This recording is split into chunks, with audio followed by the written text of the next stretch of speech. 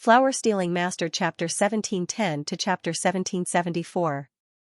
About 2 hours later, Yang Juyuan's screams were full of vigor at first, but they gradually became softer and softer, and finally became completely silent. After a while, Ruan Xingzhu slowly walked out. Her eyes were red, and it was obvious that she had just cried. It was unknown whether it was because she was happy that she had gotten her revenge, or because she was sad that she was mourning her husband. Looking at the bloodstains on her dress, Song Qingshu asked with concern, "Is Madam okay?" Ruan Xingzhu shook her head and forced a smile. "She's fine. It's that man's blood." Song Qingshu shuddered and thought to himself, "Don't mess with women. Women are too ruthless when they take revenge." Yang Juyuan must have suffered a torture no less than death by 1,000 cuts. Ruan Xingzhu took out the oil barrels she had prepared and poured them around the hut. Then, she took out a match and set the hut on fire. By the time someone notices the fire here, Yang Juyuan will have been burned to ashes. No one will know that it was him who died. Song Qingshu said in a low voice, "It's better to let people know his identity. If they see him die in front of his brother's grave, it might cause people to think that there's something wrong with your husband's death." Ruan Xingzhu shook her head. "No, it's easy to make people suspect me. It's a special time now. If the Yang family has internal strife, it will take a long time to find out the truth. I don't have that much time. I need to take over the Yang family as soon as possible, so I can't announce Yang Juyuan's crimes. I can only continue to maintain his reputation as a loyal minister." "You're really loyal to Han Xingzhou. You still don't forget to do things for him at this time." Song Qingshu naturally knew why she took over the Yang family. It was mostly to support Han Xingzhou. Besides, hearing the unwillingness in her tone, he couldn't help but sigh. No wonder Yang Juyuan was tortured like that. Obviously, she didn't want him to lose his reputation, so she could only vent her anger in this way. "Minister Han has done a great favor for our family. We can only repay it with our lives." Ruan Xingzhu sighed as if this was her predestined fate. "Let's go. The fire is soaring. Someone will probably come to check soon." After saying this, Song Qingshu took her away. After returning to the mirror lake, Ruan Xingzhu said to him, "I'm covered in blood. I need to go back to my room to take a bath and change my clothes." Song Qingshu nodded and let her leave. At this time, even if he heard about bathing, he did not have any romantic thoughts in his heart. After all, she had just come back from mourning for her husband and was extremely sad. He was not a beast, so how could he have other thoughts? "I wonder where Ying is now." Looking at the bright moon outside the window, Song Qingshu thought it was no wonder that people in ancient times wrote poems. There was no phone, no video chat, and the isolation between people was something that people in his previous life could never experience. It was easy to be sentimental in the dead of night. However, he quickly composed himself and began to think about his next itinerary. Originally, he had planned to enter Sichuan with Ren Yingying to find out what had happened to Ling Huchong. Now that Ling Huchong's matter had been resolved, Sichuan was in a mess. He keenly sensed that this place was full of great opportunities. Unfortunately, he was not sure how to seize these opportunities. The main reason was that he had almost no power base here, so many of his plans could not be carried out. Forget it. Now that the people in Sichuan are fighting with each other, I'll just sit on the sidelines and watch from the sidelines. I'll see if there are any good opportunities in the future. Song Qingshu thought for a long time, but in the end, he could only come up with a plan that was not really a plan. At this moment, there was a knock on the door. "Young master, are you resting?" "No." Hearing that it was Ruan Xingzhu's voice, Song Qingshu was somewhat surprised. He got up and opened the door, only to see a woman dressed in plain and light-colored clothes.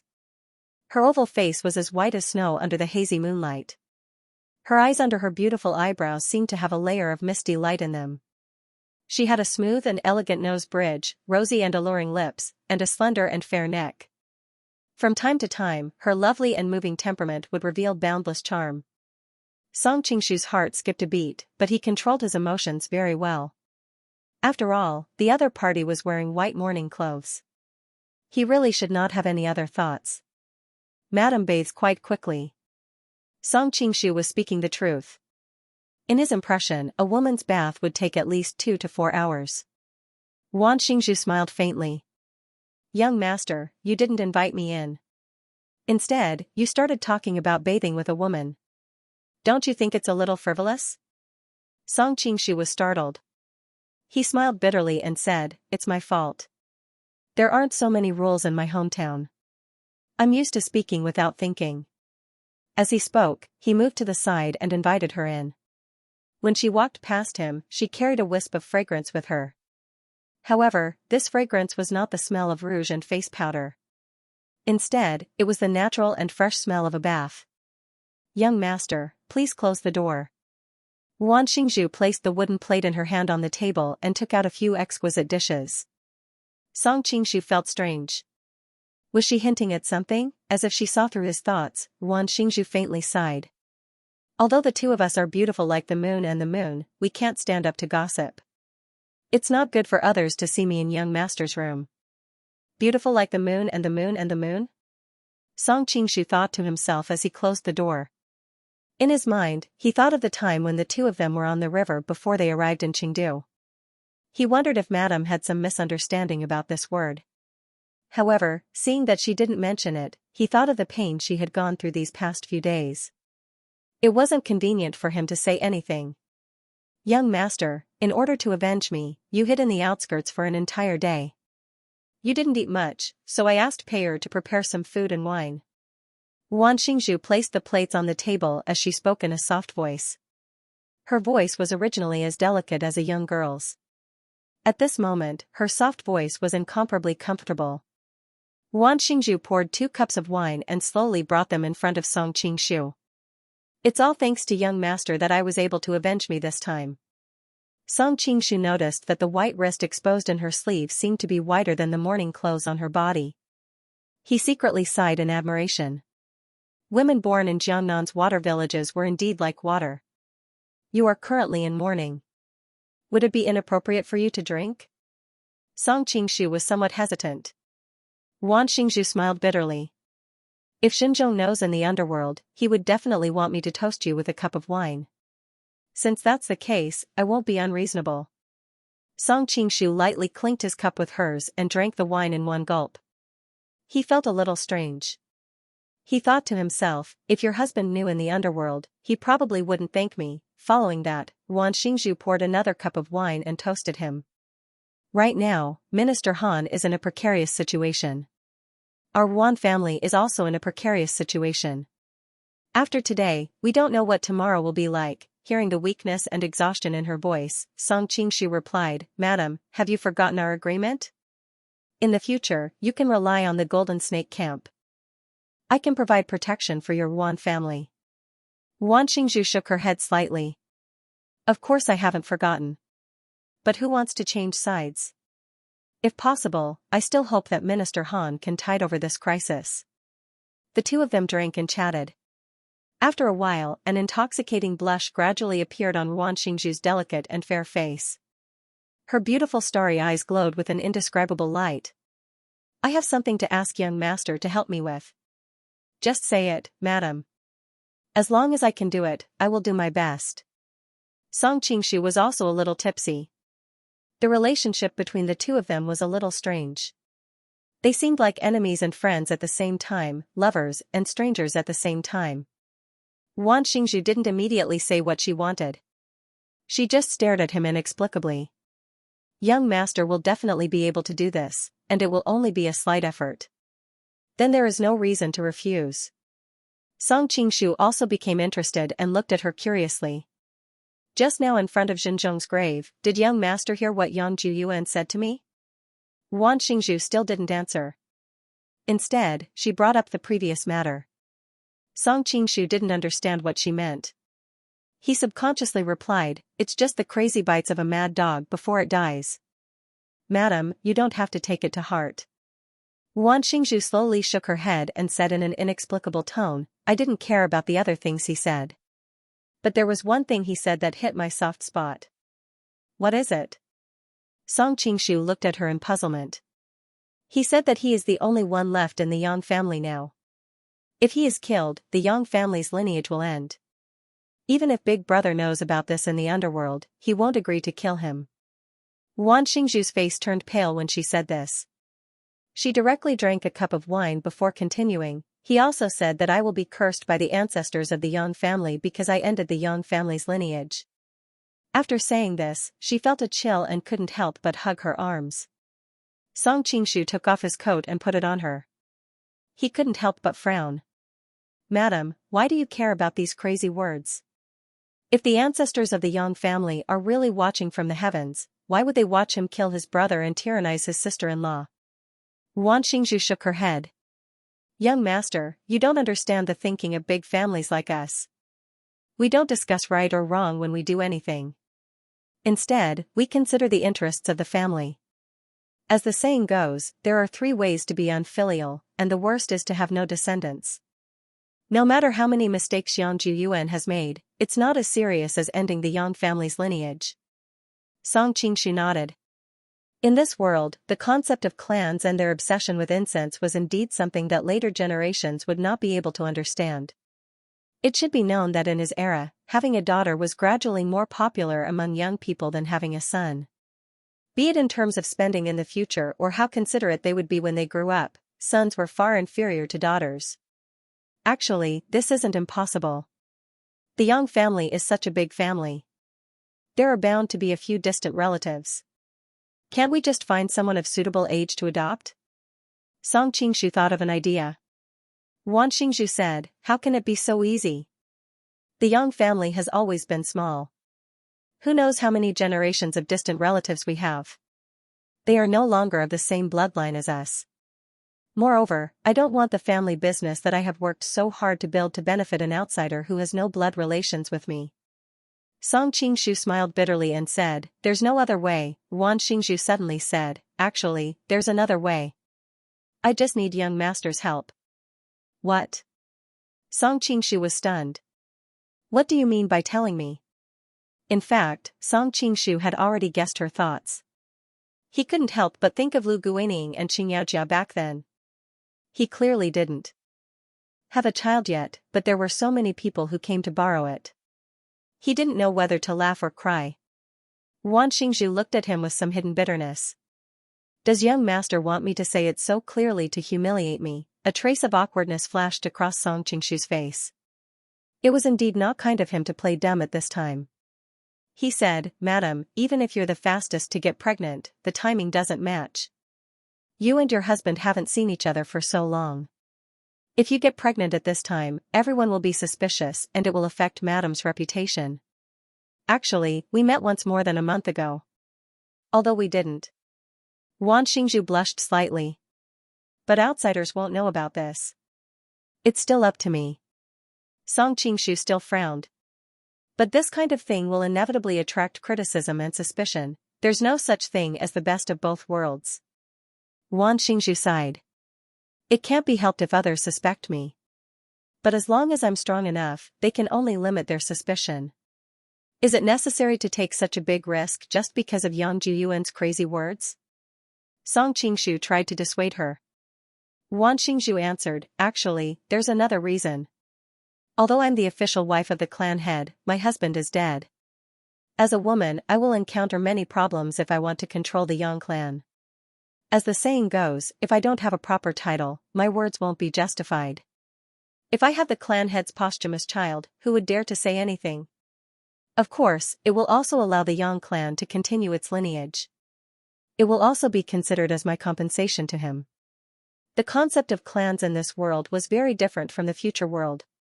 As long as one adopted a son, the biological parents wouldn't be officially recognized. Regardless of whether it was the public opinion or the government, they all recognized that you were the child of the parent and not the biological father. Therefore, Song Qingshu didn't quite understand Wan Xingzhu's behavior. He felt that it was ridiculous. But in this world's values, such behavior was logical. Many people on the internet discussed how Pan Jinlian could successfully hook up with Wu Song. After eliminating countless methods, the most feasible one was that she pretended to be aggrieved and sacrificed in the name of passing on the Wu clan's lineage. That way, there would still a slight possibility of sleeping with Wu Song. Why are you suddenly thinking of Pan Jinlian? I'm not Shiman Qing. Qingshu immediately. I've said it this way, young master still isn't willing to help. Seeing him remain silent, Wan Xingzhu's heart was filled with sorrow. She revealed a tearful expression. Since that's the case, I'll think of another way. Farewell. Wu. Qingzhu said. Yang. Yang said, Shui. Wan Xingzhu borrowed the force of his pull and sat on his lap. She said faintly, since young master is unwilling, I can only ask for help from others. Song Qingshu's face darkened, and he flatly refused, no. Is young master jealous? Wan Xingzhu revealed a victorious smile. With a straight face, Song Qingshu snappily said, this is just a man's possessiveness. You can say whatever you want. I'm still happy to see your reaction. Qingshu bit her lips. Her eyes were filled with a layer of misty tears. At this point, Song Qingshu was not Luxiaowi. He snorted, picked her up, and walked to the bed. Of course, he was not blinded by her beauty, but after careful consideration, he had been thinking about how to subdue the Wan family and the Yang family for his own use. Simply relying on poison to control them would definitely not work. After all, it was more reliable to tie the interests of both sides together. Previously, their relationship as lovers was not stable. If the two had a child, there would be a bond of connection. At that time, no matter from what aspect, Wan Xingzhu would be more inclined to his side. Do you want me to change my clothes? It's a little inauspicious. Wan Xingzhu's delicate, snow-white skin was stained with a layer of pink, and her legs were gently swaying in the man's arms. It was unknown if it was because of the candlelight or because she was shy, but Wan Xingzhu's delicate, snow-white skin was stained with a layer of pink, and her legs were gently swaying in the man's arms. Song Qingshu looked down and saw that she was wearing a white morning dress, which made her skin look like the best white jade, crystal clear and attractive. He couldn't help but feel a little dry in his throat. No need, this is just right. Qingshu's eyes moved. She quickly understood his thoughts. She spat softly. Men are really bad. When Song Qingshu woke up the next morning, he found that Wan Xingzhu was no longer by his side. He knew that they were on the Mirror Lake, so he had to keep up appearances. If he woke up at the same time as Wan Xingzhu, the servants would inevitably criticize him. Sunlight spilled into the room. Smelling the fresh breeze from the river, Song Qingshu couldn't help but think of some scenes from last night. Rosy lips, perky breasts, slender and elastic waist, full and sexy buttocks, there was not a single part that wasn't seductive. It was no wonder that so many men liked young married women. Women like them were really memorable. Their bodies were soft and plump, full of lust, mature and full of interest. Their charming eyes did not conceal their passionate feelings. As he thought about it, Song Qingshu felt his body heat up again. He hurriedly adjusted his mind. At this moment, there was a knock on the door.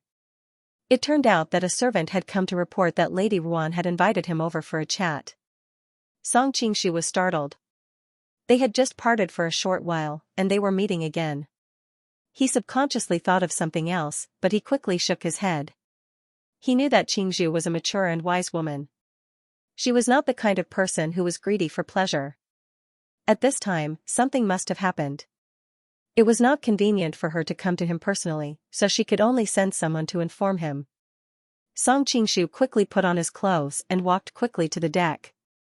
Wan Xingzhu had set up a small table on the top deck. She had prepared a dozen exquisite side dishes on it. Young master, please enjoy your meal. These are specially prepared Chengdu pastries. Qingzhu dismissed the servant and smiled. Her cheeks were as red as peach blossoms. Song Qingshu smiled and said, Is it because you sympathize with my hard work last night and specially prepared this to nourish my body? Qingzhu's heart beat wildly. He had made her recall the events of last night. For a moment, her body felt weak. She snorted and said, What nonsense are you talking about so early in the morning? Thinking about how she looked in the mirror this morning, her complexion was much rosier than usual. She sighed inwardly, thinking that women still needed a man to nourish them. She had been a little too stubborn these past few years. Song Qingshu scooped up a spoon and said, Not bad. It has the same feeling as when I ate the dragon soup. Madam called me over so early in the morning. It can't be that you just want to treat me to breakfast, right? Qingzhu was wondering what the dragon soup was. Hearing this, she subconsciously replied, there is indeed something. I just received news from Jianghui this morning. The minister sent to the Jin, Feng Xinru, has brought back Wan Yenzonghao's reply. He said that if we become subjects, we will draw the boundary between Jianghui and Jianghui. If we become subjects, we will use the Yangtze River as the boundary. Behead the traitor and offer him a letter. We will increase the number of coins and reward him. Only then can we negotiate peace. Song Qingshu frowned. He naturally knew that the so-called traitor and traitor referred to Han Xingzhou. The other conditions were not unexpected. But what puzzled him the most was why the Jin wanted to kill Han Xingzhou. Not to mention the fact that he had a good relationship with Han Xingzhou, even if it was to restrain Jia Sherdao and prevent him from monopolizing power, Han Xingzhou couldn't be killed. What was Tashkis doing? Suddenly, he was shocked. He remembered that Xiaoxiao's father, Mr. Silverleaf, Han Xianxia, had accepted a secret mission from Han Xingzhou.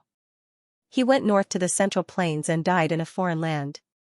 Could it be that Tashkis had always held a grudge against him and was taking this opportunity to avenge her husband? However, Song Qingshu felt that Tashkis wouldn't do something like this. He quickly thought of another possibility. Could it be that Feng Xinru was working for Jia Sherdao and had purposely added fuel to the fire? Unfortunately, there was too little information for him to determine the truth. He asked, how did Han Xingzhou react? Wan Xingzhu smiled bitterly and said, of course, Prime Minister Han was furious and decided to mobilize the army again. The emperor issued an edict to recruit new soldiers and appointed Xian Qiji as the Privy Council's commander to replace Su Sherdan in commanding the military.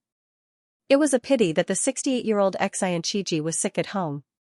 After the appointment was issued, he died at home before he could take up his post. Sigh, it seems that even God is not on Prime Minister Han's side. Old Xian is dead? Song Qingshu was stunned. He had been quite excited to see this historical figure with his own eyes. Speaking of which, he had helped him when he was afflicted with the golden ripple flower in Yangzhou. He didn't expect to hear news of him like this.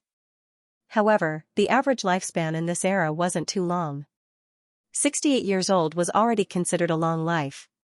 However, he had no chance to restore the Central Plains when he was young. Now that he finally had the chance, he couldn't hold on anymore. Things in the world were really unpredictable. For Wan Xingzhu, she was more concerned about Han Xingzhou's situation. She continued, now that Prime Minister Han is in danger, he may be attacked by his political enemies at any time. So, I must do something in Sichuan to support him. Young master, let's join forces and control Sichuan as soon as possible. Song Qingshu said in a deep voice, controlling Sichuan is easier said than done. Wan Xingzhu sighed faintly, young master, why do you have to lie to me? Everywhere you go, you have great power. In just 2 or 3 years, you have built such a huge foundation from a commoner. How can you not have a solution to the current situation? As the saying goes, a clever housewife can't cook a meal without rice. Song Qingshu spread out his hands, what's the use of just having a solution? Wan Xingzhu pursed her lips and said, these years, the Wan family has a certain influence in Sichuan. With the addition of the local snake, the Yang family, it is enough to provide support to young master. As long as you can control Sichuan as soon as possible, then the Wan family and the Yang family will be at your command. In the future, half of Sichuan will be young masters. Song Qingshu smiled faintly. He knew that it was already a great concession for her to offer him half of the benefits. After all, in theory, Sichuan belonged to the southern Song dynasty and was Han Xingzhou's private land. However, he wasn't satisfied with half. He wanted all of it. Of course, there was no need to talk about this now. It was better to work together to take down Sichuan first. After all, he knew that Han Xingzhou's fall was a foregone conclusion. When the time came, Wan Xingzhu would be driven into a corner and would naturally lean towards him. Wan Xingzhu was overjoyed. She blinked her eyes at him and said, please enlighten me, sir. Being looked at by a mature woman like a little girl with admiration made Song Qingshu feel good even though he had a strong will. He answered slowly, although the situation in Sichuan is chaotic, it can be divided into several groups. Morongfu was the most powerful one, and he was appointed by the imperial court to have the highest official position. In addition, Yang Juyuan, Lu Changhua, Zhang Ning, and Zhu Bangyi are all trusted subordinates of Jia Shidao, and they also have some military power. Xin Xiaolong and Sun Zhongrui represent the neutral party. They don't belong to Jia Shidao, nor do they favor Han Xingzhou. Now that Sun Zhongrui was killed by Yang Juyuan, and Yang Juyuan was killed by Xin Xiaolong, Jia Shidao only has Lu Changhua, Zhang Ning, and Zhu Bangyi left, and the neutral party only has Xin Xiaolong. Hearing his words, Wan Xingzhu asked confusedly, "Isn't there still the most powerful person in Jia Shidao's party, Morongfu?" Song Qingshu smiled and said, "Although Morongfu was promoted by Jia Shidao, he is very ambitious and will never be subordinate to others. That's why I said we have a great opportunity." "Oh?" Wan Xingzhu was surprised. As an ace secret agent, she had been in contact with high-level political struggles. Hearing this, she naturally thought of a series of things. Song Qingshu continued, "Morongfu isn't willing to be restrained by others. He wants to monopolize Sichuan and turn it into his private plot of land. In this way, the others must be eliminated. In addition to Xin Xiaolong, Jia Shidao's trusted subordinates Lu Changhua, Zhang Ning, and Zhu Bangyi must be killed." Wan Xingzhu gradually understood. It turns out that Yang Juyuan was used by Morongfu to kill Sun Zhongrui. Then, he used that as an excuse to encourage Xin Xiaolong to kill Yang Juyuan. "I'm afraid it's Xin Xiaolong's turn next." "Not bad." Song Qingshu nodded. Although they were able to analyze the situation so clearly, it was because he had the ability to predict everything. He knew about the Morong family's determination to restore the country, and he had overheard the conversation between the Morong family and Bao Budong and other family members a few days ago. That was why he was able to analyze the situation thoroughly. If it were anyone else, they wouldn't have thought that Morongfu, who had been promoted by Jia Shidao, would betray him at this critical moment. Actually, there's another unknown factor. We don't know where Zhuelenchan and Sherpatian from the Song Mountain sect are, and we don't know if Jia Shidao has sent other masters here. Song Qingshu fell into deep thought. Although Zhuelenchan's martial arts were high, he was still not worthy of his attention. What he was worried about was Sherpatian. Judging from the last time they fought, Sherpatian's martial arts had improved by leaps and bounds, reaching an unimaginable level. He was almost on par with people like Zhang Sanfeng, the floor-sweeping monk, and Huang Chang. Of course, in terms of experience, combat experience, and cultivation level, he was definitely not as good as Sherpatian. Did he learn the Taishan Sutra on the Island of Heroes?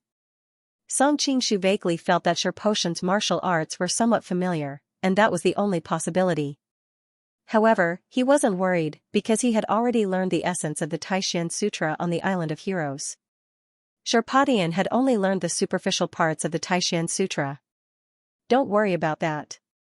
According to reliable information, Sherpatian, Zhuelenchan, and other masters were secretly sent back by Jia Shidao a few days ago, Wan Xingzhu answered. Song Qingshu was stunned. The situation in Sichuan is treacherous, and it hasn't stabilized yet. Jia Shidao suddenly sent them away at this critical moment. Does he have something more important for them to do? He didn't doubt the accuracy of her information. With the power of the Ruan family and the Yang family, as well as the intelligence network that she must have controlled about Han Xingzhou, it wouldn't be difficult to find this information. Wan Xingzhu shook her head. "I don't know about that. Let's focus on Sichuan." Song Qingshu nodded. "Next, Morongfu will definitely kill Xin Xiaolong. If I'm not mistaken, he will still use the method of killing Xin Xiaolong with a borrowed knife." Meanwhile, in Yang Juyuan's residence, Lu Changhua, Zhang Ning, Zhu Bangyi, and the others were aggressively questioning Yang Juyuan about what was going on with him. Because of the fire, someone soon found Yang Juyuan's body. Although it was burned black, some of his belongings could still be identified as his. Moreover, it could be seen that he had suffered extremely cruel torture before his death. The other generals were both furious and bitterly disappointed, so they came together to question Morongfu. It had to be known that Yang Juyuan had accepted his invitation to attend the banquet, but he had been killed on the way back. It was very difficult not to suspect him. Morongfu still showed his superb acting skills and swore that it had nothing to do with him. Then, he inadvertently mentioned his findings, saying that Xianxia had been suspicious for the past 2 days, and that he had gone to Sun Zhongrui's grave to mourn. Because Xianxia had always been indifferent to Jia Shidao's recruitment, the others had long disliked him. After being led by Murongfu, they analyzed the situation and finally agreed that Xianxia had killed Yang Juyuan to avenge Sun Zhongrui. Although they usually fought for power, they were all under Jia Shidao's command. Seeing Yang Juyuan die so miserably, they inevitably felt sorry for him. They all shouted excitedly that they would avenge their comrade. However, Murongfu stopped them and said, "Everyone, please don't be rash. Xianxia's martial arts are very high, and he has a group of elite soldiers under his command. If he were to discover anything and cause a ruckus, it wouldn't be good for the imperial court." They shivered, not because they were afraid of the court, but because they thought that if they accidentally forced Xianxia to rebel and ruin Jia Shidao's plan, they would all be in big trouble. "If we want to kill him, we can't do it in the military camp. We can only lure him out. The fewer guards, the better," Lu Chonghua said. Zhang Ning on the side also echoed, "Yes, and considering that he is highly skilled in martial arts, if he accidentally escapes, it will be a great disaster. But how can we ensure that we can kill him with one blow?" Although Murongfu's martial arts were renowned throughout the world, Xianxia's performance during the attack on the Shu King's residence was not inferior. Moreover, they did not know if Xianxia had any trump cards that he had not revealed, so they did not have full confidence that they could defeat him. "Why don't we use poison?" Zhu Bangyi suggested. Everyone's eyes lit up. They thought that was the best way, so they quickly came up with a plan. That was, Murongfu would invite Xianxia to a banquet. After all, Murongfu was the highest officer in Sichuan. Xianxia couldn't bring too many guards to the banquet. If they poisoned the food and wine, Xianxia would be killed, even if he had great martial arts. After Song Qingshu and Wan Xingzhu finished breakfast, they went back to the Yang mansion. After all, there were still many of Yang Juyuan's henchmen in the Yang mansion, and they needed someone to suppress them. Wan Xingzhu was a weak woman, so Song Qingshu pretended to be her henchman and helped her get rid of those who were against her as soon as possible. Throughout the whole process, Song Qingshu admired Wan Xingzhu's skills and ability. She was indeed a woman who ran the biggest royal business in the world.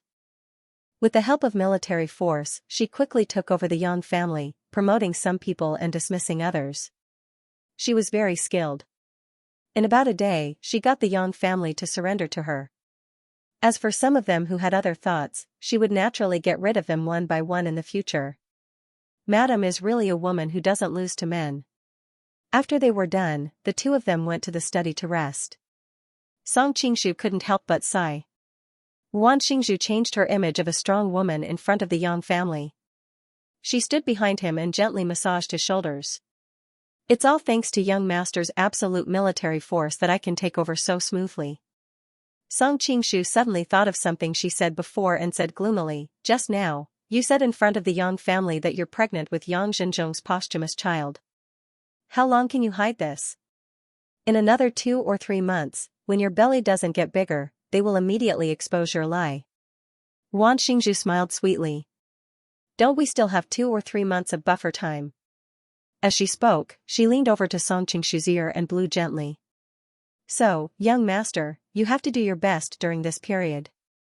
Song Qingshu's heart skipped a beat when he heard that. He smiled bitterly and said, "This thing isn't something you can get pregnant with just because you want it. Most of the time, it depends on fate." Wan Xingzhu bit her lip. Her eyebrows were full of charm. "So, we have to make good use of our time during this period. Whenever we're free, we'll..." "Hee, young master is full of vigor. I believe it won't take long." The two of them were very close to each other. Feeling the sweet scent on her body, Song Qingshu was aroused by her and pulled her into his arms. "We're free now." "I'm still in mourning right now," Wan Xingzhu said. Her charming eyes were full of endless charm and charm. "So what?" Song Qingshu snorted and buried his head in her clothes. At this moment, there was a sudden knock on the door. Wan Xingzhu hurriedly restrained her trembling voice. "What's the matter?" "Madam, our scouts have just reported that Xianxia has been invited to the Proclamation Envoy's manor for a banquet," the person outside answered. This was arranged by Ruan Xingzhu and Song Qingshu. They were to keep an eye on Morong Fu and Shen Xiaolong's movements and report immediately if there was any situation. Got it. You can leave now. Ruan Xingzhu turned around and smiled sweetly. Looks like I can only come back to serve young master later. Song Qingshu wasn't the kind of person who couldn't distinguish what was important and what was not. His eyes had also regained their clarity. He gently tidied up the messy clothes on her chest. As we expected, Morong Fu is going to make a move on Shen Xiaolong. Let's hurry over. Otherwise, it'll be too late. Ruan Xingzhu stood up from his lap, but her legs suddenly went soft. She almost lost her balance and fell again. Song Qingshu couldn't help but tease, "Madam, you're really made of water." A layer of pink appeared on Ruan Xingzhu's milk-white skin. Her eyes were also sparkling. It's all young master's fault. Meanwhile, Shen Xiaolong was invited to the proclamation envoy's manor. From time to time, the mysterious person's warning surfaced in his mind. He secretly sized up Morong Fu. The more he looked, the more he felt that the mysterious person's words made sense. Shen Xiaolong reacted quickly and immediately used his internal force to force out the poisoned wine. However, his head still felt dizzy. He thought that the poison was very strong. He did not hesitate, nor did he stop to confront these people. He directly leaped out of the window and broke through it. Lu Changhua, Zhang Ning, and Zhu Bongyu were also at the banquet.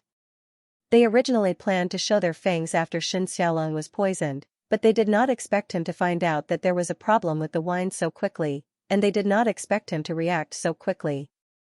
Chase. They were not sure how much poisoned wine he had drunk, but they knew that he had an elite army under his command. If they let him escape, it would inevitably be a big disaster, so they took out the weapons hidden under the table and chased after him. Even Morong Fu was no exception. As for the soldiers that Shen Xiaolong brought to the banquet, they had long been led to a secluded place by the other soldiers and killed. Shen Xiaolong did not continue to fight, and desperately used his qinggong to run in the direction of his barracks. As long as he could run back to the barracks, no matter how powerful the other people were, they could not do anything to him. However, he felt that his vision was getting blurrier. He clearly knew that this was because the poison had penetrated deeper into his body. If the poison attacked his heart, even the gods could not save him. However, he could not slow down. He knew that once he stopped and was surrounded by those people, he would definitely die. If he ran desperately, there was still a chance to escape. I have heard of drinking poison to quench thirst before, but I did not expect to experience it personally today. Shen Xiaolong smiled bitterly. At the same time, he remembered the words of the mysterious man and secretly regretted that he had believed it earlier. He did not know how long he ran, but he felt that his speed was getting slower and slower. The distance that he could usually cross in one step now needed more than 10 steps. It's over. I am afraid that I will be caught soon. As soon as he thought of this, there was the sound of clothes fluttering in the air. Morong Fu had already jumped in front of him and kicked him.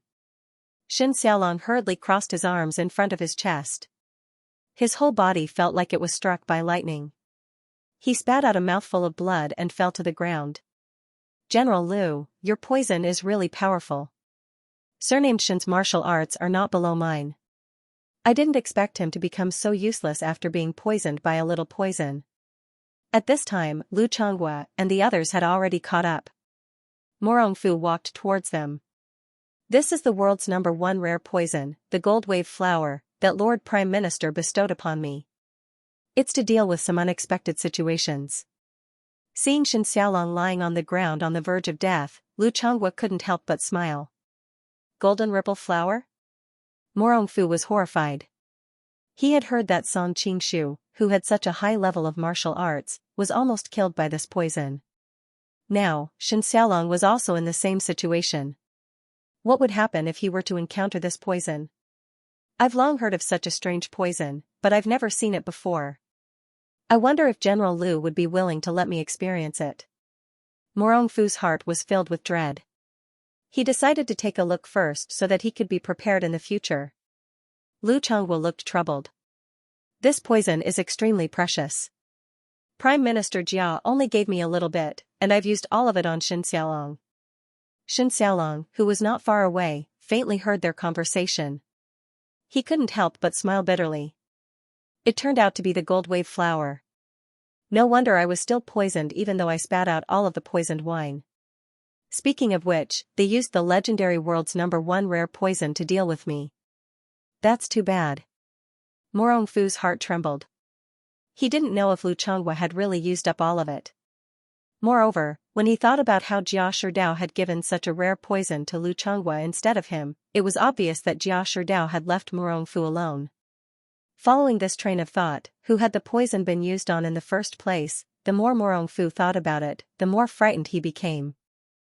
At this time, Zhang Ning, who was next to him, said, "Why don't we take care of Xianxia first? If someone passes by and leaks the news, it won't be easy to clean up." "That's right." The others all nodded.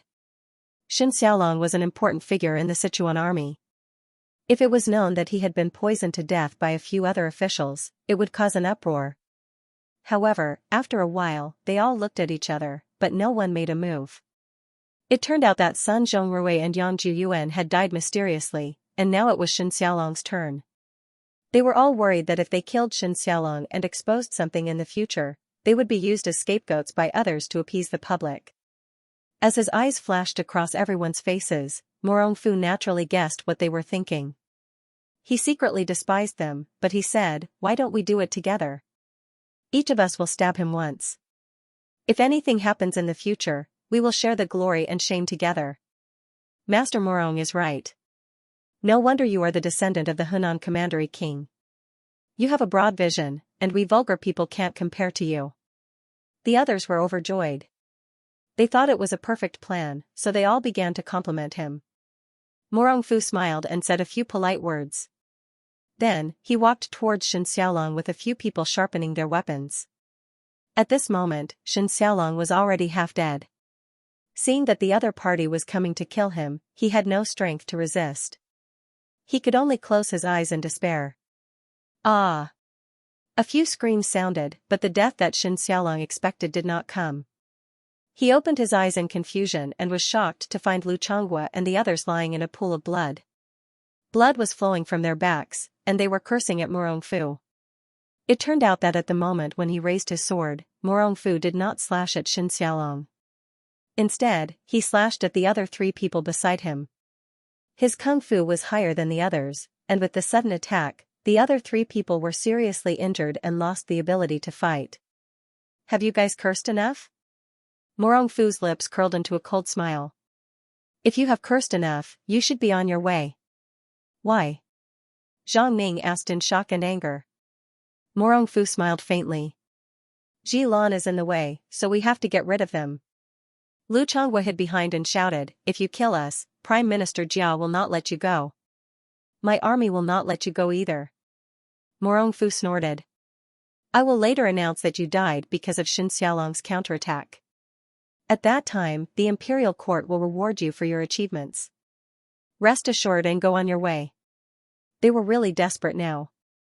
In order to get rid of Xianxialong this time, they were worried that the news would leak and cause a political storm, so they did not bring soldiers. They thought that with their joint forces and the Golden Wave Xuanhua, Xianxialong would not be able to escape. Who knew that Morongfu would suddenly turn around and attack? With a flash of snow, Morongfu raised his sword and fell. Lu Chonghua and the others had already fallen to the ground. Before they died, their eyes were still wide open. Morongfu walked towards Xianxialong with his sword. "It's your turn now." Xianxialong laughed. "With these few people accompanying me on my way, it's worth it." At this moment, he had already accepted his fate. He had seen this scene and knew that the other party would not allow him to live. Moreover, even if the other party did not make a move, the Golden Wave Xuanhua would soon take his life. Morongfu's sword was about to stab him, but suddenly a stone flew in from the side and hit the tip of the sword. He felt the web between his thumb and forefinger was shaken, and he almost dropped the sword in his hand. He reacted quickly and immediately used his qinggong to escape. He knew that the other party could almost hit his sword with a stone from so far away. The other party's martial arts was definitely not something he could match. Anyway, now that Lu Chonghua and the others were dead, his plan was completed. As for Xianxialong, he was poisoned by the golden wave Xianxia and was destined to die. It did not matter if he killed him or not. Are we just going to let him go like this? Wan Xingzhu asked doubtfully. Song Qingshu smiled. Right now, he's more useful alive than dead. The higher-ups in Sichuan all died in accidents, and we need a reasonable explanation. He's the best candidate to take the blame. Wan Xingzhu nodded, vaguely guessing what he was going to do. At this moment, a soft moan suddenly came from the side. It turned out to be Xianxia. He's dying. Wan Xingzhu was about to bend over to check on his condition, but Song Qingshu stopped her. Don't touch him. Song Qingshu's expression was solemn. He's been poisoned by the golden ripple flower. Right now, his entire body is highly toxic. If you touch him, you'll be poisoned as well. Golden ripple flower? Wan Xingzhu's beautiful face immediately paled. She was a top-notch secret agent, so she had naturally heard of this legendary poison. She even knew that Song Qingshu had no way out because he was poisoned. Then isn't he dead for sure? Wan Xingzhu hurriedly asked. In their original plan, Xianxia was someone they could rope in. Who would have thought that he would be poisoned? Wouldn't that mean their previous plan was in vain? He won't die. Song Qingshu squatted down beside Xianxia and quickly sealed a few acupuncture points on his body. Be careful. She had just warned herself, but now that she saw him directly touching the poisoned Xianxia, Wan Xingzhu subconsciously called out in worry. Song Qingshu smiled. Don't worry, this poison can't poison me. Only then did Wan Xingzhu remember his past experience. She couldn't help but ask, previously, there were rumors that you were poisoned. Many people saw you being chased in Yangzhou, but after that, there was no news of you. Many people thought you had died, but who would have thought that not long after, you would reappear as lively as a dragon and a tiger? How exactly did you cure the world's #1 poison? With her reminder, Song Qingshu recalled the charming scene of him leaning against Qi Feng's body to detoxify the poison on the ship. A gentle smile involuntarily appeared on his face. This is a secret. Secrets make men more charming. Stingy. Wan Xingzhu pouted. Her expression and appearance were completely unlike that of a mature married woman. She was more like a little girl throwing a tantrum. Song Qingshu looked around and saw the people who were killed. He said, let's go back to Mirror Lake first. Otherwise, we won't be able to explain ourselves if someone else sees us. Wan Xingzhu nodded. It was clear that Murongfu was the murderer. They did not want to take the blame for him. Song Qingshu quickly brought Xianxia and Wan Xingzhu back to the Mirror Lake. Then, he asked for a secret room and started to remove the poison from Xianxia's body. The golden rippling Xianxia was indeed the world's best poison. If Xianxia hadn't coincidentally encountered Song Qingshu, he would definitely have died. Because Song Qingshu had been poisoned by this poison before, he was very familiar with the toxicity of this poison. He circulated his Taishan real qi and slowly drew out the poison that lingered in his opponent's meridians. However, this poison was different from other poisons. It had seeped into the meridians, flesh, and blood very tightly. Even with Song Qingshu's ability, it took him almost 3 days to purge the remaining poison from Xianxia's body. Thank you for saving my life. After being unconscious for 3 days, Xianxia finally woke up and hurriedly thanked Song Qingshu. Song Qingshu extended his hand and gently lifted Xianxia up. General Shen's body is weak right now. Please don't stand on ceremony. How can I not repay the kindness of saving my life? Xianxia still stubbornly bowed to Song Qingshu. Worried that he would injure Xianxia, Song Qingshu withdrew his internal energy.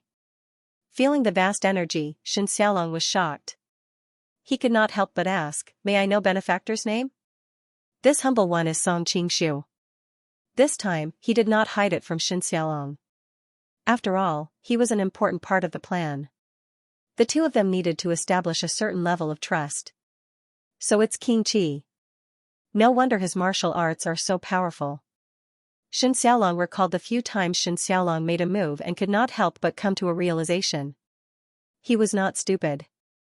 Even though Xianxia had changed his appearance during the battle at the Shu King's residence, he still knew it was him. Shen Xiaolong suddenly recalled Shen Xiaolong's warning when he kidnapped Yang Juyuan a few days ago. He said regretfully, "It's all my fault for not listening to King Qi's advice back then. That's why I ended up like this." Song Qingshu smiled. "My identity is sensitive. Even if I told you the truth back then, you might not have believed me. I could only warn you like that. Now, it seems that you are safe and sound." Shen Xiaolong could not help but say hatefully, "I did not expect the great Murong of Gusu to be so shameless and ruthless." "General Shen, do you know why I saved Wuxi back then?" Song Qingshu asked. "This humble one is dull." Shen Xiaolong actually had this question in his heart, but since Song Qingshu was his benefactor, it was not convenient for him to ask. Because Wuxi did not commit treason. All of this was a conspiracy that Murong Fu and his people made up after they put Wuxi under house arrest. Song Qingshu told him the secret one by one. Shen Xiaolong was shocked and angry. He did not expect the truth to be like this. It's all Jia Shidao's evil plan. During this time, Wan Xingzhu also came in with tea, indicating that she was on Han Xingzhou's side. Shen Xiaolong no longer had any doubts. He was quite disappointed that Jia Shidao did not care about the people of the country for his own interests. "But it's normal for him to kill me. Why did he kill Lu Chonghua, Zhang Ning, and Zhu Bangyi? They are all Jia Shidao's trusted subordinates. How could Jia Shidao let him go after that?" Shen Xiaolong still had a lot of doubts. "General Shen, there is something you don't know. The Murong family has a will passed down from generation to generation. That is, the descendants must restore the Yan kingdom. Murong Bo and Murong Fu have been working hard for this for decades. Now that there is such a great opportunity in Sichuan, how could they let it go?" Song Qingshu explained. "Is he crazy? Restore the Yan kingdom that was destroyed hundreds of years ago?" Shen Xiaolong could not help but exclaim. Wan Xingzhu felt the same. She had just learned about this not long ago. She could not help but think that the Murong family were all crazy. This has become a demon in the hearts of the descendants of the Murong family. Song Qingshu also sighed endlessly. If it wasn't for the fact that Murong Fu's ambition to restore his country made him unable to breathe, Murong Fu would have been a proper tall, rich, and handsome man. How could he have fallen to such a state in the original work? No. Sichuan has always been easy to defend and difficult to attack. It is also a prosperous country that can be self-sufficient. If Murong Fu is allowed to grow here, the whole of Sichuan may really be divided into a new country in the future, Shen Xiaolong said in a hurry. Wan Xingzhu said softly, "We have been trying to stop this. Now, as long as General Shen gathers some of the important officials in Sichuan, what Murong Fu has done will be exposed, and he will not be able to stay in Sichuan anymore." Shen Xiaolong frowned. But at that time, Murong Fu might not admit to it. "We don't have any proof that he killed Sun Zhongrui, Lu Chonghua, and the others. If he makes a false claim, we might be in danger. General Shen, you don't have to worry. We have a complete plan." "Murong Fu is doomed," Wan Xingzhu said with a smile.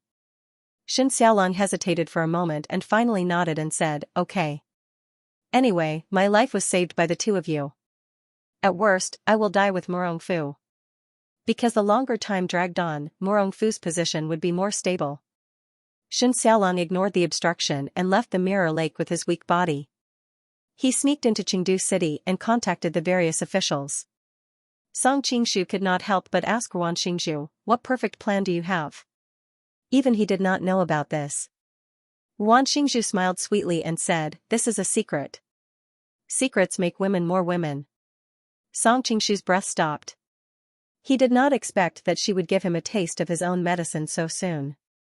Seeing his deflated look, Wan Xingzhu chuckled and said, "Okay, I won't tease you anymore. I'm not as petty as you. I'll tell you. Actually, when the time comes, we just need to make Murong Fu admit to his crimes in front of others." "How can he admit to it?" Song Qingshu frowned. Although Murong Fu had many flaws, he had to admit that he had a proud character.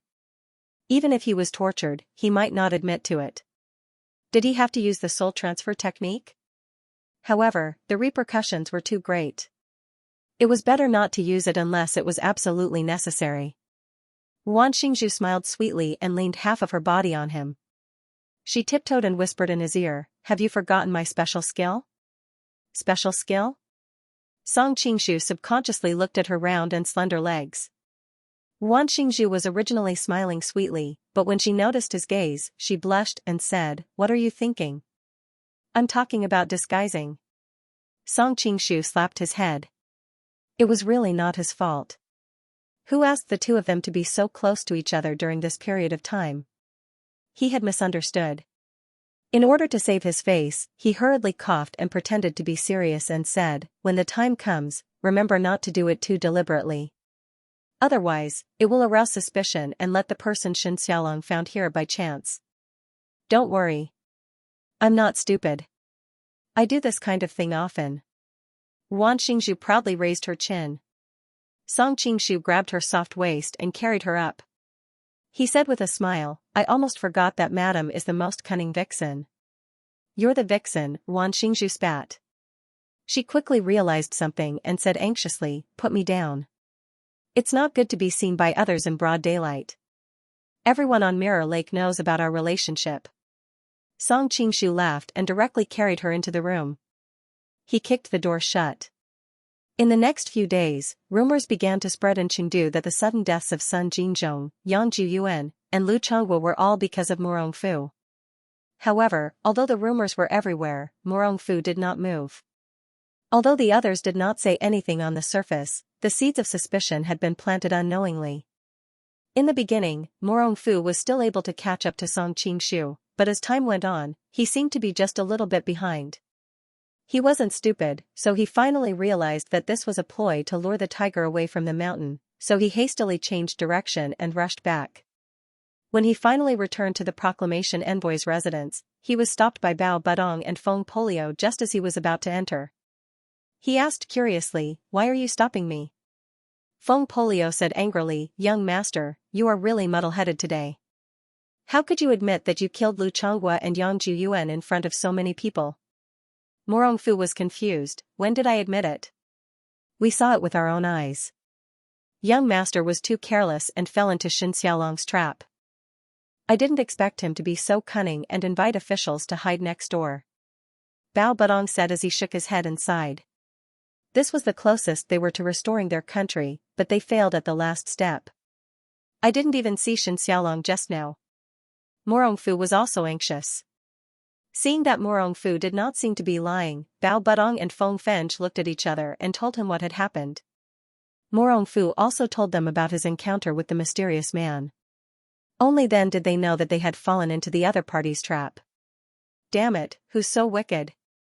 After knowing what happened, Feng Poli couldn't help but curse. Murongfu was in a daze. One must know that he had been standing at the peak of his life just a moment ago. Yet, in the next moment, he had fallen into a bottomless abyss. In the entire world, there were very few people who could remain indifferent. Bao Budong was the calmest and said hurriedly, "Young master, since things have come to this, we should leave quickly." Murongfu was enraged. "I was so close to restoring Yen and you want me to leave just like that?" Bao Budong sighed and said, "Young master, rumors about you killing Lu Chonghua and Yang Juyuan have been spreading everywhere. But because there is no evidence, it is not a big deal. But this time, the person who pretended to be young master and admitted it personally. Moreover, he pretended to be unaware of it and was heard by almost all the officials in Sichuan. This is irrefutable evidence. Now that the people of Sichuan are agitated, even if young master were to jump out and explain the whole story, no one would believe you." Murongfu said unwillingly, "Are you going to give up without even trying?" "Young master, where there's life, there's hope." Bao Budong was a little anxious when he saw that he still didn't understand the situation. At this time, a group of people appeared at the corner of the intersection. Someone with sharp eyes saw them and immediately shouted, "Bastard Murongfu is here, kill him." Hearing this, the whole street seemed to be boiling, and people kept running out. Seeing this, Murongfu finally understood that the situation was hopeless, so he gritted his teeth and began to run away with his family. In the next few days, impeachment memorials from Sichuan flew to Linen like snowflakes. Shen Xiaolong had the credit of pacifying Wu Shi, and now he had the credit of exposing Murongfu's true colors. In addition, he was a prestigious general in Sichuan, so he was naturally chosen as the temporary leader by the officials. He only needed to wait for the official appointment from the imperial court to be officially issued. On the mirror lake, Yuan Xingzhu was peeling grapes and feeding the man lying on the couch, while she asked, "Do you think Jia Sherdao will issue the appointment?" This man was, of course, Song Qingshu, who had been very powerful recently. Yuan Xingzhu changed the way she addressed him. On the one hand, she admired him for being able to settle Sichuan in such a short time, and on the other hand, his title of Prince of Qi was granted by the imperial court, which was partly due to Han Xingzhou's contribution. She comforted herself that she was working for Minister Han, not betraying him. The grape juice in his mouth flowed freely, and Song Qingshu was so satisfied that he almost cried out. His life was really rotten. One must know that in the past, when the despot was portrayed in the television dramas, most of the scenes were like this, where he was lazily lying on the couch, surrounded by all kinds of beautiful women, and his slender white hands peeled grapes and sent them into his mouth one by one. The question from the beauty next to him interrupted his reminiscence. He answered, "Now, Sichuan has gone through several major upheavals in just a month, and it can't afford any more. Even if Jia Sherdao is unwilling, he has to acknowledge Shen Xiaolong's position. Moreover, the emperor won't allow him to do whatever he wants. The imperial court of Linen can't risk losing Sichuan again by sending a high-ranking official to take over. For now, stability is the priority." "Of course." Song Qingshu smiled. "The imperial court of Lin and will definitely send some officials over. Maybe in 2 or 3 years, Sichuan will fall back into the control of Linen. But for now, it seems that Shen Xiaolong is the most powerful official in Sichuan." Yuan Xingzhu also smiled happily. Now, the power in Sichuan is firmly controlled by Shen Xiaolong, the Yuan family, and the Yang family. The Yuan family and the Yang family follow Young Master's lead, and Young Master has saved Shen Xiaolong's life. Now, Young Master is the true master of Sichuan. Song Qingshu smiled faintly. He didn't take her deliberate flattery to heart. It was no problem for him to influence the situation in Sichuan to a certain extent, but it was complete nonsense to say that he had complete control of the entire Sichuan. The Yuan family and the Yang family were in a honeymoon period with him, but they hadn't completely surrendered to him. As for Shen Xiaolong, they weren't subordinates, so he was still far from controlling Sichuan. Unless the key departments in Sichuan, such as military power, personnel power, and financial power, were all controlled by his subordinates, he wouldn't be able to completely control it. Shen Xiaolong is also a warmonger. Recently, we have been training our troops and looking for a chance to go on a northern expedition. I hope we can alleviate Minister Han's crisis." Yuan Xingzhu continued to sketch out the future plan. Her eyes were shining, and she was in high spirits. Song Qingshu frowned secretly. The army in Sichuan going on a northern expedition against the Jin kingdom was something he didn't want to see. But Yuan Xingzhu was loyal to Han Xingzhu, so he couldn't stop her and disappoint her. Besides, Shen Xiaolong was dedicated to the country. Naturally, he wanted to go on a northern expedition to fight for more benefits for the imperial court. Thinking of the problems he was about to face, Song Qingshu couldn't help but feel a headache. Before the previous wave subsided, another wave arose. At this moment, an urgent report suddenly arrived. As Yuan Xingzhu was peeling grapes for Song Qingshu, it was inconvenient for her to speak to the person outside the door. However, what she heard next made her completely unaware that the grapes in her hand had fallen to the ground. Yuan Xingzhu didn't believe it at first. She confirmed it with the spy again and again, and then she learned that it was true. It had happened 2 or 3 days ago, and the Yuan family had sent a messenger pigeon along the way. Xiazhen? Song Qingshu frowned. He had stayed in Linen for a while, and the name sounded strange to him. However, the people he had been dealing with back then were either princes or ministers of state. Even if he had seen such an official, he wouldn't have had any impression of him.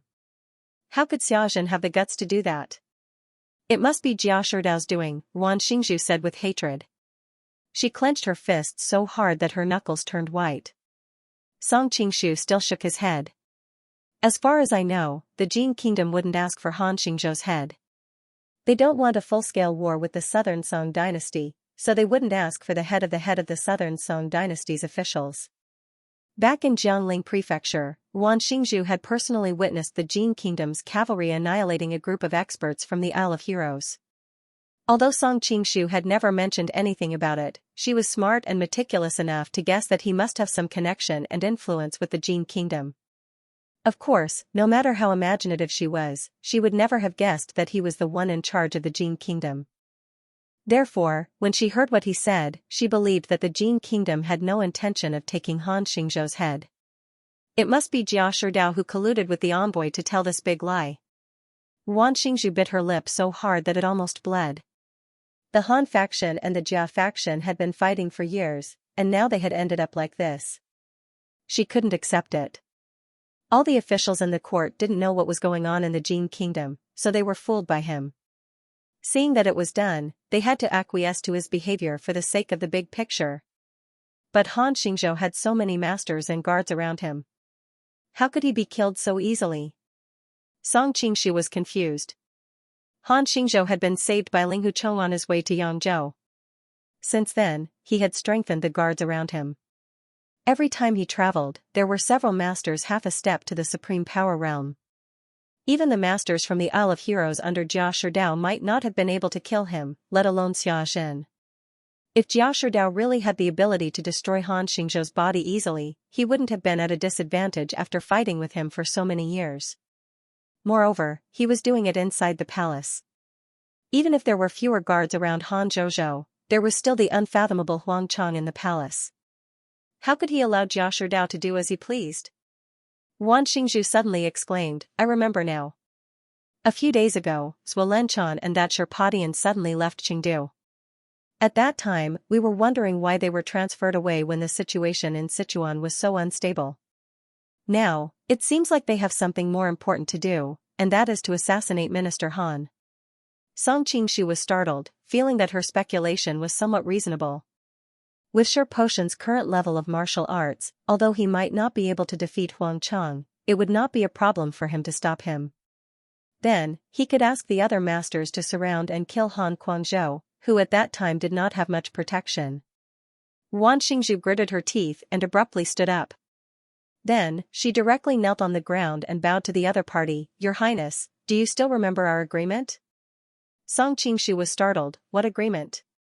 Yuan Xingzhu replied, back in Jiangling, you said that the fall of Minister Han was inevitable.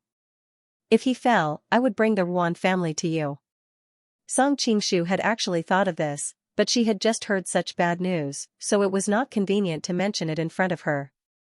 Before he had time to answer, Yuan Xingzhu continued, from now on, I will bring the Yuan family and the Yang family to worship you as our master.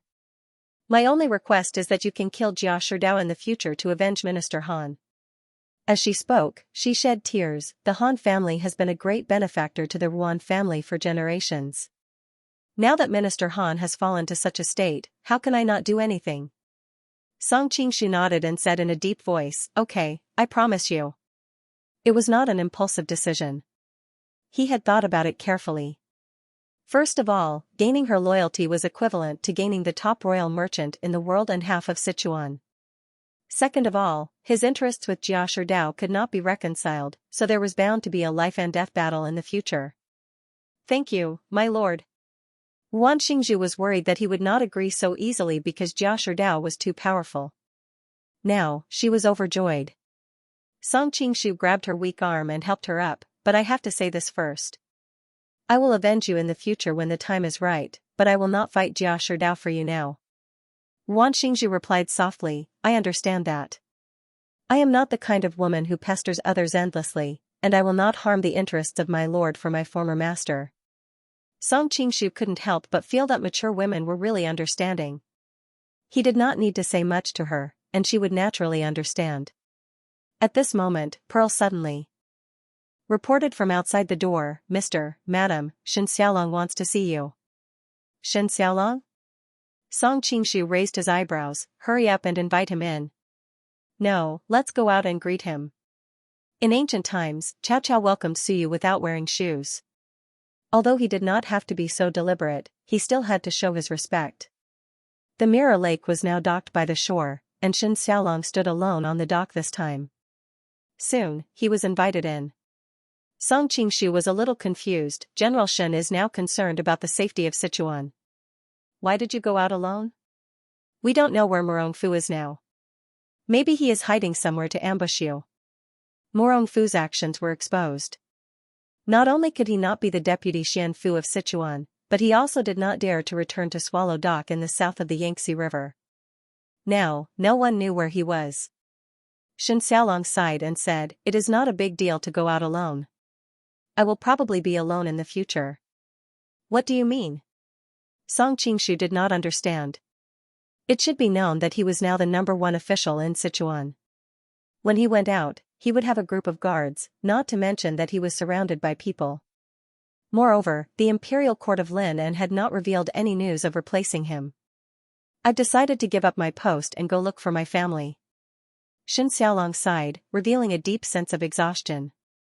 General Shen has a promising future. Why did you leave at this time? Ruan Xingzhu could not help but ask. Shen Xiaolong said with a wry smile, "You two should know what happened in the south of the Yangtze River, right?" Song Qingshu and Ruan Xingzhu looked at each other. They did not expect that they would get the news so soon. However, with his current status, he must have his own sources of information. As far as I know, General Shen should not be on the side of Han Xingzhou. Why? Song Qingshu was confused. I am neither on the Han faction nor on the Jia faction. I am only loyal to this country. Shen Xiaolong unconsciously raised his voice as he said, "But look at the imperial court now. The prime minister sacrificed the interests of the country for power and let countless soldiers and civilians die in vain. Moreover, the imperial court even acquiesced to Jia Shidao's behavior in order to make peace with the Jin kingdom. They gave the head of the officials to the enemy country. It is an unprecedented shame. I have completely given up on such a country and such a minister. That's why I decided to abandon my post and go save my poor cousin." "Who is your cousin, General Shen?" Ruan Xingzhu asked curiously. Song Qingshu was startled, and his expression suddenly became strange. "Is the cousin General Shen mentioned Shen Bijuan?" Shen Xiaolong was also quite surprised. "Your Highness knows her maiden name?"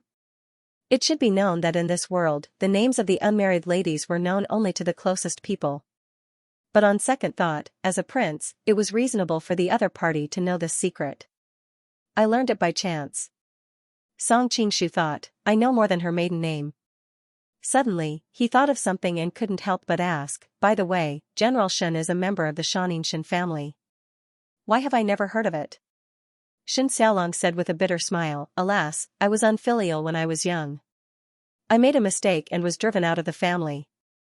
After all these years, it's normal that outsiders don't know that I used to be a member of the Shen family." Song Qingshu thought of his nickname, Three Emotions Taoist Priest. He was afraid that what happened in the past was related to love. It was most likely a sad thing for him, so he didn't ask in detail. Shen Xiaolong continued, "Although my name was removed from the Shen family's genealogy, I am a member of the Shen family in life and a ghost of the Shen family in death. When the Shen family was in glory, I naturally wouldn't touch the family's glory. But now that the Shen family has been destroyed, I can't sit back and do nothing. Originally, when I heard the news of the Shen family's accident a few months ago, I planned to investigate it. But the northern expedition is imminent, and there are unforeseen events in Sichuan. I can't abandon righteousness for a small family, so I can only continue to stay here. Now that the matter in Sichuan is over, it's time to save my poor cousin."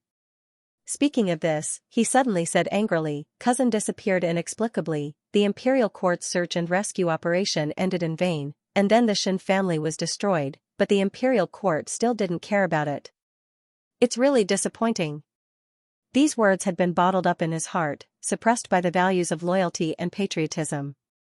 But this time, what happened in Sichuan and what happened in Lin made him so disappointed that he didn't have the usual reverence for the imperial court. Instead, he was full of dissatisfaction. Naturally, he couldn't help but pour out the words from the bottom of his heart. "My condolences, General Shen," consoled Ruan Xingzhu. Shen Xiaolong suddenly let out a long sigh. "The dead are already gone, but my cousin sister's whereabouts are still unknown. Thinking about her beauty, she must have suffered a lot of hardships and humiliation, but no matter what, I must think of a way to rescue her, only then can I comfort my father and uncle's spirits in heaven." Wan Xingzhu couldn't help but say, the crown princess has mysteriously disappeared. The Imperial City Department has sent so many people, but none of them have found her. Where are you going to find her? Shen Xiaolong snorted coldly, although I alone can't compare to the Imperial City Guards in terms of numbers, I have more perseverance than them. They only searched for less than a month before giving up, but I can search for a year, a lifetime. Even if I have to travel to the ends of the earth, I must rescue my cousin. Wan Xingzhu sighed and said, but it's been so long. The crown princess is a delicate and beautiful woman. She's most likely dead. Actually, Miss Shen is very safe now. Song Qingshu suddenly interrupted. What? Not to mention Shen Xiaolong, even Wan Xingzhu looked at him in shock. Does your highness know the whereabouts of my sister? Shen Xiaolong asked expectantly. Song Qingshu nodded and said, that's right. In fact, I also have a rough idea of the ins and outs of your sister's disappearance. Shen Xiaolong hurriedly said, I hope your highness can tell me. Even Wan Xingzhu, who was at the side, was waiting for him to explain with curiosity. After all, even with the intelligence network under Han Xingzhou's command, they still couldn't find out where Shen Bijuan had gone. It had always been an unsolved mystery. Song Qingshu explained while thinking about the wording, when Miss Shen was kidnapped, it was because of the Shen family's deer cutter. It is said that the deer cutter hides the secret of invincibility in the world. Whoever has the deer cutter will have the world. Both of you should know that in Linen, Princey has always coveted the crown prince's position. How could he tolerate the crown prince getting the beauty and a divine object like the deer cutter at the same time? So he organized a carefully prepared assassination to kill Miss Shen. But he didn't expect that Xiao 11th Lang would come out of nowhere. Yelu Isan of Liao also wanted the deer cutter, so he sent Xiao 11th Lang over. In the chaos, he kidnapped Miss Shen with the deer cutter. Shen Xiaolong exclaimed, she was taken to Liao? Song Qingshu nodded, and Wan Xingzhu, who was at the side, had a look of realization. No wonder we couldn't find any news about her. You couldn't find anything? I don't think so. Song Qingshu said with a faint smile. Later, the Shui people of the Imperial City Department knew that Miss Shen was in Liao. Jia Zhen and Qin Keqing should also know that they went to Liao. But they didn't report it to the court, Wan Xingzhu said with a frown. Said Wan Xingzhu with a frown. She realized that they were all backed by Jia Sherdao. Not only did they not report it, but the Shui people even tried to kill Miss Shen, Song Qingshu said calmly. I saved her from the Shui people. What? As a general in the military, Shen Xiaolong had naturally heard of the Shui people. He knew that the Shui people never missed. If he didn't know that it was Song Qingshu who saved her, he believed that his sister would definitely be dead. Why did the Shui people want to kill my sister? Shen Xiaolong was shocked and angry, but he was more confused. Song Qingshu sighed, this is the ruthlessness of the imperial family. Because young Lady Shen is the crown prince's imperial concubine but was kidnapped for such a long time.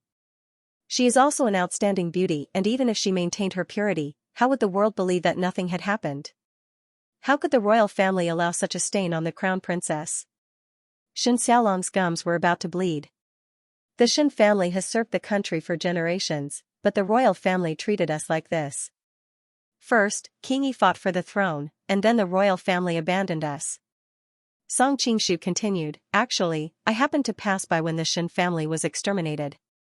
Unfortunately, I was one step too late and didn't manage to save the Shen family. Then, he recounted what he had seen and heard that night. Of course, he did not mention Huang Rong, who had accompanied him. Who was so cruel and merciless to kill the entire Shen family? Shen Xiaolong's eyes were bloodshot. He hated himself for not being there at the time. Otherwise, he would have died together with the person. That person was wearing a mask, so I didn't know his identity. He was also after the deer-cutting knife. Song Qingshu recalled the situation and continued, besides, he used the 99 pill and the scorching flame pill to stop me from chasing after him. These two poisons are from the Isle of Heroes, so that person should be from the Isle of Heroes. Wan Xingzhu took the opportunity to add, according to reliable information, the mastermind behind the Isle of Heroes should be Jia Sherdao. Song Qingshu looked at her approvingly. She was such a considerate woman. In fact, he had told Shen Xiaolong all these secrets to make him hate the court and Jia Sherdao, while Shen Xiaolong was disappointed in the court and the royal family. That's right. Wan Xingzhu, who was standing next to Jia Sherdao, was also stirred up. She wanted to kill Jia Sherdao, especially when she thought of what happened to Han Xingzhou. The more they talked, the angrier they became. They almost cursed Jia Sherdao's ancestors. After a long time, Shen Xiaolong calmed down and realized he had lost his composure. He said awkwardly, "Where is my sister now?" Seeing his hopeful gaze, Song Qingshu replied, "Young Lady Shen is currently very safe. As for where she is now, it involves the safety of a series of people. Forgive me for not being able to tell General Shen for the time being, but I will definitely arrange for you to meet as soon as possible." Hearing his answer, Shen Xiaolong was a little disappointed, but he understood. He said, "Since Lord Shen said so, you must have your reasons. With Lord Shen's care, my sister will be safe. Then I can go to Linen without worry." Song Qingshu frowned and asked, "What are you going to Linen for, General Shen?" Shen Xiaolong replied, "The Shen family's blood feud must be avenged. I couldn't leave before, but now that I know King Yi and Jia Sherdao are behind all this, I have to seek justice." Wan Xingzhu hurried to dissuade him. Now that Jia Sherdao has killed Minister Han, he has power in the court. He has many masters under his command. Let alone the unpredictable Sherpadian, General Shen, you can't even defeat Swalenchon. Shen Xiaolong opened his mouth and finally said, "Sometimes, even if you know it's impossible, you have to do it." Although he was proud of his martial arts, he had seen Swalenchon fight in the Battle of the King of Shu's mansion. Swalenchon was a master of both fists and swords. He wasn't sure he could defeat him, especially that weird icy genuine qi. Wan Xingzhu said coldly, "Now that the Shen family has been destroyed, you and your sister are the only ones left in the world. Miss Shen is destined to get married, so only you can continue the Shen family. If you die, won't the Shen family have no descendants?" This. Shen Xiaolong was so shocked that he broke out in a cold sweat. He was hurt by love in his early years and had never considered starting a family. Initially, he wanted to spend the rest of his life alone, but with the other party's reminder, he realized that the Shen family's lineage was about to end. Nguyen Xingzhu continued, "You know that you are courting death, but you still want to go. It is unfilial to end the Shen family's lineage. As the leader of Sichuan's military, it is unwise to give way to one person while holding the military power. Does General Shen want to do such an unfilial and unwise thing?" Shen Xiaolong furrowed his brows. "But now that things have come to this, what else can I do? Don't tell me you want me to mobilize my troops to the south and purge the emperor's side? Let's not talk about whether or not I can fight my way to Jiangnan.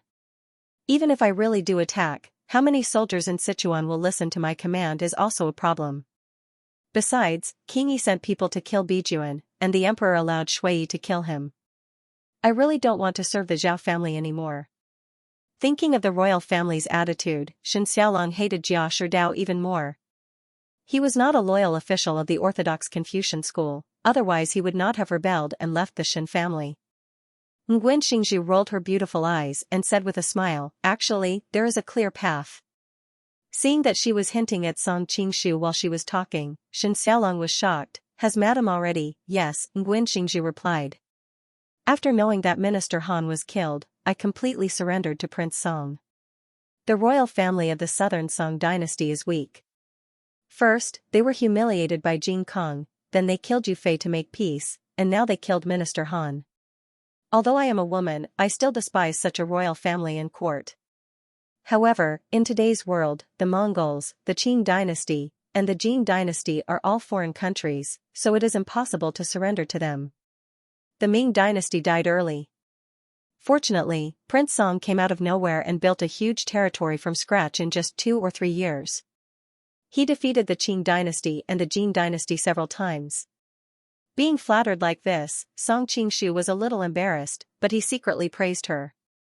He knew that some things were not suitable for him to say directly, but it was much more useful to hear it from her.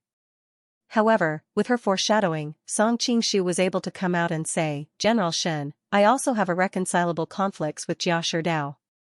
If you don't mind, we can work together to fight against him, who has all the power in the government." Shen Xiaolong hesitated and said, "But I heard that you are engaged to the 2 princesses." Song Qingshu replied calmly, "In order to unify the world, I have engaged to many women, not to mention that the two princesses are the daughters of the former emperor. They have always been unhappy that the emperor did not save their father and brother. He understood what Nguyen Xingzhu meant. Other than Jia Sherdao, some of Xianxia's enemies were also the royal family, such as King Yi. They were worried that he would not let them take revenge because of the princesses. Hearing this, Xianxiang no longer had any doubts. He directly bowed and said, "Greetings, my lord." Song Qingshu hurried to help him up and said, "General Shen, please get up." He couldn't help but be overjoyed. He came to Sichuan this time to untie the knot in Yingying's heart, and to prevent Sichuan from becoming a threat to the flank of the Jin kingdom. He didn't expect that after a series of events, Sichuan would be in his pocket. How could he not be overjoyed? Of course, he was sober enough to know that this kind of control was still very fragile. At present, he could only indirectly control Sichuan through Xianxiang and Wan Xingzhu. Moreover, the people and civilians of Sichuan were loyal to the imperial court of Linen. Once there was a sign of independence, this kind of control would be gone. He could only slowly influence them and spend a few years to slowly penetrate into every area of Sichuan. In this way, he could completely subdue Sichuan in the future when he raised his arm. After that, they often met to discuss some details of controlling Sichuan. Of course, everyone agreed that the relationship between the two sides should not be announced for the time being, so as not to cause a thunderous reaction from Linen. It should be known that since the establishment of the Song dynasty, they had followed the policy of guarding the inside while ignoring the outside. They tried to compromise with the external enemies as much as possible, and used the most bloody suppression methods to threaten the rule of the imperial power, such as peasant uprisings and official rebellions. Now the time was not right, they could not shed all pretense of cordiality with Linen. To Song Qingshu's surprise, these days they actually found Lin Pingji, who had been missing for a long time. After some questioning, he learned that after Wu Shi betrayed him, he jumped out of the chaos and went to Mount Qingqing to seek revenge on Yuzonghai. However, although his martial arts had greatly improved, the Qingqing faction had too many people. Although he had seriously injured Yuzonghai, he was not able to take his life. Instead, he was seriously injured. Fortunately, the martial arts taught to him by Song Qingshu allowed him to escape. After that, he hid in the wilderness for more than a month to recuperate from his injuries. When he heard that so many things had happened in Chengdu, he entered the city to investigate. However, he was discovered by Wan Xingzhu's spies and brought to Song Qingshu. It just so happened that Song Qingshu was short of manpower here, so he arranged for Lin Pingji to assist Xianxiang and Wan Xingzhu here. Lin Pingji did not disappoint and managed things well. "Are you really going to leave Mishu alone?" Song Qingshu couldn't help but ask one day. Lin Pingji's eyes moved, but he finally said lightly, "Ling Huchong has gone to rescue her." "It's okay." Song Qingshu knew that Lin Pingji's priority right now was revenge. Everything else could be put aside.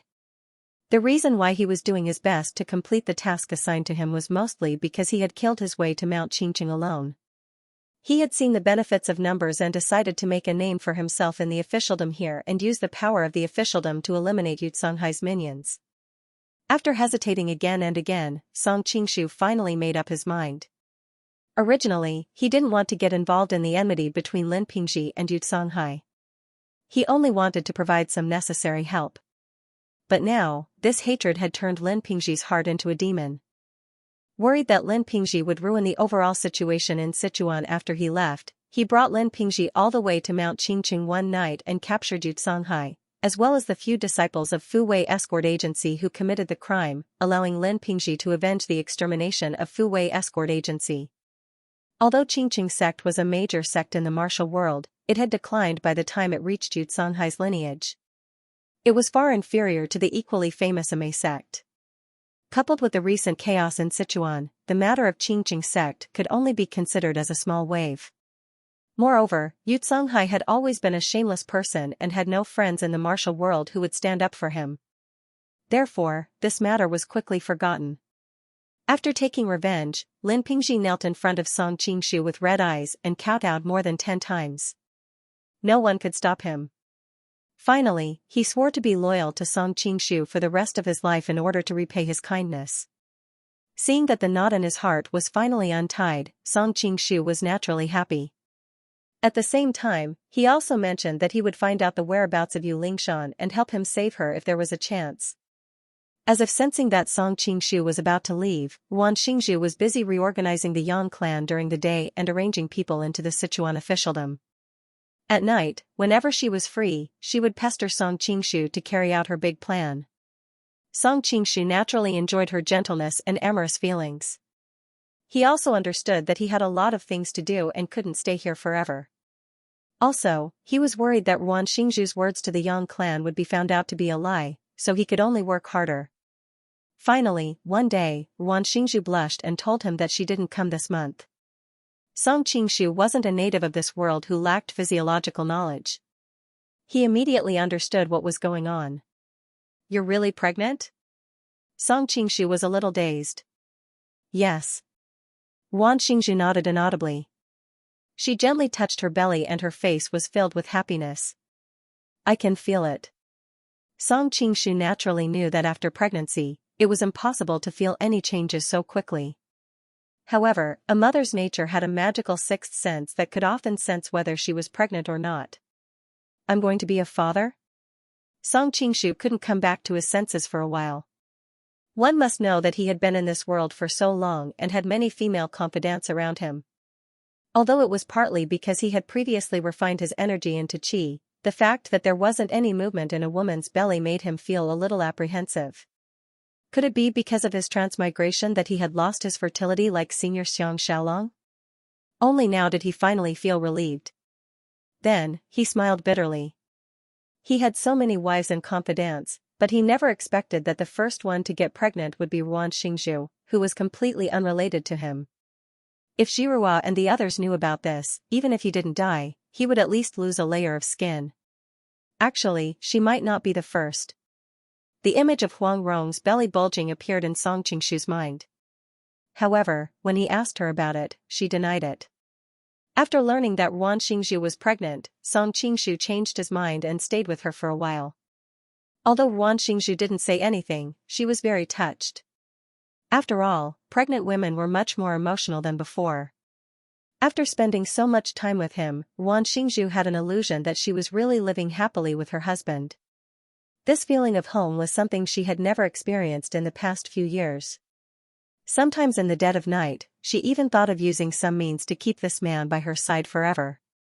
Of course, such thoughts only flashed in her mind for a moment. She was no longer a naive little girl. She was a mature woman who could distinguish the pros and cons and feelings.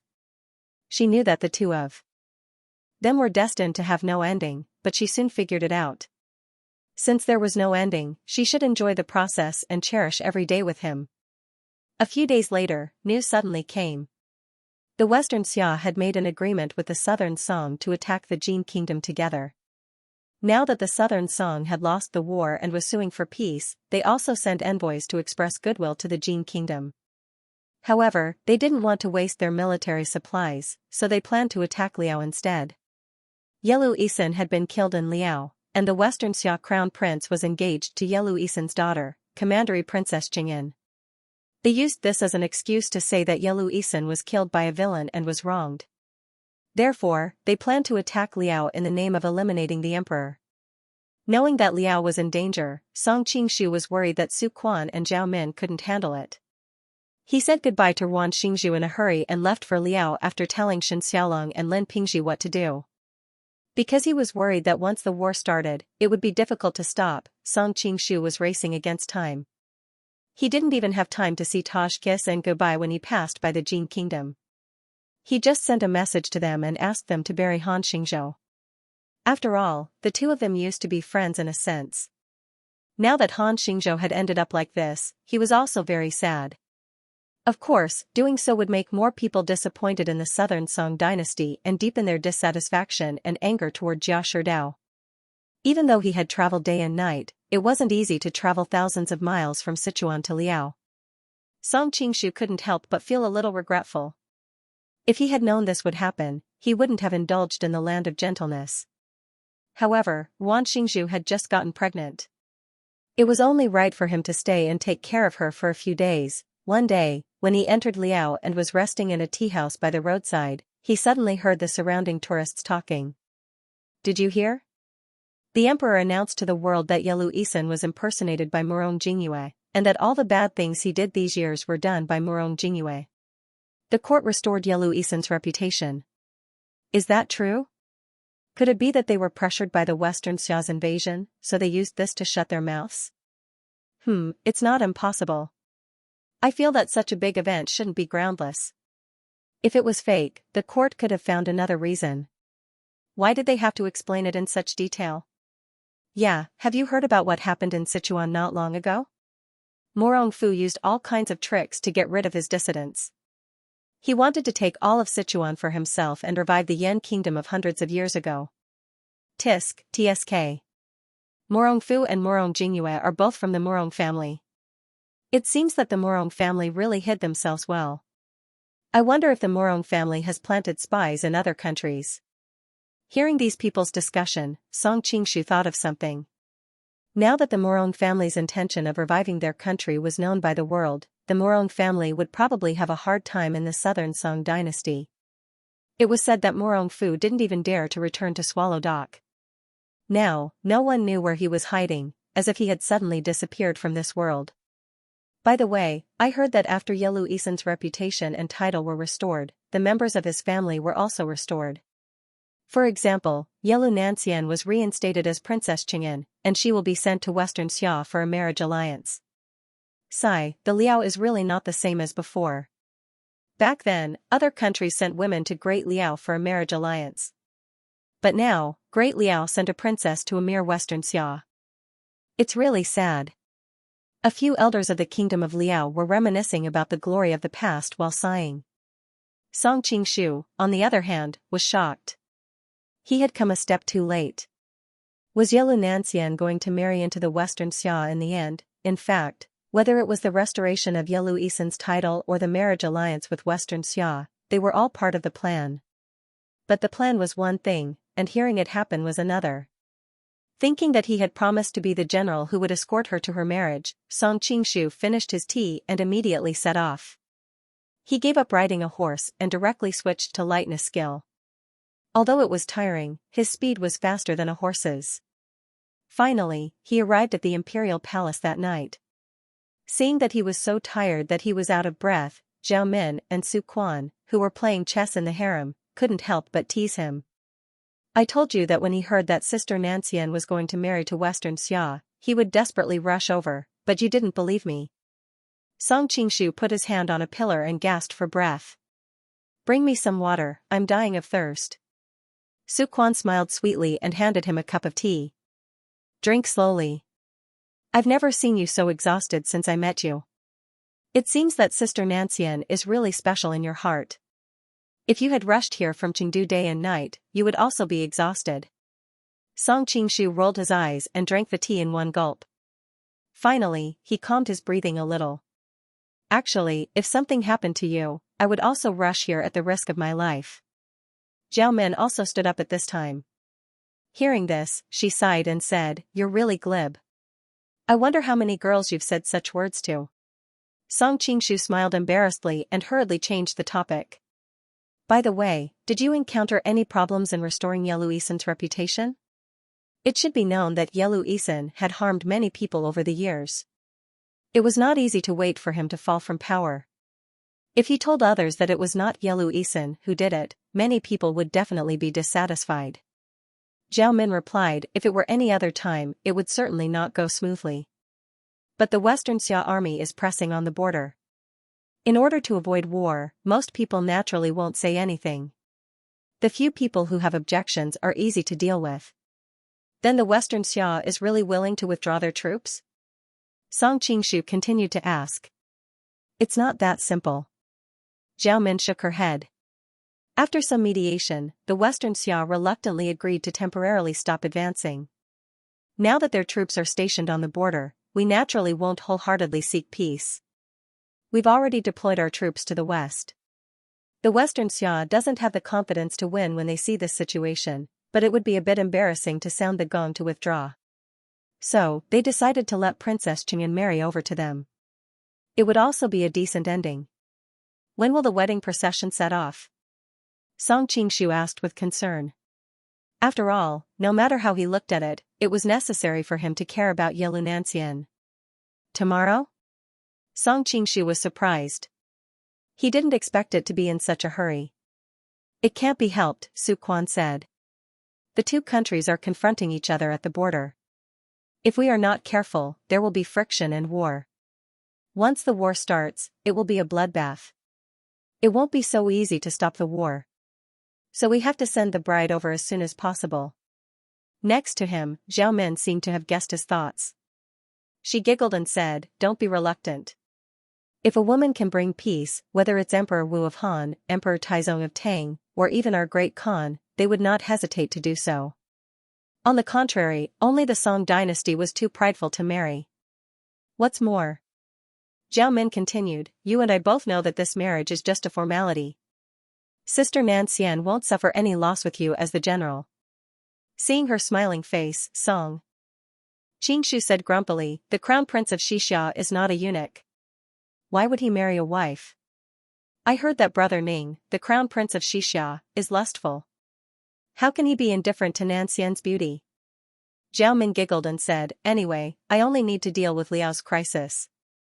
As for Sister Nan Xian's safety, we can only rely on the first young master of the Song family. These years, the first young master of the Song family has been famous all over the world. You have averted all kinds of dangerous situations.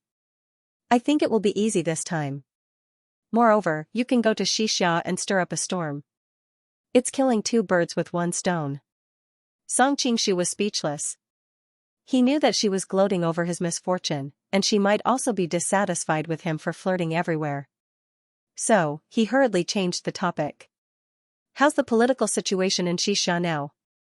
He paid attention to the situation in Jin, Qing, and Song dynasties. After all, Xianxia was a little far from the Central Plains, so he didn't know much about it. At this time, Su Quan yawned and said, take your time. I'm going to sleep. Hearing her words, Zhao Min, who was always generous, blushed and couldn't help but say, why are you leaving at this time? Oh? Su Quan turned around and looked at her with a faint smile. Could it be that your highness wants me to stay and play the game of one dragon and two phoenixes? In the past, when Zhao Min and Zhou Zhirua were together, most of the time it was Zhao Min who flirted with the other, but in this aspect, how could she compare with Su Quan? She was greatly embarrassed by Su Quan's words. Hastily she spat, Pei, Shenlong Jiao is regarded as the evil path of the Wulin world, it is indeed not an injustice. He. Su Quan was very pleased to see her defeated look. She left a string of coquettish laughter and walked out. When she passed by Song Qingshu, she stopped and snorted in a low voice, save it. Remember to look for me later in the night. She had always been a coquettish person, so she deliberately didn't hide the thoughts in her heart. After all, she was in the prime of her youth, and the two of them had been separated for so long. Moreover, her sweetheart was destined to be unable to stay here. Tomorrow, he would set off for Western Xia. It could be expected that she would have to spend a long period of time alone. Song Qingshu was wondering why she was so generous today. Hearing her words, he couldn't help but smile bitterly, thinking that he used to have all kinds of fantasies in the past, but in reality, there were so many women, and ordinary men couldn't take care of them all. If he hadn't practiced the Mary Zen, he was afraid that he would have been sucked into the dregs by now. After she left, Zhao Min came over, and her face was as bright as a blooming rose. This vixen really dares to say anything. Song Qingshu laughed and said, what else can I do? Let you wait for the second half of the night? She guessed that you have always been proud and probably won't accept it, so she took the initiative to ask for the second half of the night. She really has the bearing of a wife. Zhao Min was so angry that she pinched him fiercely.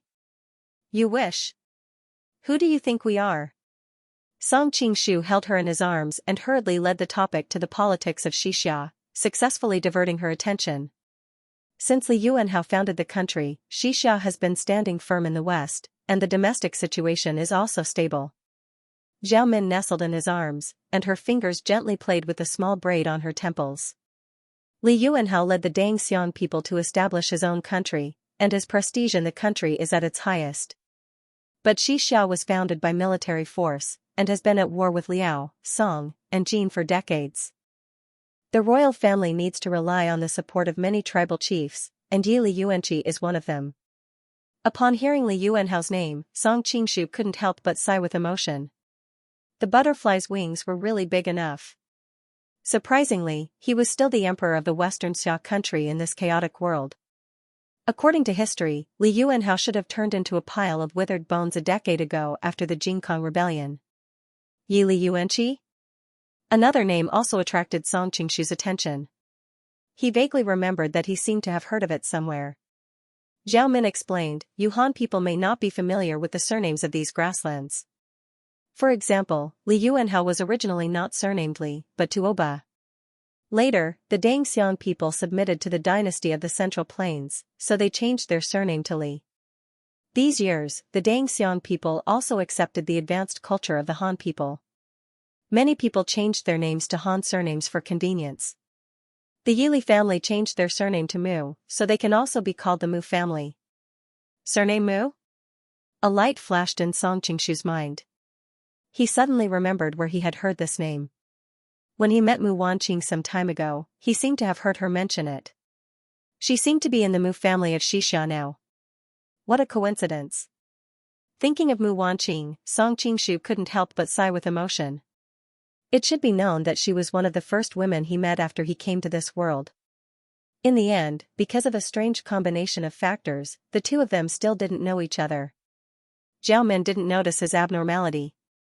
She continued, the Mu brothers and their entire family control almost 30% of the Xixia army, maybe even close to half of it.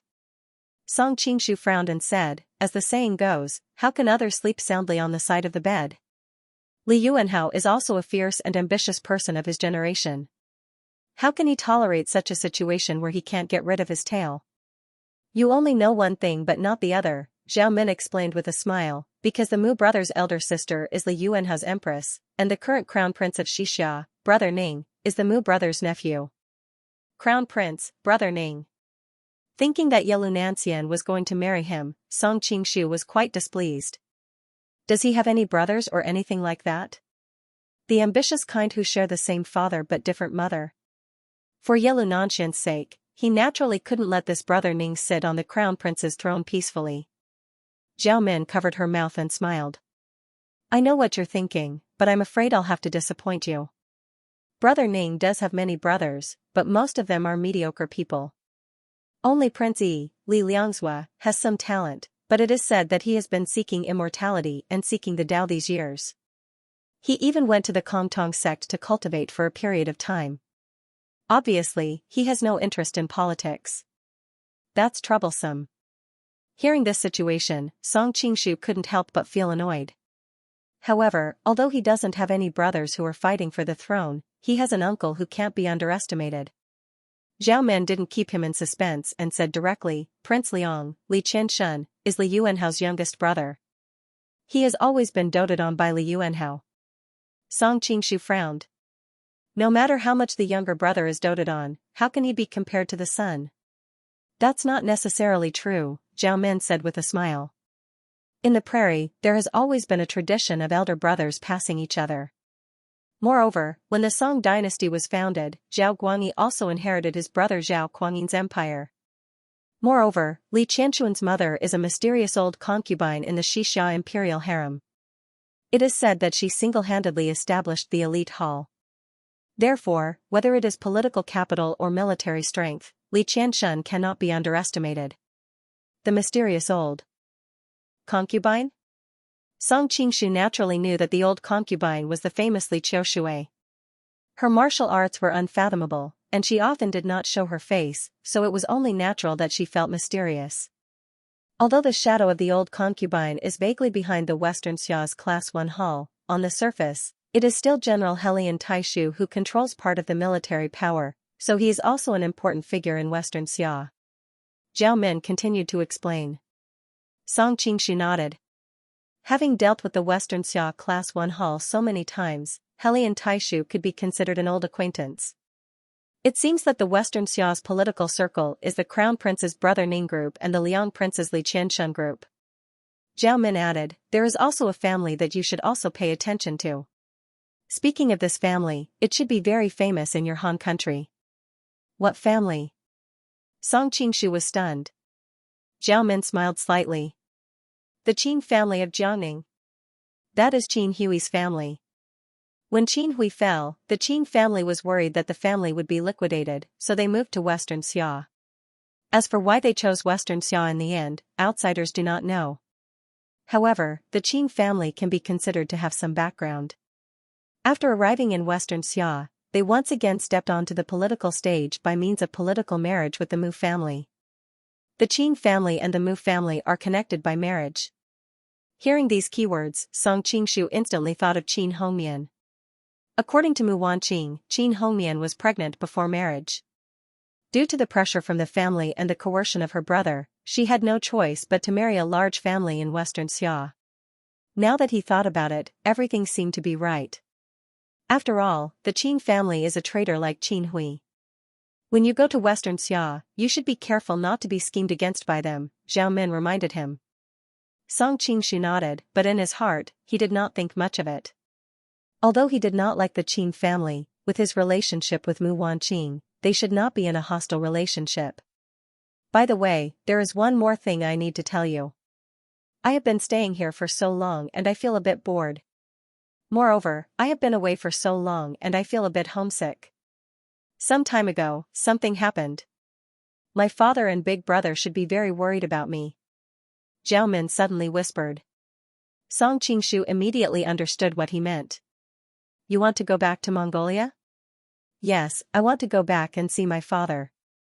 Zhao Min was usually in high spirits, but this time her tone was not confident.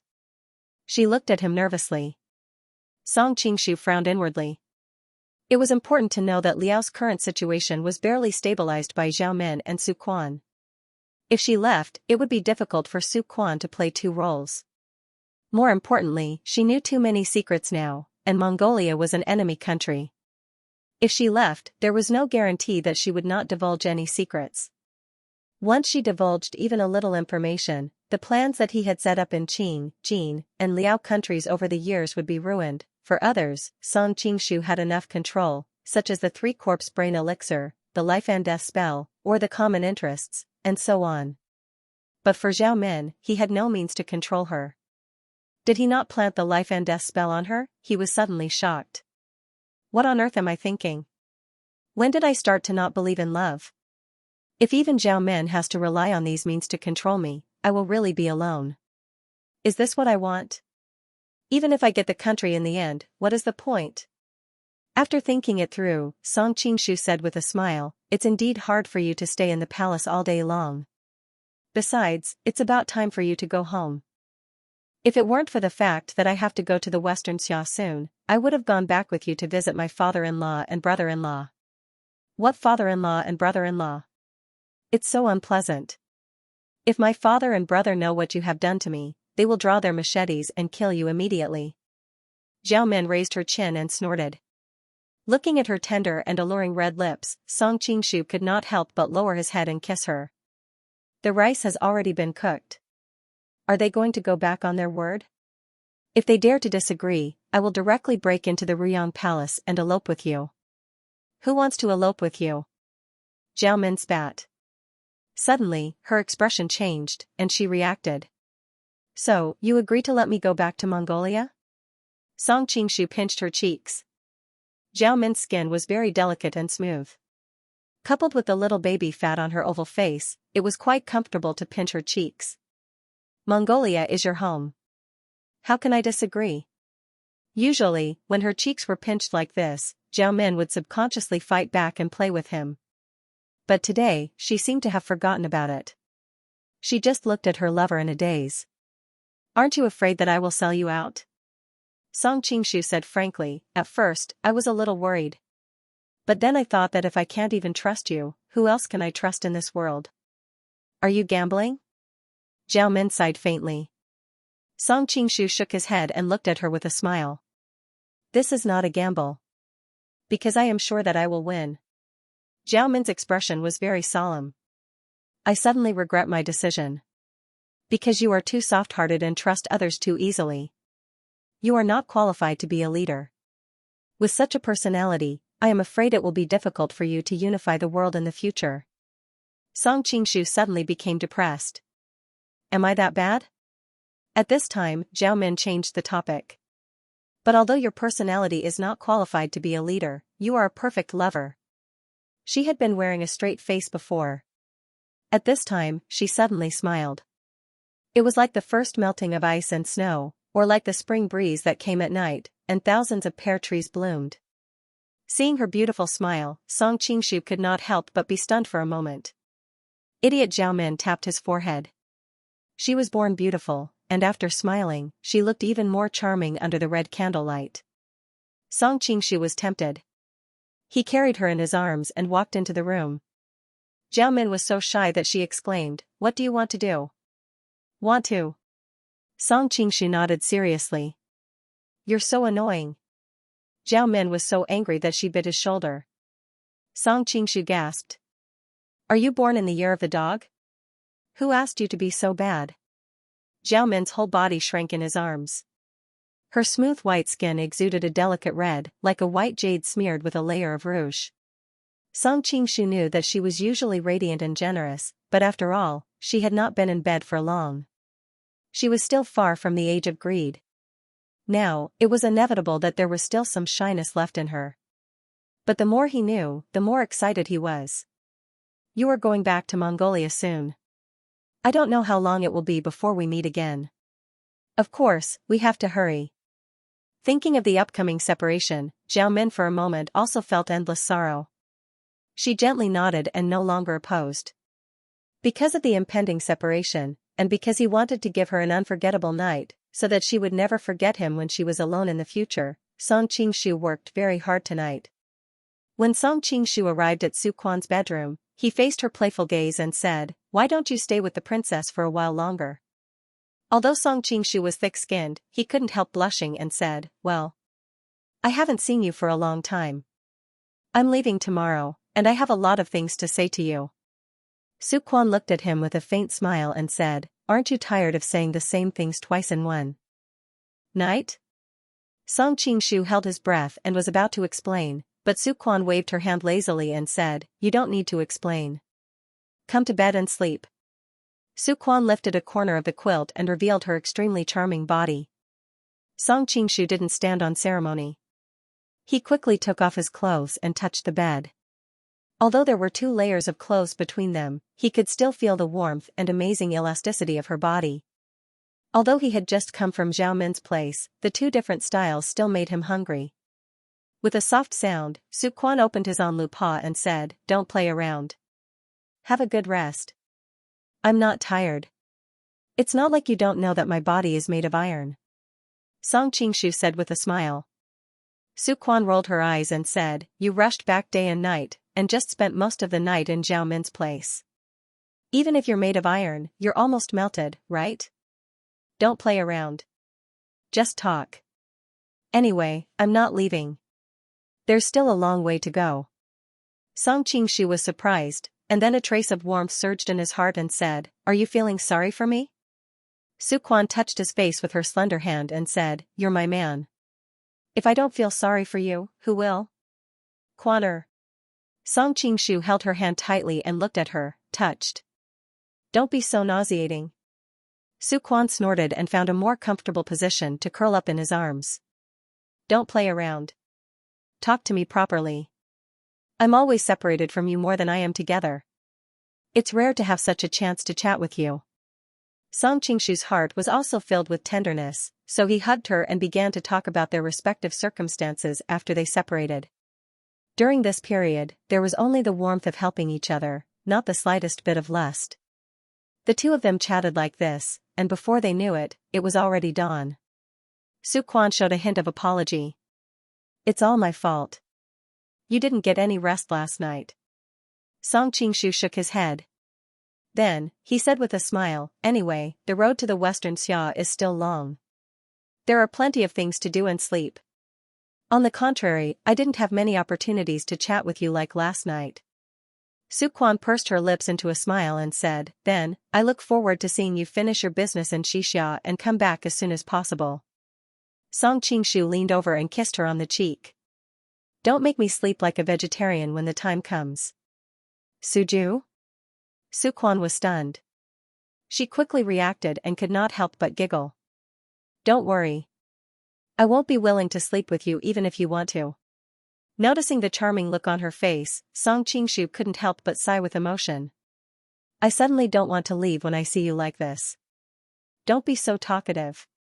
If you still don't show up, I'm worried that Commandery Princess Jing'an won't be able to hold on. Su Quan covered her mouth and giggled. However, there was some uncontrollable joy and complacency between her eyebrows. After all, which woman didn't want to be praised by another woman? Song Qingshu and Su Quan spent a long time together. Then, he left her bedchamber. Originally, he wanted to bid farewell to Zhao Min. After all, he was about to go to the Western Xia, and she had to return to Mongolia. He didn't know when they would meet again. But when he arrived at Zhao Min's bedchamber, he found that the beauty was still sleeping soundly. A large part of her soft, snow-white waist was exposed outside the quilt. Her smooth, white, and tender thighs were unconsciously clamped on the quilt. She was different from her usual glamorous and alluring self. At this time, she was sleeping soundly with a bit of a young girl's tenderness. Song Qingshu knew that she still hadn't woken up because she was too tired last night. He couldn't help but feel pity for her. He gently covered her with the quilt again to prevent her from catching a cold. He sat on the edge of the bed and looked at the sleeping girl for a while. In the end, he didn't wake her up. After all, he had said everything he needed to say last night. Waking up now would only add to the sadness of parting. At this time, the bridal procession on the outskirts of the city was still stationed there. As the host, Yelu Nancian suddenly felt a little irritated. She was already irritated because she was about to marry into the Western Xia. Staying here for so long made her feel even more irritated. What is going on? How much longer do we have to wait? Yelu Nancian asked with a dark face.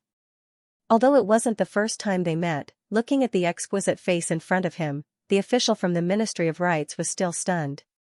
But at this time, he had no time to appreciate the beauty in front of him. Wiping away the cold sweat on his forehead, he hurriedly replied, "There's a message from the palace. They want us to wait for the newly appointed marriage general." Hearing the words marriage general, Yelu Nancian fell into a trance. She couldn't help but remember the promise someone had made to her. Unfortunately, recently, she had been sending people to inquire about this person. Unfortunately, that person hadn't returned to Shangjing City. All of her expectations were immediately replaced by resentment and anger. This is really outrageous. How can they let a princess wait here for the marriage general? The dowry maid noticed the expression on her Miss face and cried out for her master. It is indeed a bit inappropriate. But this is the decree from the palace. Princess, please don't be impatient. The official from the Ministry of Rites was cursing the people in the palace for causing trouble. Letting a princess who was supposed to be in a marriage alliance wait for a marriage general, what a scandal. After a while, Yelu Nancian finally couldn't restrain herself anymore. She coldly said, "Pass down my order, the entire army is to move out." The official from the Ministry of Rites hesitated, but, not to mention that the other party is a lowly general, even if he was a famous general, this princess is now related to the safety of Liao and Xia. If we delay the time and the two countries go to war, can you bear the consequences? She wasn't wrong. Although he was called the marriage general in name, everyone knew that this general wasn't part of the list of officials. It was just a temporary title. That official from the Ministry of Rites immediately lowered his stance. If there's any blame from the palace, I will take responsibility. Let's move out. Yelu Nancian let down the curtain, not giving the other party any room to bargain. Helpless, the official could only bitterly smile and ordered the entire army to move out. A while after the wedding procession set out, the sound of galloping horses came from afar. The official from the Ministry of Rites ran over. "Princess, the marriage general is here, he wants to see you." Yelu Nancian was already angry from waiting for so long. She didn't have a good impression of this so-called marriage general. Hearing his words, she calmly replied, "I won't see him." Song Qingshu hurried over, wishing he could immediately run to Yelu Nancian's carriage to see her, but he still had some sense left in him. He knew the consequences of doing so in front of so many people, so he could only obediently ask the official from the Ministry of Rites to pass on the message. The official from the Ministry of Rites originally felt that it was somewhat inappropriate to let other men see the bride, but then he thought about it, the other was the dowry general, he would have to deal with the princess later, so he passed on the message for him. Song Qingshu was taken aback, not expecting such an answer. He couldn't stop thinking, does she not know my identity or is she purposely throwing a tantrum? But no matter what, now that he had been clearly rejected, it was not convenient to go find Xianxia in front of everyone. He could only ride his horse listlessly in front, thinking that he had to find a chance to teach her a lesson. Unfortunately, in the next few days, Xianxia remained in seclusion, not giving him a chance to get close to her. As time went by, Song Qingshu became more and more convinced that she was doing this on purpose. The speed of the bridal procession wasn't fast. After a few days, they had only traveled about 100 li. The sky was getting dark, and looking at the relay station in the distance, Song Qingshu was thinking that he had to go see Xianxia today, even if he had to break into her room at night, because the sky was getting dark. The bridal procession decided to rest at the relay station. Xianxia still didn't get out of the carriage. She had someone drive the carriage to the backyard and forbade anyone from going near. As if noticing Song Qingshu's awkwardness, the official from the Ministry of Rites came over and said, "General, please don't be offended, the princess is most likely not in a good mood." He was actually very curious about this escort general. He hadn't seen him in Shangjing before, it was as if he had been sent here out of nowhere. Everyone was trying to guess his background and what he had done to deserve such a direct appointment from a noble in the palace. After these few days of interaction, Song Qingshu knew that this official's name was Xiaohuan. The name was a bit hard to pronounce, but he was used to it. This was the name of people like Liao. Official Xiao must be joking, how could I dare to blame the princess? Song Qingshu had disguised his appearance, so he didn't have to worry about his real identity being discovered. When he entered the relay station, Song Qingshu's heart suddenly stirred. He turned his head and looked to the side. He saw a petite little girl, about 8 or 9 years old. She had a tender and beautiful face, and her eyes were watery. She's really a beauty. Song Qingshu could not help but be amazed. It must be known that this world was different from the future. Most of the common people were somewhat malnourished. Moreover, it was common for them to marry and have children at an early age. Therefore, children were generally thin and small. It was rare to see a little girl with such delicate makeup. Song Qingshu carefully thought about all the little girls he had seen in the past. It seemed that only Miao Rulan was comparable to this little girl. However, Miao Rulan had that kind of pure and innocent beauty. This girl was obviously so young, but she looked somewhat beautiful like a young lady. It was really hard to describe. I didn't expect that there would be such a stunning beauty in a mountain village. Xiaohuan also noticed the little girl and couldn't help but sigh. Hearing the frivolous and lewd tone in his voice, Song Qingshu was speechless. He thought that the people of this era were really unscrupulous. They could even have evil thoughts about such a little girl. However, when he thought about how many women in this world were married and had children at the age of 13 or 14, he was used to it. Looking at her, she should be the daughter of the leader of this relay station. Why don't I go and ask him to let her serve the general at night? The general can take her back to be a concubine. Their family can be considered to have made a meteoric rise. Xiaohuan moved closer to him and deliberately lowered his voice. He had the intention of winning over this mysterious general, so he planned to present the Buddha with borrowed flowers. After all, it wasn't his own daughter, so he didn't feel bad. In the distance, the little girl was originally sweeping the ground with her head lowered. Suddenly, a cold light flashed in her eyes. Unfortunately, the angle was not right, so Song Qingshu and Xiaohuan did not notice. There's no need. At this time, Song Qingshu was speechless at Xiaohuan suggestion. It should be known that Song Qingshu, who came from the future world, was really not used to some of the things in this world that he was used to. Worried that Xiaohuan would make a move on the little girl himself, Song Qingshu added, "Right now, we have important matters to attend to, so it's best not to complicate matters. Moreover, the princess has not been in a good mood for the past 2 days. If she finds out and blames us, we will not be able to bear the consequences." Thinking of Xianxia's current state, Xiaohuan shivered. He hurriedly said, "Thank you for the reminder, let's go, I'll treat the general to a drink." After drinking with Xiao Huanduhou, it was already late at night. Song Qingshu pretended to be drunk and returned to his room. After waiting for a while, he guessed that most people were asleep, so he quietly snuck into the back courtyard. Yellow Nancian was acting like she didn't want anyone to enter, so he could only resort to this method. However, he knew that his martial arts were high, so he didn't have to worry about being discovered by the guards. Along the way to the back courtyard, he couldn't help but frown. It was too quiet here. He looked around but couldn't see any guards. At first, he thought there were hidden sentries, but after a careful inspection, he still couldn't find anything. At this time, sounds of fighting came from Yellow Nanshan's room. Song Qingshu's heart skipped a beat. Oh no! He hurriedly ran in that direction, but before he arrived, he saw Yellow Nancian from afar, holding a long sword in her hand. Her entire body was like a fairy, and several people were attacking her from all sides. Song Qingshu's eyes were sharp. He recognized one of them to be the leader of this relay station. He instantly understood what was going on. Most likely, there were assassins who had arrived first and killed the real relay station guards, then disguised themselves as them. As for the guards of the bridal procession, there was no movement. It was most likely that they had been drugged with something like a knockout drug. Before this, their food and drinks had all been monitored by specialized personnel.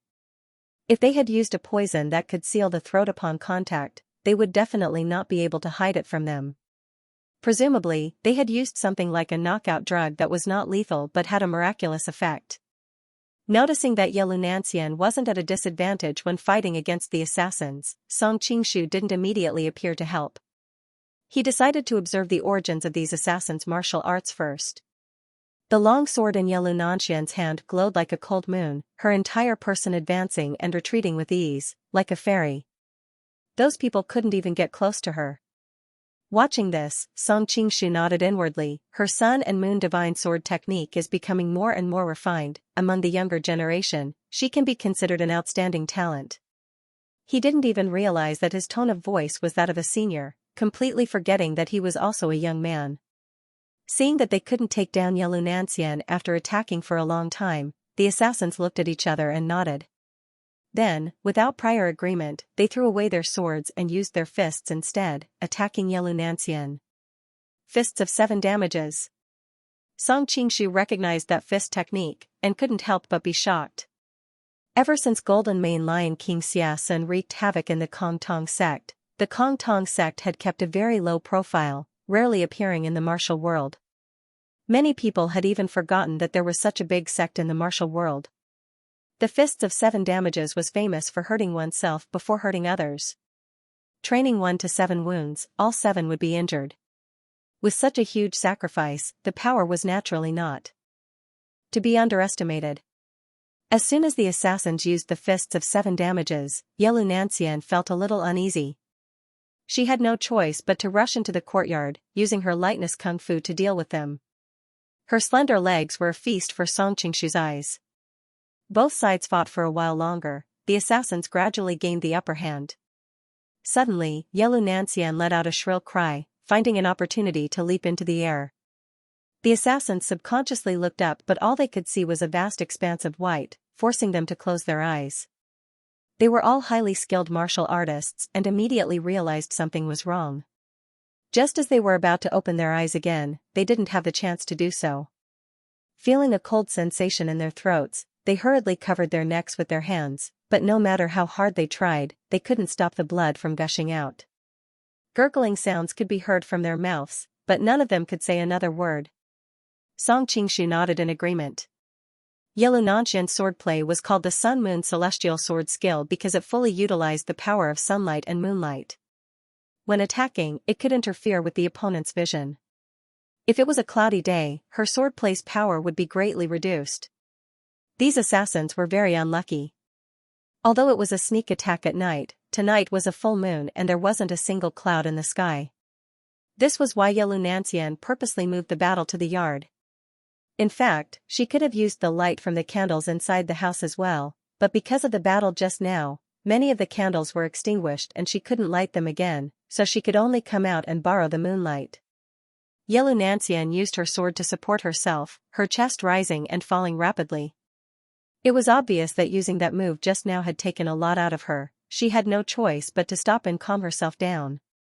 Little girl's swordplay is not bad, using the moonlight to confuse people, truly amazing. Suddenly, an old and dignified voice rang out. Who is it? Yellow Nancian's heart skipped a beat. She quickly held her sword in front of her and looked around cautiously, but she didn't see anything. Not to mention her, even Song Qingshu was extremely shocked. The other party had gotten so close to them, yet they had not been discovered. It could be imagined how high their martial arts were. What made him even more bewildered was that even now, he did not know where the other party was. Could it be that their martial arts are a level higher than mine? This thought popped up in Song Qingshu's mind, but he quickly shook his head. He believed that there were many hidden masters in this world, but to say that they were a level higher than him, it was impossible. However, he continued to use his aura to scan the surrounding area of several dozen feet. Apart from the little girl with rosy lips and white teeth that he had seen in the inn, there was no one else. Why is this little girl here? Her parents are really generous. I must pay attention to protect her later so that she doesn't get caught in the crossfire. Coming from the future, he had the idea of respecting the old and loving the young. What is the name of this sword technique? The old voice sounded again. This time, Song Qingshu was really shocked, because he realized that the voice came from the mouth of the little girl. He didn't pay attention to it before, and the voice sounded old and dignified, so he subconsciously excluded the little girl. But now that he was 120% focused, he naturally noticed something strange. Am I dreaming? Song Qingshu couldn't help rubbing his eyes. At this time, that little girl had already entered the yard. Yellow Nancian also saw her, but she didn't think too much of it. Instead, she reminded the little girl, it's dangerous here, leave quickly. Song Qingshu didn't know if he should be angry or amused at the same time. This little girl was in danger and yet she was warning others, but it was enough to show how pure and kind she was. What little girl? I'm your grandma. The little girl coldly snorted, her voice full of dissatisfaction. Eh? Yellow Nancian's expression froze, looking at her as if she had seen a ghost. Grandma? Song Qingshu's heart skipped a beat. This little girl with the body of a little girl and calling herself grandma, could it be that Misty Peak Spirit Vulture Palace's Heaven Mountain old lady? But what did Yellow Nancian do to provoke her to personally come down the mountain? Are you a human or a ghost? Yellow Nancian's hair stood on end. She had heard stories of old monsters possessing people. This little girl in front of her looked so young, yet her voice was so old. Her eyes were like lightning, bright and full of expression. When she looked at Yellow Nancian, she exuded a domineering aura. No matter how she looked at her, she looked like a ghost from the legends. The little girl said, "You don't even salute when you see your elders, so unruly. If it was any other time, I would have killed you with one palm, but seeing that little girl was worried about my safety, I'll spare your life for now." Her voice was old, her expression even older. Thinking about how she had just called this little girl, now hearing her calling her little girl again, Yellow Nancian felt it was absurd. The little girl didn't answer. She continued, "Originally, I came here on a mission to take your life, but when I saw you, I felt that your swordsmanship is unique, you're beautiful, and most importantly, you have a kind heart, so I changed my mind. Of course, it's impossible for you to continue your marriage, come back with me and be my maid." Song Qingshu's heart skipped a beat, listening to her words. It seemed like someone had asked her to kill Yellow Nancian. But who in this world could ask the great Heaven Mountain old lady to help? It seemed like the main purpose was to destroy the marriage alliance between the two countries. Was it the Southern Song dynasty or the Mongols? Why does your voice sound so old? Who are you? Seeing the little girl slowly walking towards her, Yellow Nancian felt a chill, goosebumps rising all over her body. She knew this was a sign of impending danger. This is the Misty Peak Spirit Vulture Palace's Palace Lord, Heaven Mountain old lady. Of course she has the body of a little girl, but her voice is old. Heaven Mountain old lady's martial arts were too high. Song Qingshu was worried that Yellow Nancian would be in danger, so he came out from the shadows. I misjudged you. I didn't think that Liao's marriage escort general would be such a skilled martial artist. Heaven Mountain old lady was even more surprised than Song Qingshu when she saw him suddenly appear. she didn't even notice that there was a third person in the crowd. When Xianxia saw the clothes he was wearing, she immediately understood that he was the marriage general who had made her wait for so long. Originally, she had been dissatisfied with him, which was why she had rejected his requests to see her several times in the past few days. But now, in this strange situation, seeing him come out, she felt a sense of security in her heart. How could I not have misjudged you? I thought you were just a child in the mountains, but I didn't expect you to be a peerless expert. Song Qingshu had changed her appearance, so the two of them were naturally unable to recognize her. Heaven Mountain old lady gave a humph. On account of the kindness you've shown with your mouth today, I'll spare your life today. She had dominated the world for decades, her tone was naturally filled with disdain. Although she was startled that she didn't notice his presence, she didn't think he was a match for her. Liao's enemy, the Liao's enemy, the Liao's enemy, the Liao's, was equivalent to the Ministry of Rites of the Han Dynasty. For this marriage alliance, many of the complicated rituals needed to be handled by him and the Western Xia. From the very beginning, Song Qingshu had the idea of leaving all the work to him. If he were to die, Song Qingshu would have a lot of troubles in the future. What's more, the two of them were drinking and chatting together just now. It could be said that they had a little bit of friendship.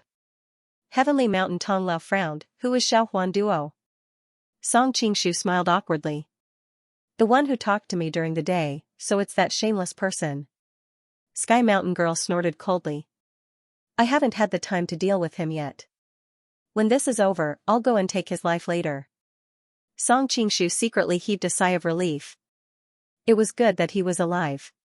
If he wanted to be a hands-off shopkeeper, he would have to rely on him.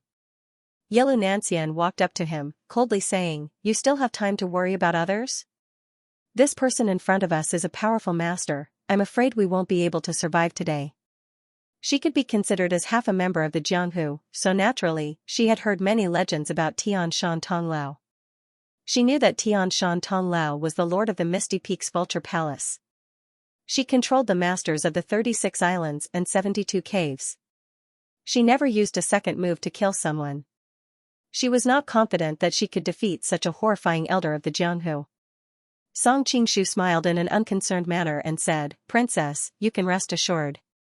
Didn't old Lady Tong say that she won't take your life? At worst, you can just become her maid. Rumor has it that her maids are more like her disciples.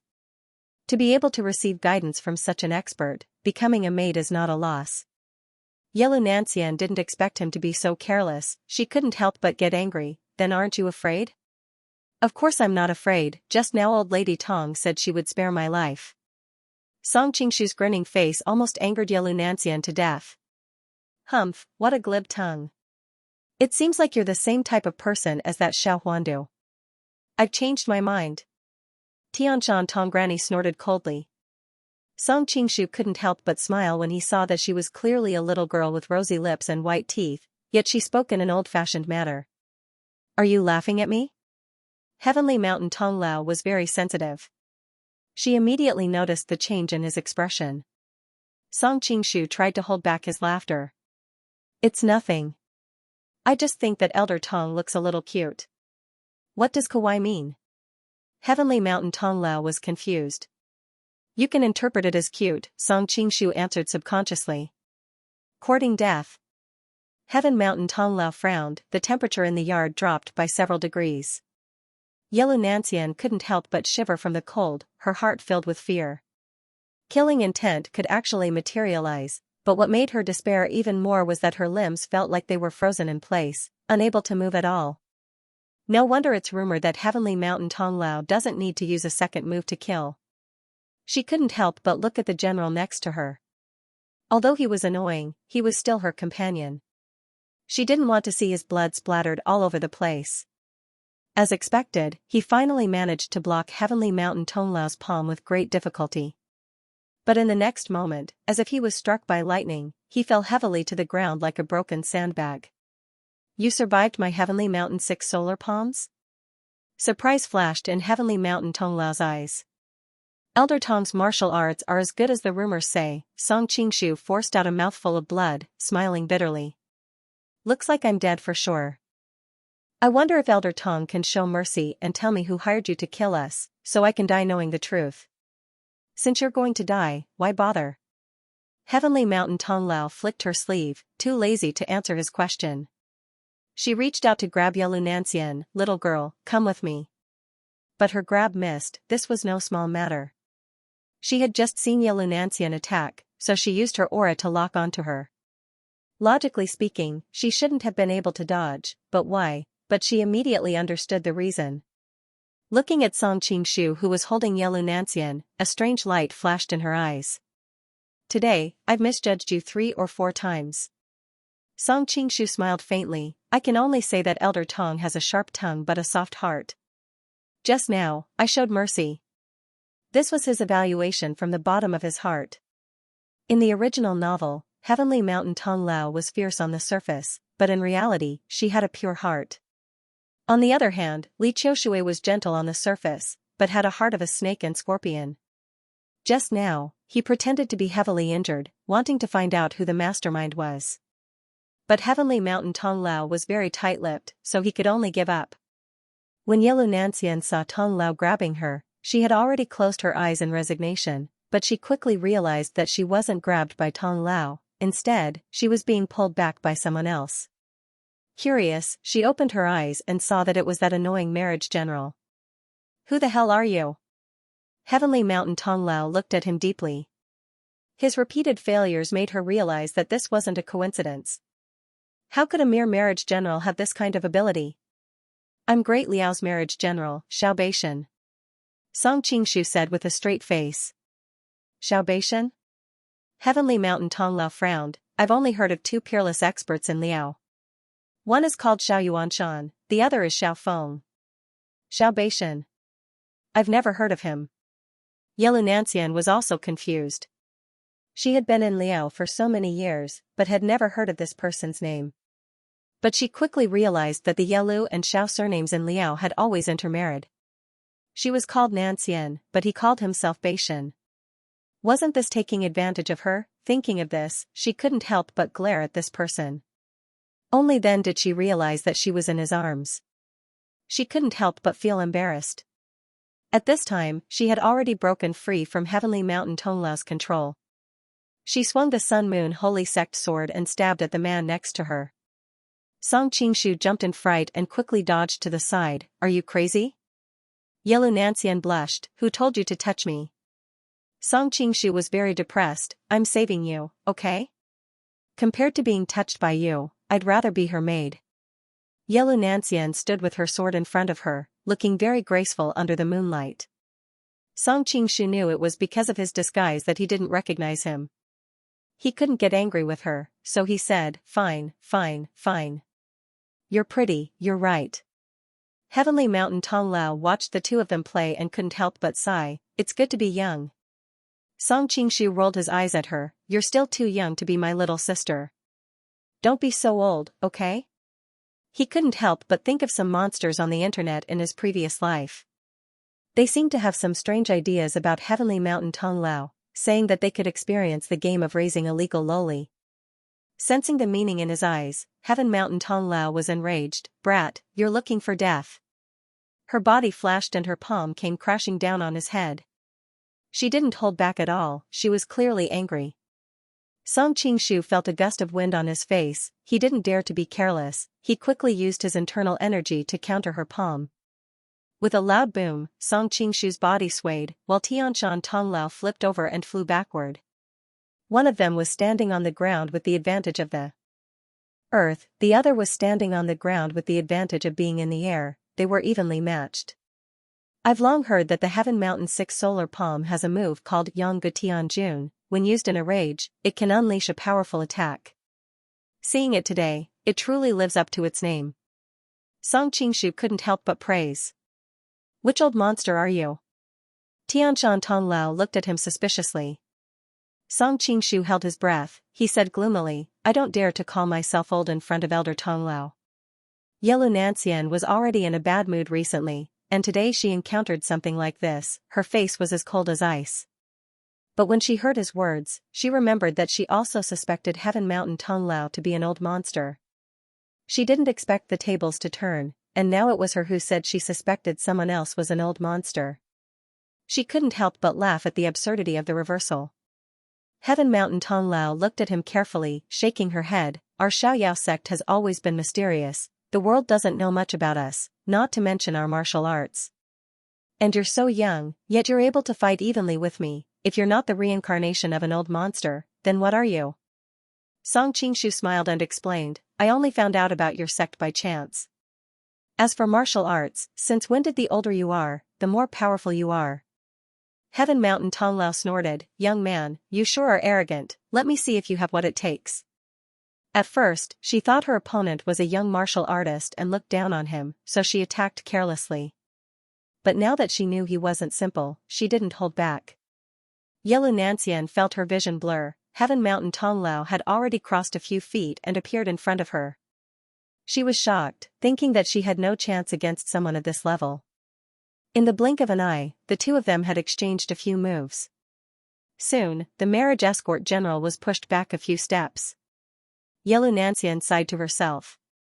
Although the Xiaobeixian's martial arts were high, there was still a big gap between him and the likes of Tianshan Tonglao, who had dominated the martial world for decades.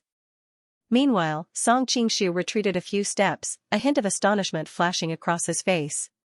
He can actually stack the power of 3 palms together. This is similar to Xiaofeng's 3-layered dragon subduing waves. It looks like the path of martial arts is the same. Xiaofeng 18 dragon palms can reach this level? Hearing his words, Heaven Mountain Tonglao could not help but be stunned. She had the reputation of North Chao Peak and South Murong Peak. I haven't left the mountain for decades. I didn't expect the rising stars in the martial arts world to be so powerful. Song Qingshu nodded, even though there are many differences, the principles are similar. If there's a chance, I'd like to see it. Heaven Mountain Tonglao changed the topic, but I'll take care of you first. She attacked again. Song Qingshu's expression turned serious. His opponent's Heaven Mountain 6 solar palms suddenly changed from its previous ferociousness. One hand was filled with pure yang energy, and the other was filled with pure yin energy. Most importantly, the yin and yang energy in both hands were interchanging, making it difficult to defend against. After a while, Heaven Mountain Tonglao snorted, if you don't use your real skills, don't regret it if you die in my hands. She sped up her attacks. Song Qingshu gave a wry smile. In order to hide his identity, he didn't want to show off his real skills. With his level of cultivation, he could handle most situations with just a few punches and kicks, but Heaven Mountain Tonglao was no ordinary opponent. As they fought, he sensed danger and quickly used the dragon palms. His palms moved in and out, just in time to counter her Heaven Mountain 6 solar palms. Oh, the dragon palms? Heaven Mountain Tonglao's eyes were sharp, she quickly recognized his palms. You said your surname was Xiao, could it be that you are Xiaofeng? On the side, Yellow Nancian was also looking at him in surprise, deep in thought. Song Qingshu replied, if I was Xiaofeng, would I have boasted about myself like that? That's true, Heaven Mountain Tonglao nodded, but the beggar clan doesn't have a master who can use the dragon palms to this level. You can't be Guojing, right? Song Qingshu laughed, if only you were, I'd love to have a wife as beautiful as Huang Rong. Shapeless waves. Heaven Mountain Tonglao's face turned cold, her attacks became even more violent. Song Qingshu was depressed, thinking that he was being treated unjustly. In his previous world, this was an ordinary way of speaking, but in this world where etiquette prevailed, it was a bit frivolous. He finally understood the feeling of it's not me that's wrong, it's the whole world. Heaven Mountain Tonglao attacked fiercely but gained little. She knew that the dragon palms was the beggar clan's most treasured weapon, the Heaven Mountain 6 solar palms couldn't take advantage of it. So she changed her palm into a finger, aiming for his pulse. Song Qingshu felt that the sky was filled with the shadows of her hands, as if no matter where he dodged, his escape route would be blocked. He couldn't help but be shocked, realizing that this was the Heaven Mountain plum snapping hand. Even though it was not as powerful as the Heaven Mountain 6 solar palms, it was much more exquisite. The Heaven Mountain plum snapping hand was the essence of Heaven Mountain Tonglao's kung fu, and at the same time, it was also one of the most profound kung fu skills of the Xiaoyao sect. It contained swordplay, machete, whip, spear, claw, axe, and many other skills. It was extremely complicated. What was even more amazing was that the Heaven Mountain Plum snapping hand could never be learned completely. The higher the practitioner's internal energy, the more knowledge he would have. Any kung fu skills in the world could be used by the Heaven Mountain Plum snapping hand. Song Qingshu had experienced the Shaolin Temple's flower-pinching finger, multi-layered leaf finger, and so on. They were all about exquisite finger skills, but compared to the Heaven Mountain Plum snapping hand, they were not at the same level. He used the 18 dragon subduing palms to deal with it, but soon enough, his meridians were almost sealed. If someone like Heaven Mountain Tonglao sealed their meridians, it meant that their life and death were in her hands. Of course, it wasn't that the 18 dragon subduing palms wasn't powerful, it was just that this finger skill of hers had the effect of blocking all palm skills, weapons, and so on. It had a natural suppressive effect.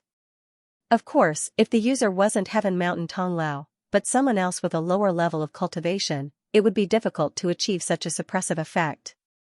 Finally, Song Qingshu's arm was accidentally touched by her pinky, and his arm went numb. How could Heaven Mountain Tonglao let go of such an opportunity?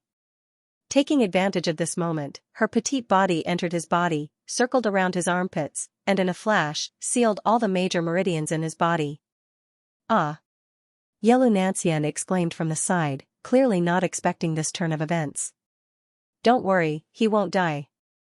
Heaven Mountain Tonglao glared at her. Didn't you want to kill him just now? Song Qingshu sighed and said, although I'm not like those perverted gentlemen on the internet in my previous life, I have to admit that you have a special kind of attraction right now. It's just that your voice is a bit of a killjoy. I wonder if there's any way to turn you into a soft baby voice. That should be the legal Lolita that those people dream of. Hearing his frivolous words, a hint of anger flashed across Tianshan Tonglao's eyes. She rolled up her sleeves and slapped his face. Although her skill with her sleeves was not as superb as Li Qiushui's Hanshou acupoint brushing, her internal energy was more profound. If it hit, a normal person would still have their teeth knocked out and their brains split. Seeing that this general was about to suffer, Yelu Nancian opened her mouth, but Heaven Mountain Tonglao was too fast, she couldn't stop her. But the scene she imagined didn't happen. Heaven Mountain Tonglao's sleeve only hit a shadow. Feeling the force of her attack hitting thin air, Heaven Mountain Tonglao was alarmed and quickly retreated. Unfortunately, her opponent was even faster, like a shadow following her. No matter how good her movements were, she couldn't shake him off. Yelu Nancian was dumbfounded. She thought her lightness skill was pretty good in the martial world, but the two people in front of her were too shocking. Heaven Mountain Tonglao's movements were very strange. She moved left and right without any fixed direction, but she looked very beautiful. Because of her petite body, she looked like a butterfly dancing in the air. As for the general, his figure was even more exaggerated. His figure could not be seen clearly at all. One could only faintly see a wisp of smoke drifting around him. No matter how the butterfly flew, it could not get rid of the wisp of smoke that surrounded him. After a while, Heaven Mountain Tonglao was unable to dodge. Her acupuncture point was sealed by Song Qingshu. She could not help but look at him in shock. I clearly sealed your acupuncture point just now. How can you still attack? How powerful was her internal energy? She had never seen anyone who was able to break through the acupoints of others she had sealed. This was something that completely subverted her entire life's understanding of martial arts. She was confident that even if Zhang Sanfeng of Wudong were to come here and had his acupoints sealed by her, he wouldn't be able to break through in a short period of time. Could it be that this person was more powerful than Zhang Sanfeng, who had 100 years of internal energy? But looking at his age, how was that possible? If I didn't do this, how could I lure you to let down your guard and approach me? Song Qingshu smiled. Heavenly Mountain Tonglao's kung fu was too high, and it was not easy to capture her alive. Therefore, he came up with this plan. As for the reason why he was able to open the acupoints, it was all because he practiced the Taishan Sutra, which was equivalent to opening up a new meridian system in his body. The martial arts in the world had never even heard of these acupoints, so how could he open them? Who are you? Heavenly Mountain Tonglao was shocked. Although it happened suddenly, as a grandmaster, she would not be so easily tricked. She used dozens of body movements. As long as she was a safe distance away, she would be able to take advantage of the situation to fight back. However, she could only blame herself for not being able to get rid of her opponent. Before Song Qingshu could answer, Tianshan Tonglao scolded, "Your movement just now had the shadow of wave-like subtle steps. Are you that bitch's new gigolo?" Bitch? Song Qingshu was confused, but he quickly realized that she was referring to Li Qiushui. He could not help but sigh that the two of them had really loved each other for dozens of years just for the same man. As for wave-like subtle steps, it was completely learned from Tang Sire and Li Qingluo, and he had integrated it into his own kung fu. Tianshan Tonglao quickly refuted her guess. "No, if that bitch had a gigolo like you, she would have invited you to Tianshan to seek revenge on me. I have some history with Li Qiushui, but it's not what you think." Song Qingshu thought that with Li Qingluo's relationship, Li Qiushui could be counted as his cheap mother-in-law to some extent. Of course, they had some history. Tianshan Tonglao snorted, "All the men who have a history with that bitch are her gigolos. But her gigolos used to be handsome young men. I didn't expect that after dozens of years, her taste has deteriorated so much." Being slapped in the face, Song Qingshu was also very depressed. "Now you are my captive, I should be the one asking you, not you." Tianshan Tonglao did not care at all, and continued to say, "Your acupoint technique is very similar to Dolly's Duan family solitary young finger. Are you from the Duan family?" Song Qingshu finally could not take it anymore. With a straight face, he said, "No, only I have the right to ask you. Who hired you to kill Princess Chingon? I am very curious about who in the world could hire the heavenly mountain Tonglao. I rule the world, why would I listen to anyone's orders? This time I came out purely on a whim, can't I?" Tianshan Tonglao snorted coldly. "It's okay if you don't want to tell me, I have the best way to deal with women." Song Qingshu chuckled, and deliberately put on a wretched expression. "Every time I ask you a question, you have to answer a question, or I'll take off a piece of clothing from your body. I hope you wear more clothes when you go out today." Song Qingshu himself felt that this method was a bit too cunning, but he really could not think of a way to make someone like Tianshan Tonglao speak. After all, she had lived for more than 90 years, and stood at the peak of the martial world. What kind of storms and waves had she not seen? How could she give in so easily? After thinking about it, he could only come up with this method. After all, Tianshan Tonglao and Li Qiushui had been arguing for most of their lives, and she loved to mock Li Qiushui for being fickle and promiscuous. At the same time, she was proud of herself for keeping Wu Yazi's virginity. She must be very concerned about this kind of threat.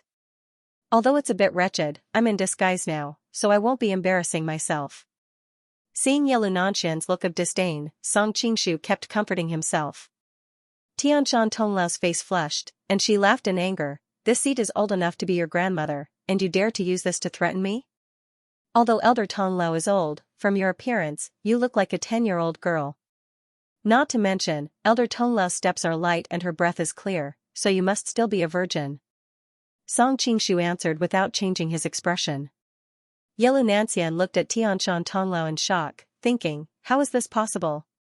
She didn't expect Tianshan Tonglao's reaction to be anger mixed with a bit of shyness, indirectly admitting this. Yelu Nanxian couldn't help but drop her jaw in shock. She looked at the general and gave him a "you can even see this, look. You little bastard." Tianshan Tonglao couldn't hold back anymore, and suddenly, a few beams of cold light shot out from her hands. Song Qingshu's eyes were sharp, and he immediately recognized that they were the famous life-death notes. At such a close distance, and they were made by Heavenly Mountain Tonglao, Song Qingshu could only dodge them by a hair's breadth even though he had used all his strength. Even so, he was still scratched by 2 of them. "How did you unseal your acupuncture points?" Now, it was Song Qingshu's turn to ask the same question. With his martial arts, even a master cultivator wouldn't be able to move his acupuncture points. What's more, he was using the Duan family's solitary yang finger, the best acupuncture technique in the world. Even Ouyang Feng, who knew how to reverse the flow of meridians, wouldn't be able to unseal his acupuncture points like normal. He didn't expect Heaven Mountain Tonglao to imitate him, pretending to have her acupuncture points sealed. Then, she suddenly attacked. Even though he barely dodged it, Yelu Nanxian was injured. Heaven Mountain Tonglao smiled proudly. My 8 desolations, 6 directions, supremacy, is so powerful, what can a mere acupuncture point seal do to me? She had cultivated this technique, turning her body into a petite loli. Naturally, her meridians were different from normal people's. So, no matter how good Song Qingshu's acupuncture point seal technique was, unless he thoroughly studied her body, he wouldn't be able to hit her. At this time, a moan came from the side. Song Qingshu didn't have time to think about how she unsealed her acupuncture points. He quickly went over to help Yalu Nanxian up. When he found out that she had been hit by the life-death talisman, he looked at Heaven Mountain Tonglao in shock and anger. You're a senior, how could you suddenly attack a junior? Where's your dignity? Heavenly Mountain Tonglao put her hands behind her back and said disapprovingly, go and ask around in the pugilistic world. When did the Lord of Ethereal Peaks Vulture Palace become bound by all kinds of rules and regulations like those hypocritical white sects? At this time, the life-death talisman in Yalu Nanxian's body had started to take effect. She felt like thousands of ants were biting her heart. Instinctively, she wanted to tear off her clothes. But when she remembered that there was a stranger next to her, she could only grit her teeth and endure it. But how could she endure the power of the life-death talisman with just willpower? After a while, she almost bit her lips until they bled. Heaven Mountain Tonglao said proudly, you offended me, I'll give you a chance. If you kneel down and kowtow to me, I'll be merciful and give you an antidote. Her eyes were sharp, she could see that this marriage escort general treated Yalu Nanxian differently, he naturally wouldn't allow her to suffer. This was also the reason why she ambushed Yalu Nanxian just now. Song Qingshu ignored her, hugged Yalu Nanxian and asked, which acupoints on your body were hit by the life and death talismans? Zigong, Ling. Ling Su, Guan Yuan, Fu Tu. Yalu Nanxian was, after all, a powerful warrior of the young generation. Although she couldn't dodge the sneak attack, she could tell which acupoints were hit. However, under the effect of the life-death notes, she had to squeeze out these acupoints from between her teeth. These acupoints were on her chest, lower abdomen, and thigh. Song Qingshu thought that this Heaven Mountain Tonglao was really cruel, using 4 life-death talismans on her body. Remember that the underworld leaders who controlled the 36 islands and 72 caves only used 1 life-death talisman each, and it was already enough to make them beg for death. Yet, she used 4 on a little girl like Yalu Nanxian. Seeing him asking about the acupoints, Heavenly Mountain Tonglao sneered and said, it's useless. The life and death spell can only be undone by my unique technique.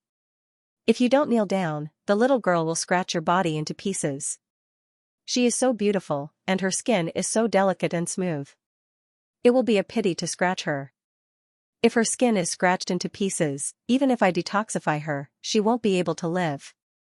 Song Qingshu didn't care about her sarcasm, he placed his hand on Yalu Nanxian's back and began to suppress the poison in her body. He had been hit by the life-death talisman before, he knew that the key to the life-death talisman was the yin and yang qi. Depending on how much yang qi and yin qi was used, the method to cure it would be different. However, he had the most profound understanding of yin and yang qi in this world, so the life-death talismans that could shake the entire martial world wasn't a problem for him. Seeing him trying to cure the poison with his true qi, Heaven Mountain Tonglao sneered, if my life-death talismans were so easy to cure, those people on the 36 islands and 72 caves wouldn't be willing to listen to my orders. I'm not afraid to tell you, if you are hit by the life-death talisman and don't know how to cure it, the more you cultivate, the faster the poison will act. However, her voice gradually became softer, because she saw Yalu Nanxian's pained expression lighten, and she wasn't tearing her clothes as hard as before, her emotions were also calming down. How is this possible? Heaven Mountain Tonglao had been shocked too many times today. Not only was this young man's martial arts so powerful, not only was she unable to seal his acupoints, not only was his qigong better than hers, but now, he even knew how to cure her unique technique? Was there still any justice in this world? Seeing the white mist rising from Yalu Nanxian's head, Heaven Mountain Tonglao's heart skipped a beat. She didn't know why this was happening, but she knew that if given enough time, this mysterious person could cure the life-death talisman, and that would be troublesome. As soon as she thought of that, her figure flickered and she shot towards Song Qingshu, planning on heavily injuring him while he was distracted. She was a leader of the corrupt path, and she didn't care about rules. She naturally didn't care about sneak attacks. Song Qingshu's brows furrowed. He had gone through many dangerous situations, so it wasn't like he wasn't prepared for this situation. Curing the life-death talisman was a delicate task, and there couldn't be any mistakes. So, he planned to temporarily suppress the life-death talisman in Ye Lunanxian's body, and when it was safe, he would slowly cure her. He didn't expect Heaven Mountain Tonglao to be so heavy-handed, leaving 4 life-death talismans in her body. Suppressing the life-death talismans would take a long time, but Heaven Mountain Tonglao just had to act now. But if he let Ye Lunanxian go now, all his previous efforts would be in vain. The life-death talismans that were about to be suppressed would backfire even more violently than before. No matter how strong Ye Lunanxian's willpower was, she wouldn't be able to endure it, and her body would be torn to shreds. For a beautiful woman like her, even if her life-death talismans were cured, she wouldn't be able to accept such an ending. Without a choice, Song Qingshu pressed one hand on her back to continue suppressing the life-death talismans in her body, and used the other to fight against Heaven Mountain Tonglao. Seeing him being so careless, Heaven Mountain Tonglao laughed angrily. "You want to fight me with one hand? Even if it's Zhang Sanfeng fighting me with one hand, his blood would be splattered 3 feet high." Then, he used Heaven Mountain Plum's snapping hand and 6 solar palm at the same time, taking into account the subtlety and power of the moves, instantly sealing off all of his opponent's escape routes. As expected of Heaven Mountain Tonglao, who kills without a second move. Song Qingshu's expression was solemn. Since things had come to this, he didn't dare to hold back anymore. Since his opponent had sealed off all of his escape routes, then he would use force to break through. However, Heavenly Mountain Tonglao didn't look proud at all. Instead, she looked serious. Innate sword chi? Song Qingshu pushed her away with his sword chi. Seeing that she was in a daze, he ignored her and continued to help Ye Lunanxian suppress the life and death spell. "I heard that there is a surviving member of the Hui sword sect called Shuabufan. He practiced hard in Changbai Mountain for 20 years and got a sword manual. The tip of his sword can emit a half-foot sword aura. I was amazed at the rapid progress of martial arts in the world. I didn't expect that you could use such amazing sword chi. In comparison, Shuabufan's half-foot sword aura is not worth mentioning." Tianshan Tonglao sighed. She felt that the new generation was replacing the old. However, she quickly regained her composure and said, "But a mere sword chi can't scare me." She slowly raised her hands, and an almost transparent outline could be vaguely seen on the edge of her delicate hands. Chi. Blade. Song Qingshu's heart skipped a beat. He had seen Xuzhu use the Northern Dark Chi blade during the Golden Snake competition. At that time, he thought it was a special attack of the Northern Dark Divine Art. Now, it seemed that this blade technique was a special martial art of the Carefree sect. As long as one's inner force reached a certain level, one could turn chi into a blade. As for whether it was the Northern Dark Divine Art, the Small Formless Method, or the 8 Desolation and 6 Directions Palace, it didn't matter much. In this short amount of time, Heaven Mountain Tonglao had already gathered enough saber chi, slashing it down on Ye Lunanxian's body. Before the saber chi arrived, the courtyard was already filled with sand and pebbles. Many of Ye Lunanxian's hairs were even cut off. If the saber chi landed, the two of them would definitely die together. Looking at the looming huge blade, Song Qingshu immediately realized that this attack was much more powerful than the one Xuzhu used during the Golden Snake competition. If it was 1 or 2 years ago, he might not be able to block it even if he used both hands, let alone one hand. However, after practicing the Taishan Sutra, Yi Futian's martial arts had reached a whole new level. His attainments in sword chi and lightness skill made him stand at the top of the Jianghu. He raised his right hand and a faint golden sword chi rose into the air to meet the huge chi blade.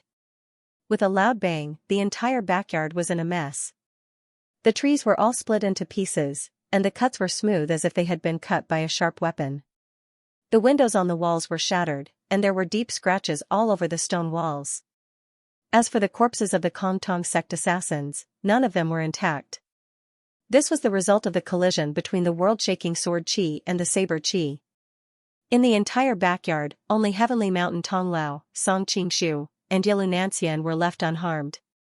Witnessing all of this, Ye Lunanxian's red lips were slightly agape. The shock in her heart was indescribable. Usually, she prided herself on her high martial arts skills, but now that she witnessed it with her own eyes, she finally realized how big of a gap there was between her and the world's top experts. Her Sun Moon Divine Sword used the brilliance of the sun and the moon to win by surprise. It was exquisite but not powerful enough. When she met someone who was not as good as her, or even someone who was at the same level as her, she could use her exquisite swordsmanship to take them by surprise. However, when she met those top-notch grandmasters, her exquisite swordsmanship was useless in front of their experienced and sharp eyes. Instead, she was easily controlled by her opponent. She was defeated by Ouyang Feng in the past, and she was defeated by Tianshan Tonglao today. At this moment, Tianshan Tonglao did not hesitate at all. She moved her body and used her hand as a blade to attack. Although it was unbelievable, she knew that her full-force attack was blocked by her opponent with just one hand. Her opponent's martial arts level might be slightly higher than hers.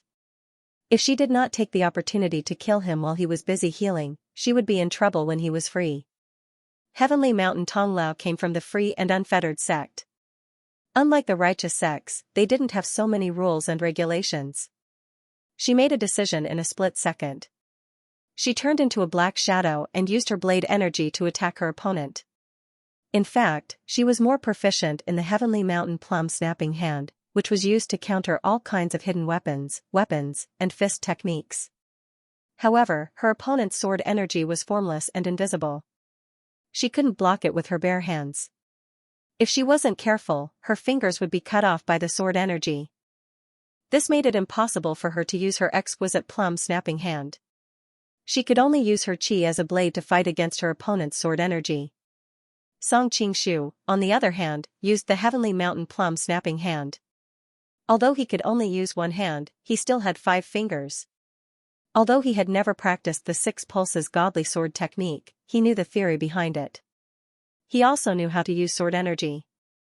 Therefore, he was able to unleash the same effect as the 6 pulses godly sword technique. He cultivated the essence of the 5 mountains godly sword, experienced Dugu Chobai's invincible sword intent in the sword catacomb, sparred with Feng Qingyang and Ling Huchong's solitary 9 swords, and then cultivated the supreme sword technique of the Supreme Mystery Sutra. Just based on his understanding of sword techniques and the level of exquisiteness of his sword techniques, even Duan Saiping, the creator of the 6 pulses godly sword technique, might not be able to compete with him. His 5 fingers moved up and down, using the formless sword energy to unleash a mysterious sword technique that forced Heavenly Mountain Tonglao to not be able to get within 3 feet of him. How is this possible? The more Heavenly Mountain Tonglao fought, the more shocked she became. Her opponent was sitting there, healing Xianxia with one hand, and calmly dealing with her with the other. He couldn't even move his feet. Even so, she couldn't do anything to him. On the contrary, she was almost injured by his sword energy several times. Seeing that she couldn't defeat him, Heavenly Mountain Tonglao understood that her saber art couldn't win against this exquisite sword art. She put away her saber energy and moved like a ghost, circling around the two of them, looking for opportunities to shoot out her life and death talismans. Her opponent couldn't move at all, making him a living target. Her life and death talismans specialized in breaking internal Zhen Qi. As long as her opponent missed even one life and death talisman, no matter how strong his defensive Zhen Qi was, his life and death would be in her hands. Song Qingshu's expression was serious as he waved his sword energy to cut down the life and death talismans that were coming at him from all directions. What made him angry was that his opponent didn't have the demeanor of a master. He knew that his defense was tight, so most of the life and death talismans were aimed at Yelunanxian. He knew what his opponent was trying to do.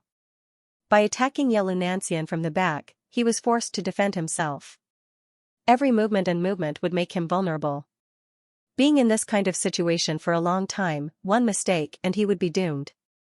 In order to change this situation, he had to catch his opponent off guard.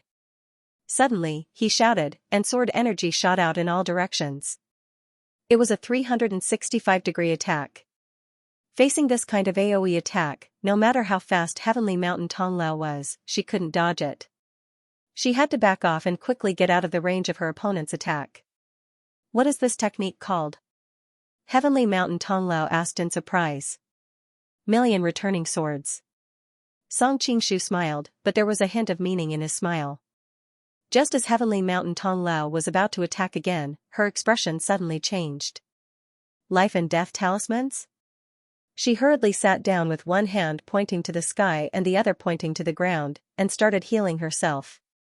It turned out that Song Qingshu had used the sword energy as a cover to shoot out a few life and death talismans. Heavenly Mountain Tong Lao was indeed distracted by the million returning swords and didn't notice the almost transparent life and death talismans. How come you know life and death talismans?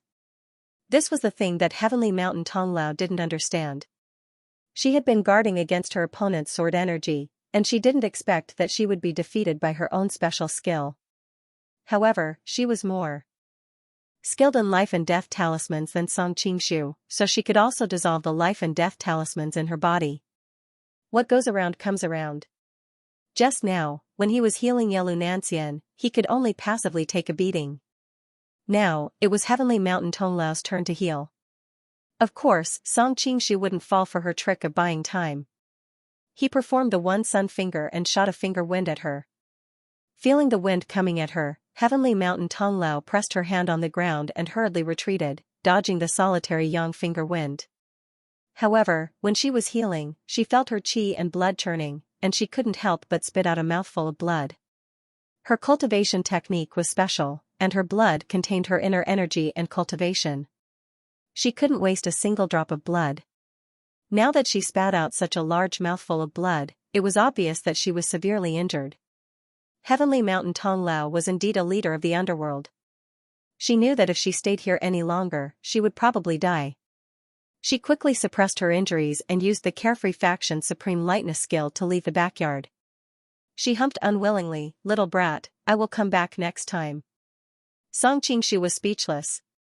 He thought to himself that Grey Wolf and Pokemon's Team Rocket would often leave behind such a sentence at the end. Heavenly Mountain Tong Lao's villainous nature was really strong. However, he admired her decisiveness. If she stayed a little longer, he would be able to suppress the notes of life and death in Heavenly Mountain Tong Lao's body. At that time, he would be able to free himself, and it wouldn't be so easy for her to leave. "Thank you for saving me, General." At this time, Xianxia also stood up and thanked him. At the same time, she looked up and down at him with her beautiful eyes. She seemed to be happy, but also a little suspicious. Suddenly, the night wind blew by, and she felt a slight chill. Looking down, she couldn't help but blush. It turned out that the 4 notes of life and death were very powerful. She felt like thousands of ants were biting her heart. Even though she tried her best to control it, she still tore her dress, causing her snow-white skin to be partly visible. Song Qingshu thoughtfully took off his jacket and put it on her. "Don't thank me too early. We were in a hurry just now, and I only temporarily suppressed the notes of life and death in your body. It will act up again in a dozen or so hours." "Ah?" Xianxia was wrapped in a man's jacket, feeling the warmth of the man's aura. She was in a daze when she heard what he said, and her face paled. She still had lingering fear when the life-death talismans acted up, and she didn't want to experience it again. "Don't worry. I couldn't get rid of the life-death note for you just now because Heavenly Mountain Tong Lao was beside you. I could only suppress it temporarily. However, she escaped with injuries. If you don't want to leave any hidden dangers, you must find a place to heal as soon as possible. So, she won't come back for a while. I will completely dissolve the life-death note in your body." Song Qingshu comforted her. "Yes."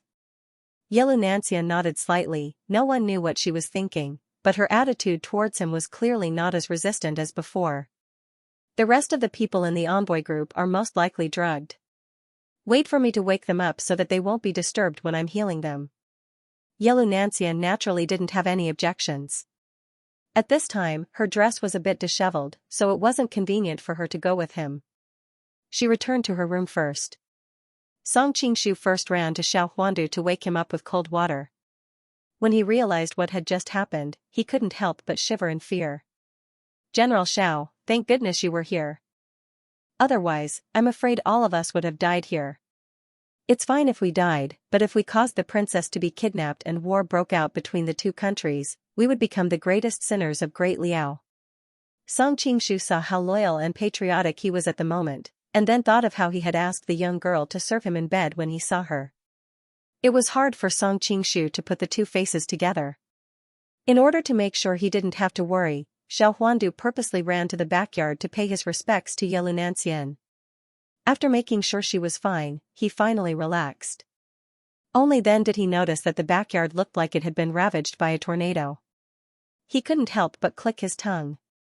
When he heard that the little girl was actually the famous Heaven Mountain Maiden, his eyes almost popped out of their sockets. I actually dared to flirt with Heaven Mountain Maiden. Xiao Huandu's back was drenched in cold sweat. He touched his neck in fear. Damn it, when I get back, I must burn some incense and thank my ancestors for their protection. Song Qingshu thought to himself, rather than thanking your ancestors, you might as well thank me. He immediately scolded Xiao Huandu with a smile and sent him to wake up the other members of the envoy group. Not long after, the entire envoy group returned to normal. Because a few assassins had just died in the backyard, blood and flesh splattered everywhere, the scene was a bit disgusting. Naturally, it wasn't suitable for the princess to stay there. But the relay station was only so big, it was hard to find another place. In the end, it was Song Qingshu who offered his room to the princess. Xiao Huandu was put in a difficult position, thinking that it was one thing for the princess to move to another man's room, but everyone knew about the princess's attitude towards him on the way here. How could he possibly agree? He thought he would be rejected, but Yelunancian actually agreed without hesitation. Adultery? This was the first thought that popped into Xiao Huandu's mind. But it was really unimaginable, the thought quickly disappeared. After changing rooms, Song Qingshu stayed next to Yelunancian. Originally, it was a bit inappropriate for a foreign official to stay so close to a married princess, but because of the commotion just now, everyone was already frightened by the mere twang of a bow. With him staying by the princess' side to protect her, everyone felt a bit more at ease. After everyone packed up and left, Song Qingshu directly went to the room next door and knocked on the door. The one who opened the door was Yelunancian's maid. She had just been knocked unconscious and had already woken up. Because she knew he was the one who saved everyone, the maid's attitude towards him improved a lot. But when she heard him wanting to enter the room so late at night, she couldn't help but be dumbfounded. General, I'm afraid this is inappropriate. The princess has been poisoned, I need to treat her injuries as soon as possible. Song Qingshu explained. Should we inform Lord Xiao? The maidservant had an awkward expression on her face. It had to be known that a maidservant's life, honor, and disgrace were closely related to their masters. If there was any scandal in the future, their masters might not be able to live well, but they might not necessarily die. However, a maidservant like her would definitely die. If this matter were to spread out, it wouldn't be good for your princess, right? Song Qingshu said. The maid rolled her eyes, thinking that since he knew it wouldn't be good, why did he still come here in the middle of the night? Just as she was about to find another reason to refuse, Yelunancian's voice came from inside the room, let him in. The maid was dumbfounded, turning around to look at the man in front of her, thinking that she had only been unconscious for 2 hours. How did their relationship suddenly become so? But since her master had already spoken, what else could she do? She could only helplessly invite Song Qingshu in. I hope General can hurry, after all, it would be inappropriate if someone found out. She had already made up her mind to stand guard outside, and if anything happened outside, she would immediately report back. After all, this was related to her family's life. Song Qingshu laughed involuntarily. The princess and I are open and aboveboard, yet you make it sound like we're having an affair. The maid thought to herself, who was it that said it wouldn't be good if someone found out? She lightly snorted and closed the door for him. This general greets the princess. Song Qingshu thought to himself, women will always be women. They had just changed rooms, yet the air was already filled with the fragrance of cosmetics. General, no need to be so courteous. Yelunancian leisurely walked out from the inner room. She had already changed into a light green dress. Her face was as delicate as porcelain, and her skin was white and delicate. Her slender figure was light and graceful, and her body was soft and delicate, but her breasts were unusually full. Song Qingshu began to despise himself. What did he care about all day long? Feeling his burning gaze, Yelunancian blushed, but for the first time, she didn't get angry. What do I need to prepare to dissolve the life-death talisman? There's nothing special to prepare, the only requirement is that the poisoned person needs to take off their clothes. Song Qingshu answered without thinking. Yellow Nancian frowned, lightly said, General, do you know what you're saying? Song Qingshu smiled bitterly, I know the princess will misunderstand, but I really don't have any ulterior motives. Also, if the princess is worried, I will cover my eyes during the entire process. If you cover your eyes and touch something you shouldn't touch, then you won't be blamed? Yellow Nancian directly exposed his thoughts. Huh? Song Qingshu was startled, thinking, why don't you play by the rules? Yellow Nancian sneered, I can be considered half a martial artist. I've always been curious, when martial artists treat men's internal injuries, they usually keep their clothes on, but when it comes to treating women's injuries, they often ask the women to take off their clothes. In the end, isn't this a trick of you men? Song Qingshu answered with a straight face, scientific research has proven that a man's body fat percentage is between 1% to 20%, and a woman's body fat percentage is between 1% to 22%, much higher than a man's. Most of this fat is stored under the skin, blocking the meridians, which is a big hindrance to the treatment process. Think about it, a woman, after an injury, has a slightly higher body fat percentage, and with the cover of her clothes, it's a double hindrance, affecting the use of internal energy. Direct treatment can't achieve the best results, it's life-threatening. Yellow Nancian, the two stared at each other, the room fell into an awkward silence. Song Qingshu guiltily added, the life and death talisman uses thin ice cubes to inject yin and yang qi into the meridians, it also needs the corresponding yin and yang qi to dissolve it. After the ice cubes are dissolved, it turns into steam, which needs to be expelled from the body through the skin. If it's blocked by clothes, it's easy to fail. You're talking nonsense with a straight face. Yellow Nancian spat lightly, but even though she said that, her feet moved towards the inner chamber. Come inside. Song Qingshu was surprised, he followed her into the bedroom, and saw her slowly loosening the silk belt around her waist. He was dumbfounded. Princess, what are you doing? Yellow Nancian paused, didn't you tell me to take off my clothes to treat my injuries? I told you to take them off, so you took them off? Song Qingshu wasn't happy at all, instead, he was angered, then if I told you to sleep with me, would you sleep with me? Yellow Nancian blushed, she mumbled, you didn't ask me to sleep with you. Song Qingshu suddenly felt annoyed, do you know what it means to take off your clothes in front of a man you don't know? What are the consequences? Out of bad taste, he purposely hid his identity to tease Yellow Nancian, but he didn't think things would develop like this. If she really took off her clothes, what would that mean? Would he cheat on himself? What consequences? Yellow Nancian asked lightly. Song Qingshu was speechless, he didn't know how to explain. Either way, it won't work.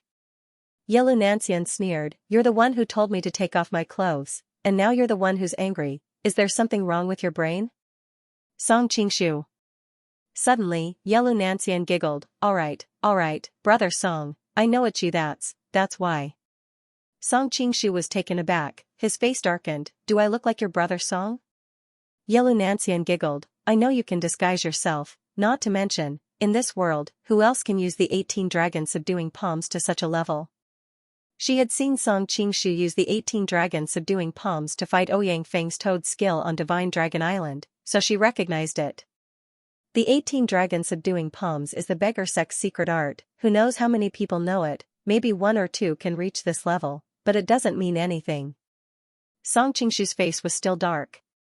But there's also your sword energy, does anyone else in the martial world know 10,000 returning swords?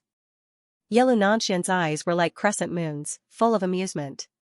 There are so many sword experts in the martial world, many of them know sword energy, do you really believe a random shout of 10,000 returning swords? Song Qingshu was still in a bad mood, precisely because he was an expert in disguise, he had always been worried that someone would try to impersonate him. Seeing Yellow Nancian thinking that a man with a different face could be him with just a few clues, of course he wasn't happy. There are many, but you know the 18 dragons subduing palms, no 10,000 returning swords, and... Yellow Nancian suddenly stuttered. And what? Song Qingshu was very curious, how did she determine his identity? Such a cheap person, brother Song is the only one in the world. Yellow Nancian's lips curled up, clearly she was very happy at this moment. Song Qingshu, alright, don't be angry, do you remember when my dress was torn, you put your coat on me? Actually, I was the last one to confirm it, because… Yellow Nancian suddenly blushed, stuttering, because I remember your scent. Song Qingshu was stunned. Was this a woman's talent? It seemed like many women could clearly distinguish the scents of their own men. On the contrary, it was difficult for men to distinguish the scents of women. In any case, it was the fragrance of rouge and face powder. Then he felt pity for Yellow Nancian. He and Yellow Nancian actually only had one night of marriage. It was a freak accident. He didn't think she would remember this feeling so deeply in her heart. At this time, he no longer had the mood to tease her. He took off his mask and revealed his face. Sister Nancian, I'm sorry, Nancian. Yellow Nancian said blankly, originally, you promised me that you would come and be my great general, but I didn't see you that day. At that time, I was really disheartened. I thought that since you didn't care about me, I might as well marry that crown prince of Western Xia. Song Qingshu smiled bitterly and said, I was in Sichuan before. Something happened there, so I was delayed. However, I rushed here without stopping. I traveled day and night without any rest. Yellow Nancian couldn't help but snort. I really didn't scold you. You obviously came here, but you still deliberately deceived me. Song Qingshu's expression was gloomy. It's not like you don't know that my current identity can't be revealed, so I had to change my identity. Also, I wanted to tell you as soon as I came, but unfortunately, you didn't even see me. Yellow Nancian was a little embarrassed. I was angry at you at that time, and I thought the general wasn't you. I was in a bad mood, so I didn't give him a good face. Song Qingshu gently pulled her into his arms. Don't worry, now that I'm here, you don't have to worry about anything. Yellow Nancian nodded. In truth, she couldn't really explain her relationship with Song Qingshu. In the beginning, she admired him and had a good impression of him, but after the incident that happened that night in Yangzhou, she didn't know how she felt at that time. She just didn't know how to face Song Qingshu, so early the next morning, she quietly left. Later, when she met him in Liao, she felt familiar and strange. She wanted to be close to him, but she felt something was missing, and she wanted to stay away, but she didn't want to. It was not until she got married to the Western Xia country this time that the sadness and disappointment in her heart gradually made her realize something. A moment ago, he protected her with one hand and fought against the famous heavenly mountain Tonglao with the other, regardless of the danger. She could even hear the sound of her heartbeat. It was not nervousness or fear, but a kind of palpitating heartbeat. Don't talk, let's get rid of the life and death spell in your body first, or I won't be at ease. Thinking that the poison in her body was a time bomb, Song Qingshu said hurriedly. Do I really have to take off my clothes? Yellow Nancian suddenly lowered her voice. Actually, it's not necessary, but the effect will be better if you take it off. Song Qingshu laughed awkwardly. Yellow Nancian glared at him. I knew it. Just as Song Qingshu was feeling awkward, he suddenly saw Yellow Nancian's slender hands lightly untie the belt around her waist, slowly pulling her dress down from her shoulders, revealing her back that was like the finest white jade.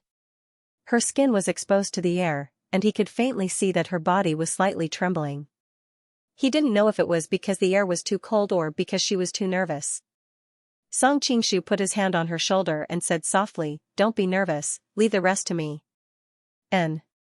Feeling the heat from his palm, Yellow Nancian nodded almost inaudibly. That night in Yangzhou was a blur, but this time, she was the one who took the initiative to take off her clothes in front of this man. How could she not be nervous? Song Qingshu paused, then reminded her, oh right, because the life and death spell's acupuncture points are Zigong, Ling Su, Guan Yuan, and Fu Tu. I might move my hand to the corresponding acupuncture points. These acupuncture points corresponded to the chest, lower abdomen, and thighs. If it wasn't someone close to her, it would be difficult to treat. This was also why Song Qingshu chose to suppress the life and death spell instead of removing it right away in the backyard. Seeing that Yellow Nancian didn't speak, Song Qingshu asked again, Sister Nancian? Yellow Nancian finally spoke, but her tone was 70% shy and 30% angry. I've already taken off my clothes, and you still keep asking me about this. Song Qingshu paused, then couldn't help but laugh. This time, it was Yellow Nancian's turn to be embarrassed. Am I too rude? You are a beautiful rouge horse that grew up on the grasslands. If your personality is as bashful as a Jiangnan water village woman, it would be a bit inappropriate. Song Qingshu gently tidied her waterfall-like hair and said softly. You're calling me a horse? Yellow Nancian turned around angrily, her beautiful eyes widened. A horse is meant to be ridden. At this point, she suddenly realized something and spat, rogue. Song Qingshu looked down at her, couldn't help but wipe the blood from his nose. Ahem, aren't you forcing me to become a pervert?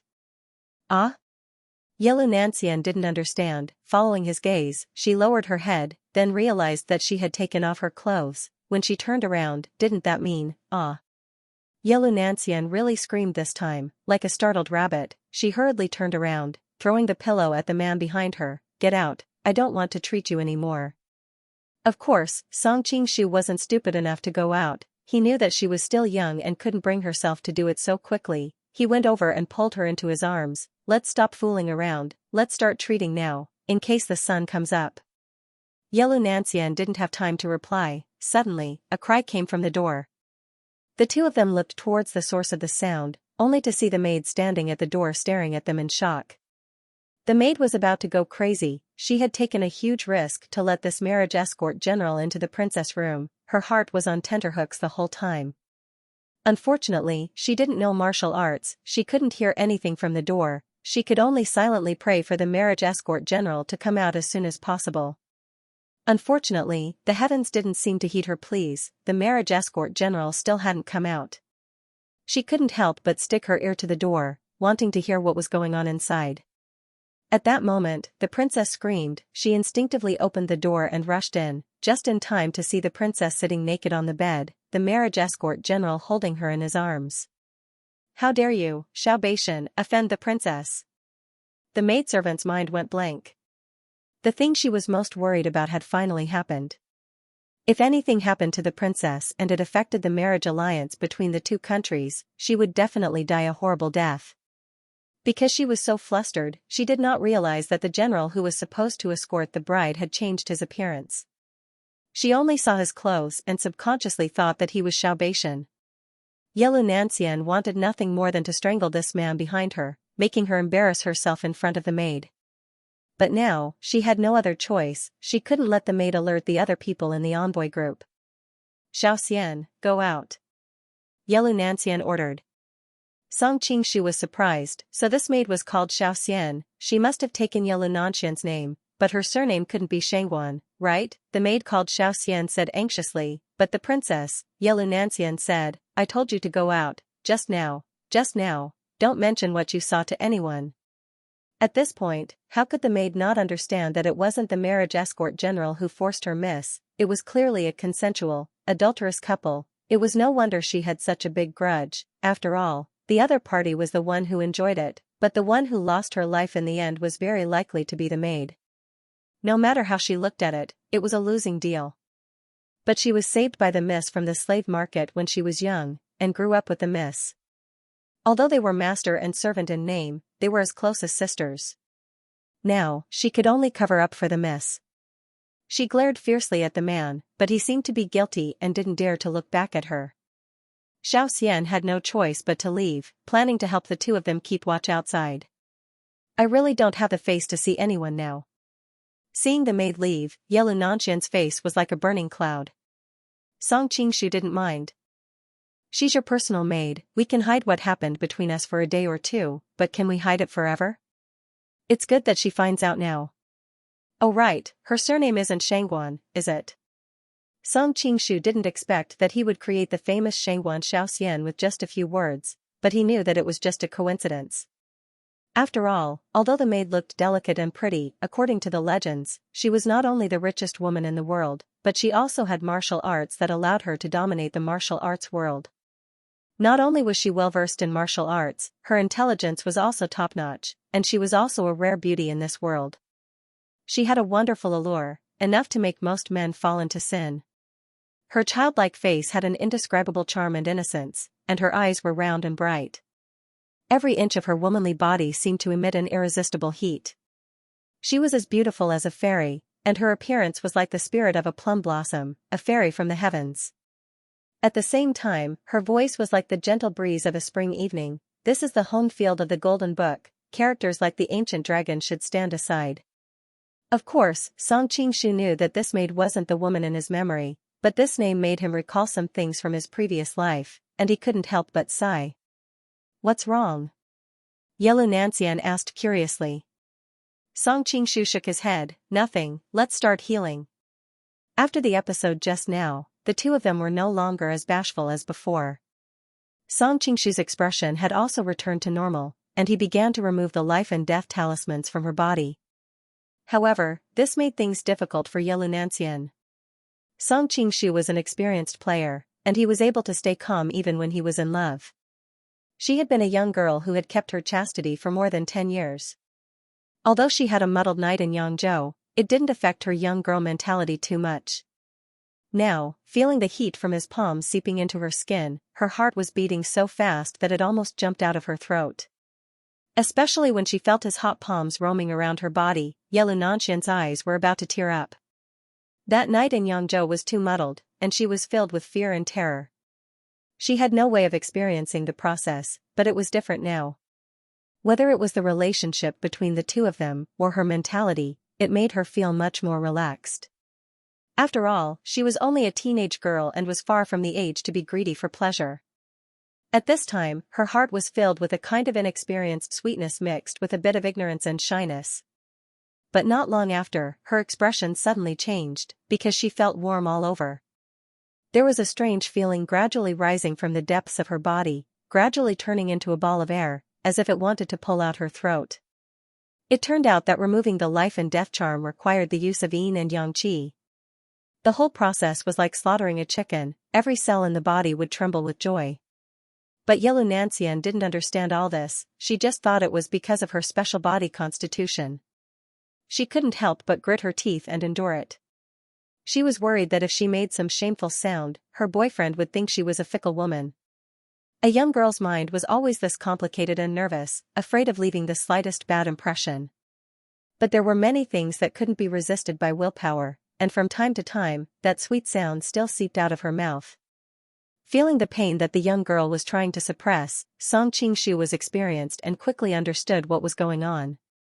He said softly, "You don't have to endure it, it's not good for your body." He then explained the general principle of removing the life and death charm, telling her that this was the most normal reaction of the human body. Yellow Nancian was already on the verge of collapse, but when she heard his words, it was as if she heard the most beautiful sound in the world, and she completely relaxed. However, the moment she relaxed, Song Qingshu suffered. He had been healing her with a clear mind, but when he heard her moaning, he felt his mouth go dry. The young girl's passionate voice was the most beautiful music in the world. In addition to the sweat from healing, the young girl's natural and fresh scent lingered in the tent, and the feeling of youth and vitality from her palm made one's heart even more restless. Song Qingshu persevered with great willpower, completely removing the life and death charm for her. At this time, his eyes were already red, and his body was as hot as fire. Yellow Nancian's eyes were blurry, and her body was soft as if she didn't have any bones, lying in his arms, waiting for him to do whatever he wanted. This is the sweet after the bitter. The thought flashed through Song Qingshu's mind, and he was about to kiss the beautiful girl's red lips when suddenly there was a knock on the door. "Princess, princess." It was the maid Xianxia's voice. "What is it?" As soon as Yellow Nancian said those words, even she was startled. Her voice was no longer as clear and bright as usual, instead, it was as sweet as honey. Song Qingshu's face was also gloomy. This maid had interrupted him time and time again, and he was wondering if he should seal her meridian points the next time he came. "It's morning." The maid's voice was also filled with speechlessness. These two had been inside for the whole night, did they really not pay attention to the time?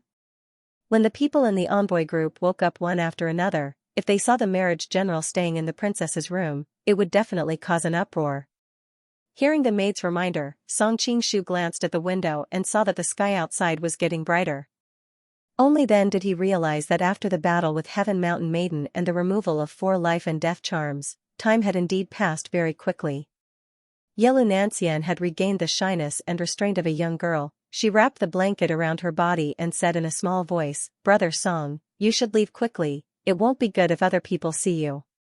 Song Qingshu's expression was a little gloomy, so depressing. Seeing his expression, Yellow Nancian couldn't bear to see him like this. "You can come back at night." After saying that, she embarrassedly buried her whole body in the quilt, leaving only her beautiful black hair outside. "Okay." Song Qingshu's mood instantly improved. He quickly changed his clothes, put on his mask again and walked out. Looking at his brisk pace and his irrepressible proud expression as he walked, the maidservant Xiaoxian felt a burst of displeasure in her heart. She glared fiercely at his back, then closed the door and nervously ran to her mistress's side. "Your Grace, are you all right?" I'm fine." Yellow Nancian felt a little awkward, her voice was a little lacking in confidence. This bastard really doesn't know how to be gentle with the fairer sex. Sensing the strangeness in her master's voice, the maid Xiaoxian immediately misunderstood, thinking that she had been tormented for the whole night. Yellow Nancian's face became even redder. She hurriedly explained, "Song. General Xiao is only treating my injuries, don't think too much." "Treating injuries?" The maid Xiaoxian cursed inwardly. "Miss, do you think I'm an idiot? A man and a woman alone in a room for the whole night, and just now I saw you taking off your clothes and being held in his arms. Even a pig wouldn't believe you if you said you were treating injuries, you might as well say he was doing your hair." "That's right, princess, you have a noble status.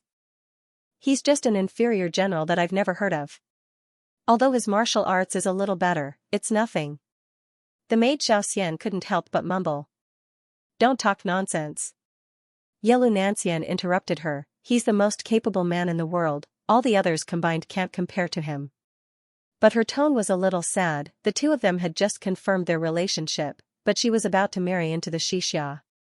Although the other party had repeatedly promised that he would never marry the Xianxia crown prince, but as a member of the royal family, how could she not know how insignificant an individual's strength was in the face of the country's will? Although he was very capable, he was still a man, not a god. This was also the reason why she took the initiative to invite the other party. She just wanted to spend this limited time with her lover, and her only wish was that the road to the Xianxia country would be a little further. The maid on the side saw the infatuated look on the Miss face, and couldn't help but secretly curl her lips. All the other men combined can't compare to him. No wonder people say that beauty is in the eye of the beholder. I really can't understand what's so good about this marrying general. The next day, the diplomatic mission continued on its journey. After the incident last night, everyone was not in good spirits, so Song Qingshu suggested that they travel less today and rest in the nearest town. The other members of the diplomatic mission were naturally happy to agree, and they even praised General Xiao for being considerate to his subordinates. Song Qingshu's main purpose was to meet Yellow Nancian, but it was also a good idea to win people's hearts along the way. From time to time, he would look back at the princess's carriage, and occasionally, he would see Yellow Nancian lifting the curtain to peek at him.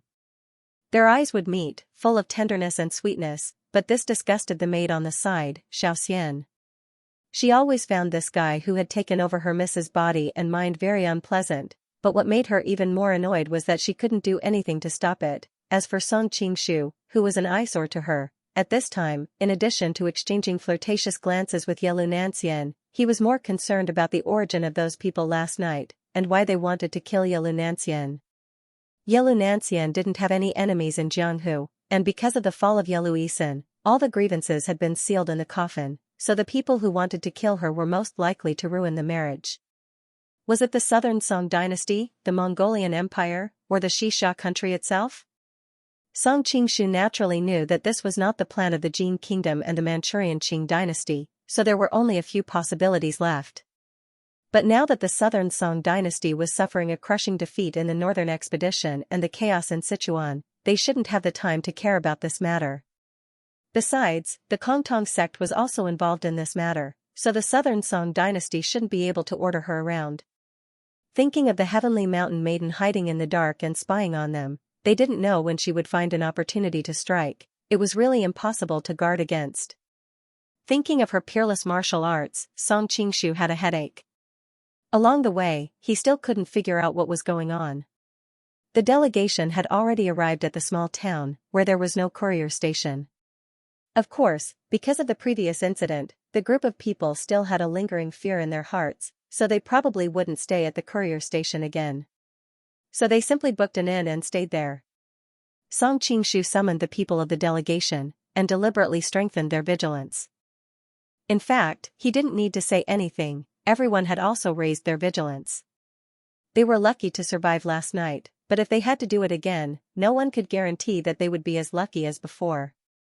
After setting up several layers of defense, Song Qingshu still set up his room next to the commandery princess. With yesterday's incident, no one had any objections. Xianxia, the only one who knew the truth, could only roll her eyes, but she couldn't tell the others the truth. Although it was still early to stay, Song Qingshu was the general who sent the bride, so he had a lot of things to deal with. Xiao Huandu also came to him from time to time to discuss some things. Although Song Qingshu was annoyed, he could only pretend to be polite. After waiting until midnight, when everyone gradually fell asleep, Song Qingshu ran to the door next door and knocked on it. Xianxia, who opened the door, saw him and showed an expression of "I knew it." After entering the door and seeing her standing there motionless, Song Qingshu couldn't help but ask, "Aren't you going out?" Looking at the little handmaiden with a temper, Song Qingshu found it a little strange. "You can sleep in my room next door." The little handmaiden curled her lips. "I don't want to sleep in a stinky man's bed. Besides, I'm a pure girl. If I sleep in a man's room in the middle of the night, how can I face others?" "Song Qingshu," the little handmaiden continued to snort, "and from your appearance, I can tell that you have made a lot of enemies in your daily life. What if someone comes to seek revenge in the middle of the night, and I happen to be sleeping there unluckily? Wouldn't I become your scapegoat?" "Little girl, you're really sharp-tongued." Song Qingshu was also very helpless. "You're not outside or next door. You can't just stay in the room, right? When I'm intimate with your princess. Don't you know what see no see, hear no hear means?" The little handmaiden's face flashed a little red. "After all, I'm the princess's personal maid. I have to get used to this kind of thing." Song Qingshu was startled. Only then did she think of the customs of this world. A servant girl like her did not need to avoid anything. Moreover, the wives and concubines of those big families fought for favor. Sometimes, when the master was physically inconvenient, he would let his personal servant girl serve the husband to keep his body and mind. Thinking of this, Song Qingshu could not help but feel excited. He carefully looked at the handmaiden in front of him. Although she was not beautiful, she had delicate features, red lips, and white teeth. In particular, the collagen on her face showed the attractive youthfulness of a young girl. It is said that capitalism has something to learn. I think the feudal society also has something to learn. Song Qingshu thought with a strange expression. "What are you looking at?" Xianxia's heart skipped a beat when she saw his eyes, and she took a step back guiltily. Song Qingshu could not help laughing. Now he was no longer the ignorant person he used to be. How could he really have any thoughts about a little handmaiden like her? "Since you want to stay, then stay here." Looking at his back as he walked into the inner room, Xianxian raised her small fist. "What do you mean I want to stay here? This is where I live." When Song Qingshu entered the inner room, his eyes suddenly lit up, because at this time, Xianxia was sitting on the bed, dressed in a bright red wedding dress. Her whole person looked even more charming and enchanting. The candlelight in the room fell on her quiet and beautiful face. The shadow of her long eyelashes could be faintly seen on her face that was as pure as snow. Her eyes were as clear as a spring on a stone. She looked at her quietly. "Are you bickering with Xiaoxian again?" She could vaguely hear the voice coming from outside the room. Song Qingshu couldn't help but laugh. "Your little handmaiden has quite a character." Xianxian's eyes shone with a doting light. "It's all my fault for spoiling her too much. In fact, in my heart, I never saw her as a maidservant, but more like a younger sister. It's her good fortune to have an older sister like you." Song Qingshu walked to her side and sat down. He lowered his head and whispered in her ear, "Let's not talk about her, let's talk about our business."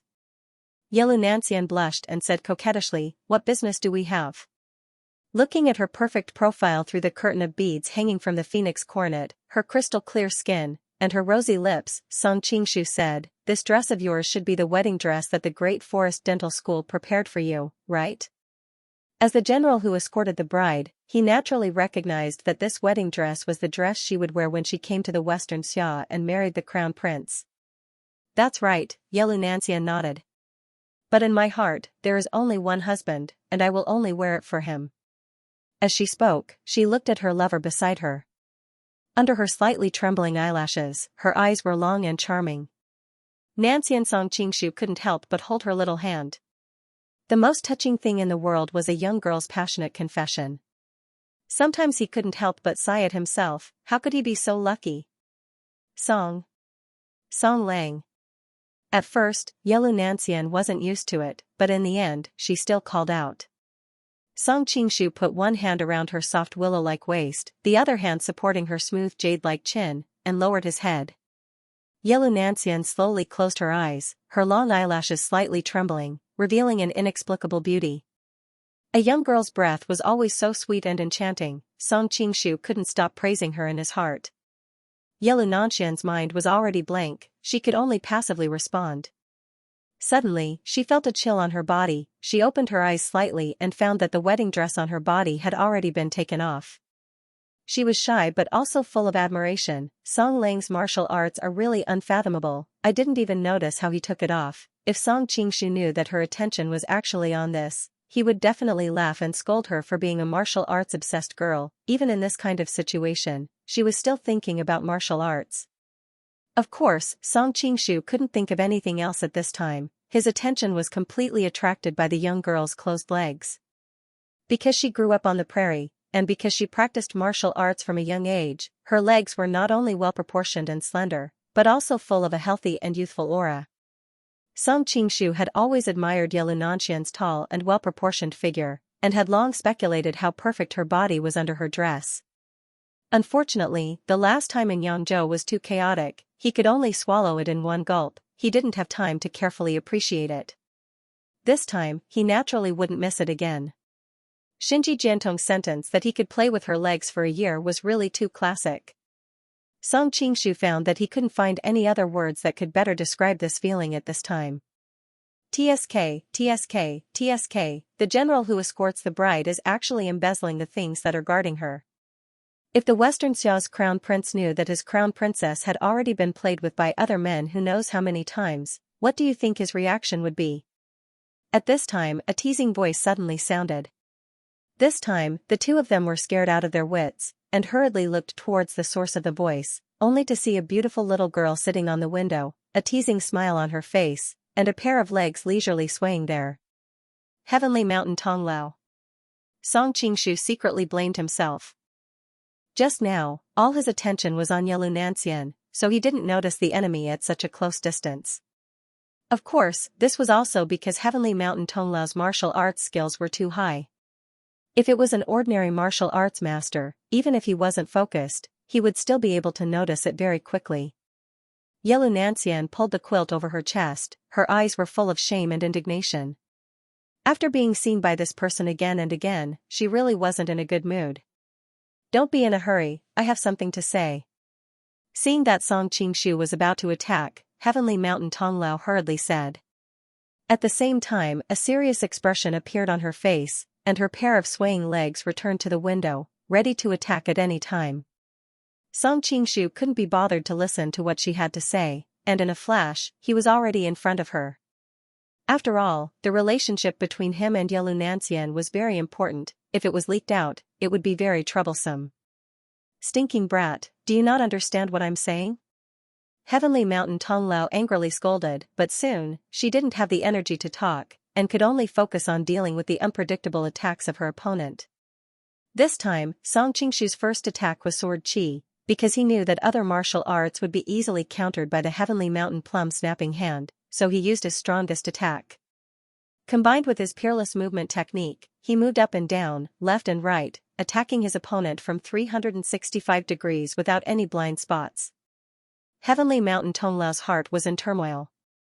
With last night's experience, although the opponent's sword chi was difficult to deal with, it wasn't impossible to defend against. She originally thought that there wasn't much of a difference between the two of them, but now that his feet could move, she realized how wrong she was. His movement technique was too terrifying. One moment he was in front of her, and the next moment, he appeared behind her or above her. Even when she tried her best, she couldn't see how he moved, it was as if he was teleporting. If it wasn't for her 90 years of cultivation and experience, she might have lost the moment they fought. Even so, she knew that she couldn't hold on for long, so she quickly moved to the corner of the wall.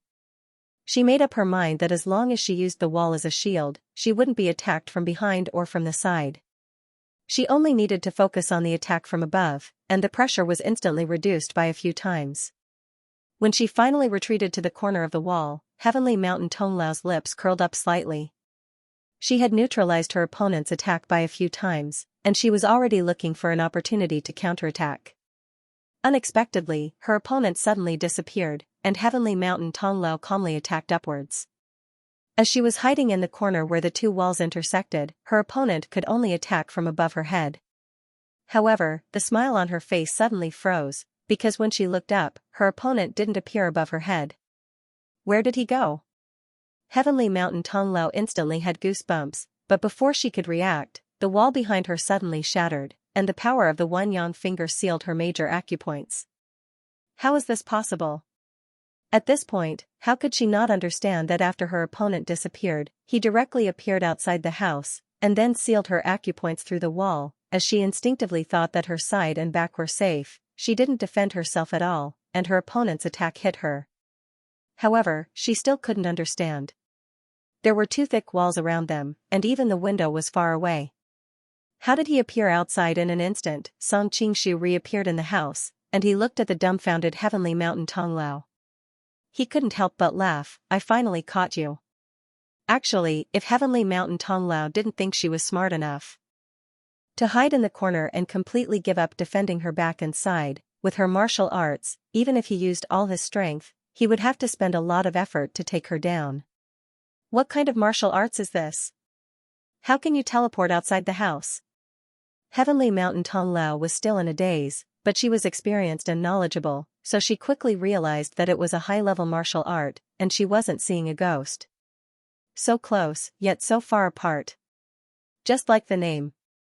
Heaven Mountain Tonglao's martial arts had reached the peak of the man in the painting, and she seemed to have understood something. Your martial arts are definitely not the same as Nameless. Who are you? Your appearance has changed? Song Qingshu then remembered that he had just been intimate with Yelu Nanxian, and he couldn't wear a mask, so he revealed his true face. Now you have to understand your situation. You are my captive, and I am the only one who can ask you questions. You have no right to ask me. Brat. Heaven Mountain Tonglao had always been hot-tempered, but normally, she could kill those people with a wave of her hand.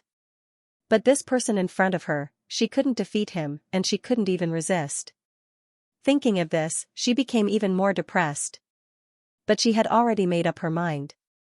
She wouldn't let him get any information out of her. Heaven Mountain Tonglao's unyielding character was no joke. But to her surprise, he didn't ask her any questions. Instead, he came over and sealed her other major acupoints. What are you doing? Heaven Mountain Tonglao shouted angrily. Her mute acupoint was also sealed. Song Qingshu sighed. The 8 desolations and 6 directions supremacy skill you are practicing is really amazing. It actually changed your meridians to be different from those of ordinary people. This was also why he sealed her acupoints again.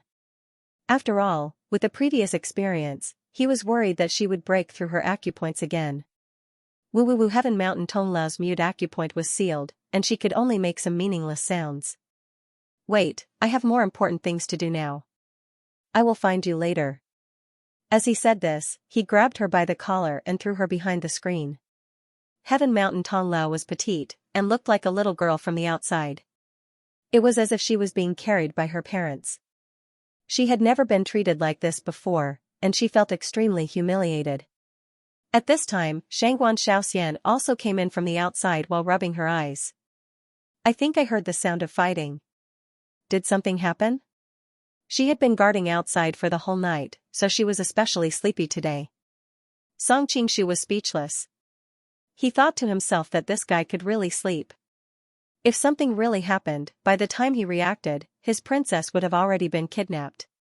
It's nothing. Go back to sleep. Song Qingshu pressed her face and pushed her back. Oh, Shangguan Xiaoxian mumbled. Before she walked out, she turned around and added, although the commandery princess has been practicing martial arts since she was a child, she is still a virgin. She can't withstand your torment. Be gentle. Song Qingshu, Yelu Nanxian, returning to Yelu Nanxian's side, Song Qingshu's face was gloomy. Maid, what are you thinking about all day long? She must have heard the sound of his battle with Heaven Mountain Tonglao and mistakenly thought that he was fighting with her master. Yelu Nanxian also didn't know whether to laugh or cry. Tell her to read less nonsense in the future. She was wrapped in a quilt in front of her chest, revealing her fair shoulders and delicate collarbone. Under the candlelight, she looked even more lovely. Song Qingshu's heart skipped a beat. He leaned over and said, forget about her, let's continue. Behind the screen, Heaven Mountain Tonglao's eyes widened. He said he had more important things to do. Was this what he meant? How can we do that? Yelu Nanxian was also anxious. She looked over at the screen and said, Heaven Mountain Tonglao is still there. Heaven Mountain Tonglao secretly nodded. This little girl is quite sensible. No wonder I want to take her as my maid. Song Qingshu smiled. Don't worry about her. I've already sealed her acupuncture point. He wasn't lying. He had indeed sealed Heaven Mountain Tonglao's acupuncture point. He just didn't seal her sleeping acupuncture point. Behind the screen, Heaven Mountain Tonglao was dumbfounded. What is this brat trying to do? Being misled by his ambiguous words, Yelu Nanxian subconsciously thought that Heaven Mountain Tonglao had fainted. She shyly hummed.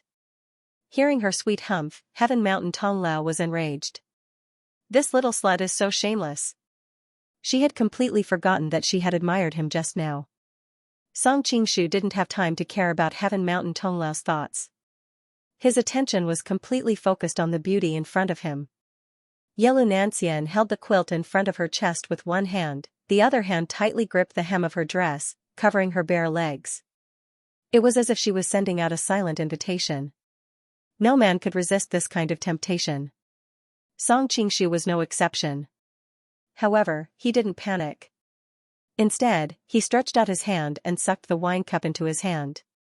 How could Song Qingshu not guess what she was thinking when he saw her deliberately wearing a wedding dress tonight? With their identities, it was destined that it would be difficult for them to formally bow to heaven and earth and get married. This was the only way to satisfy her wish and longing as a woman. Just now, in the heat of the moment, he almost forgot. He couldn't make the same mistake again. Madam, let's have a cup of wine. Song Qingshu poured a cup of wine and handed it to her. Yelu Nanxian was pleasantly surprised. She didn't expect her lover to be so considerate.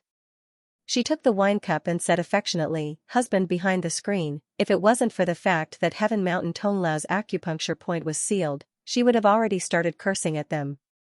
You two are clearly an adulterous couple, why are you pretending to be a couple? After finishing the cup of wine, Song Qingshu reached out to remove the pearls on her phoenix coronet. His fingertips felt the girl's supple skin. As his fingers slid down, he could clearly feel the girl's body trembling. He couldn't help but feel pity for her, and his actions became gentler. A girl like Yelu Nanxian couldn't resist his familiar flirting methods. In a flash, her eyes became misty and her body went soft.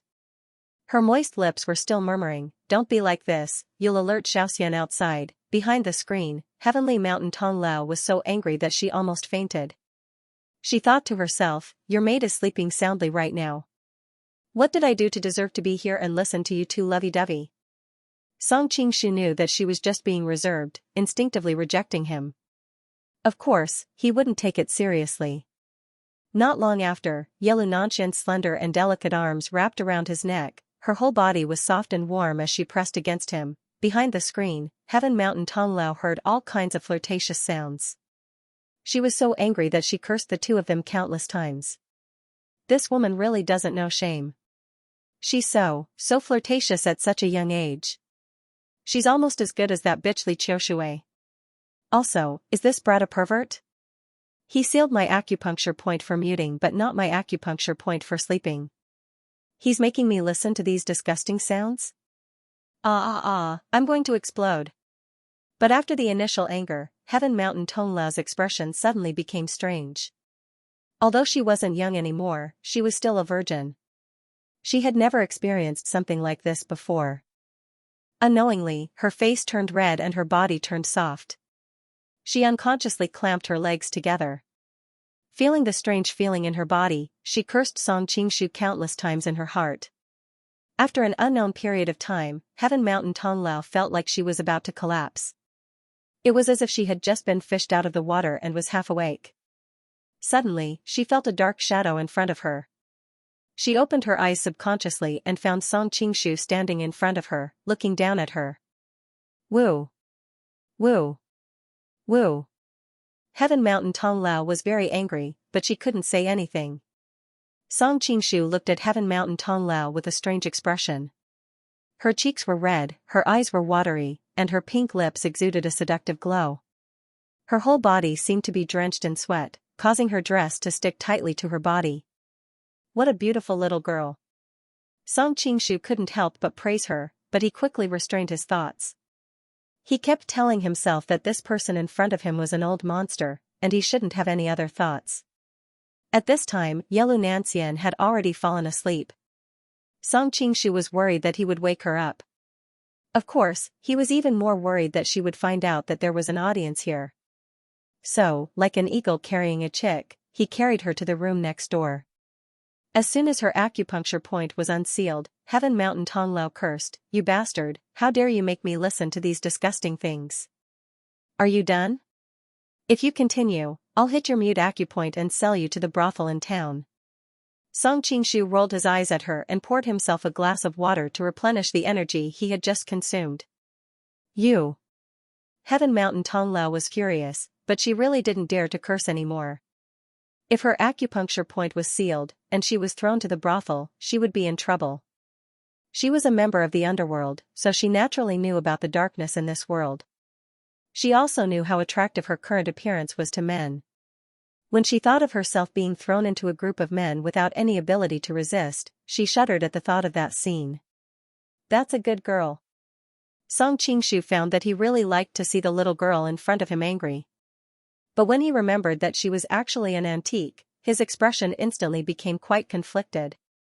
Ahem, after calming himself down, he continued, "Now you can tell me who hired you to kill Yelu Nanxian." The reason why he let her listen in the room for so long was because he wanted to find another way to break down her mental defenses. Moreover, listening to such things was also a physical task, which could be seen from the sweat all over her body. When the time came, it would be relatively easier to ask questions when both her body and mind were exhausted.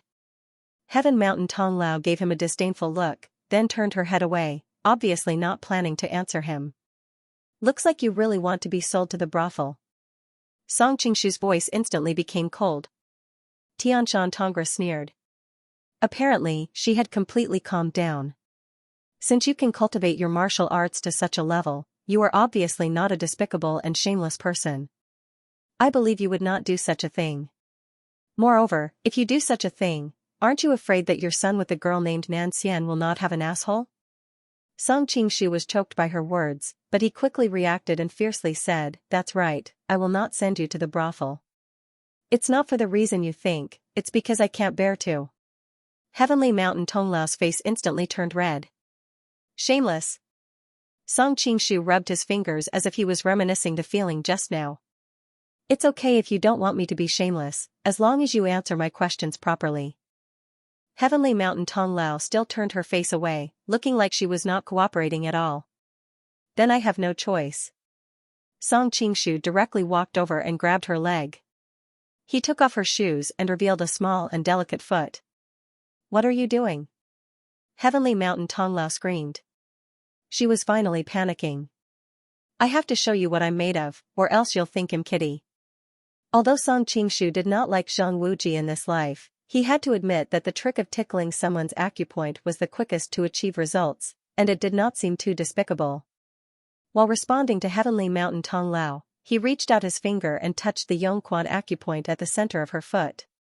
His internal energy was so powerful that it had already surpassed Zhang Wuji's, and his control of the internal energy was even better than hers. The Yongquan acupoint was located in the center of the foot, and it was the beginning of the foot showing kidney meridian. It was the most sensitive point. Usually, children would scratch the soles of their partner's feet with their fingers, and it would numb their bodies. But now, he was rubbing her Yongquan acupoint with his joyful true qi, and it was 100 times more painful than scratching with a feather. After a few strokes, Heavenly Mountain Tonglao could not help but giggle. She wanted to move her feet, but her acupoint was sealed, and she could not move at all. The pain was far worse than being cut by knives and whips. It felt like millions of fleas were crawling and gnawing at her internal organs, bone marrow, and blood vessels. It was even worse than when the life-death note was activated. She only laughed a few times, and then she cried out in pain. Heavenly Mountain Tonglao's heart almost jumped out of her chest, and even the hair on her body was so itchy that it felt like it was going to fall off. She cursed, "Brat. One day, I will cut you into 1,000 pieces, 1,000 pieces, all right, spare me, woo, woo." At first, she was quite stubborn and cursed, but later on, it turned into begging for mercy. In the end, she couldn't even beg for mercy and could only sob. Song Qingshu was dumbfounded at this time because Tianshan Tongre's voice was still that old voice at the beginning. Later on, when she begged for mercy and cried, it unknowingly turned into a soft and sweet voice. Could it really be a ghost? Song Qingshu felt a chill run down his spine, and a story instantly appeared in his mind. An old monster's lifespan was coming to an end, and he was unwilling to die just like that, so he finally took over the body of a little lowly and continued to exist in this world by possessing her body. With revered Ming as an example, it wouldn't be strange for such a thing to happen. Next, I'll ask you a question and you'll answer it. Do you agree or not? Song Qingshu asked. Tianshan Tonglao cried, I promise. Only then did Song Qingshu let go of her and massaged the acupoints on her body, completely dispelling the unbearable numbness and itchiness. Who sent you here? There were still a few crystal-clear tear stains on Tianshan Tonglao's face. Perhaps it was because of the agitation just now, her skin was fair and rosy. It was really a pitiful sight. If someone who didn't know what was going on saw this, their heart would definitely melt because of this cute little lowly. However, Song Qingshu wasn't fooled by her appearance and continued to stare at her fiercely. Tianshan Tonglao was a little hesitant, but when she thought of the feeling just now, she didn't want to experience it again. She could only answer, actually, no one sent me here. I'm just working with someone. Working with who? Song Qingshu nodded. How could a person like Tianshan Tonglao be driven around by others? The possibility of working with someone was higher. Prince Yi, Tianshan Tonglao answered, anyway, as long as that slut Li Qiushui isn't at peace, I'll be happy to do it. Li Liangzhua. Song Qingshu thought to himself. According to the information he received, this Li Liangzhua should be a free prince who was dedicated to pursuing immortality. Why would he lay his hands on the future crown princess? Wait, he seems to be cultivating on Mount Kongtong. Song Qingshu thought to himself. Thinking of the Kongtong sex experts who used the 7 wounds fist that night, Song Qingshu no longer had any doubts. Song Qingshu continued to ask a few more questions, and Tianshan Tonglao answered them one by one, solving many of his doubts. However, she knew very little about Li Liangzhua, so it was difficult for her to understand why Li Liangzhua would do something like this. Seeing that he could not get any more information out of her, Song Qingshu changed the topic. Oh yes, what's wrong with your voice? Why does it sound old 1 minute and, like this the next? Tianshan Tonglao was shocked and touched her throat subconsciously. Only then did she realize that she had been speaking in a cute Lolita voice. Her expression changed, but in the end, she told the truth. You know that I'm the Supreme Lord of the Misty Peaks Vulture Palace, the Tianshan Tonglao who kills without a second move. The people under me in the 36 islands and 72 caves are all well-known figures in the underworld. If I reveal my original voice, it would be difficult for them to be afraid of me. They might even laugh at me behind my back. So, I purposely used an old voice to maintain the dignity of a superior.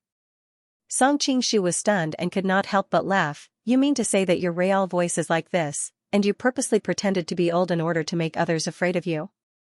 Tianshan Tonglao blushed, not knowing if she was embarrassed or angry. Look, you are laughing at me now. This time, Song Qingshu laughed from the bottom of his heart. I think your cute Lolita voice is very cute, Much better than before when you sounded like an old monster. Humph. Tianshan Tonglao directly turned her head away, showing the back of her head to him.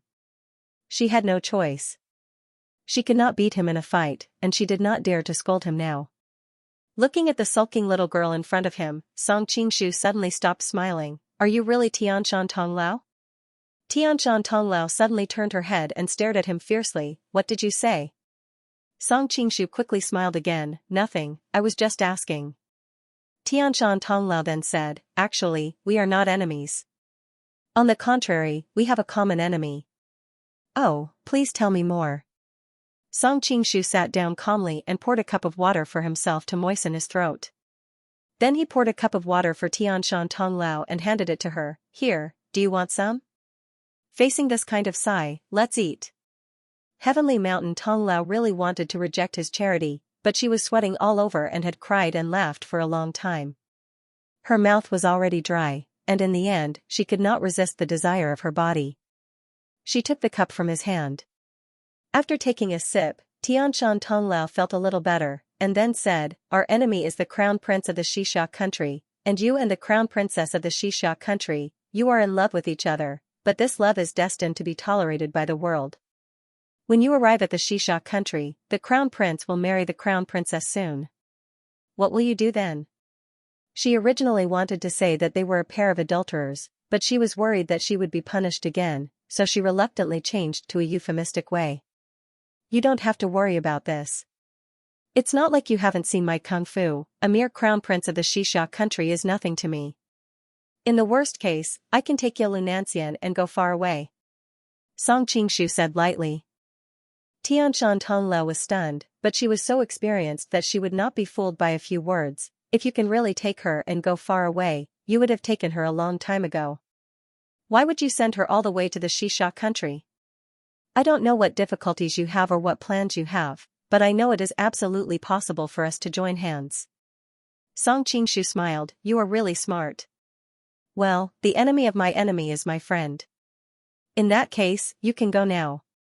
Then he waved his hand, and a few gusts of wind from his fingers unsealed her acupoints. You just let me go like this? Tianshan Tonglao had prepared a lot of excuses, but she never expected that he would let her go so easily. Song Qingshu raised his eyebrows. What? You don't want to go? Tianshan Tonglao waved her hands like a rattle drum. Of course not. Are you kidding me? If I stay with this bastard, I can't guarantee that I will be played to death. That terrifying feeling still lingers in my heart when I think about it.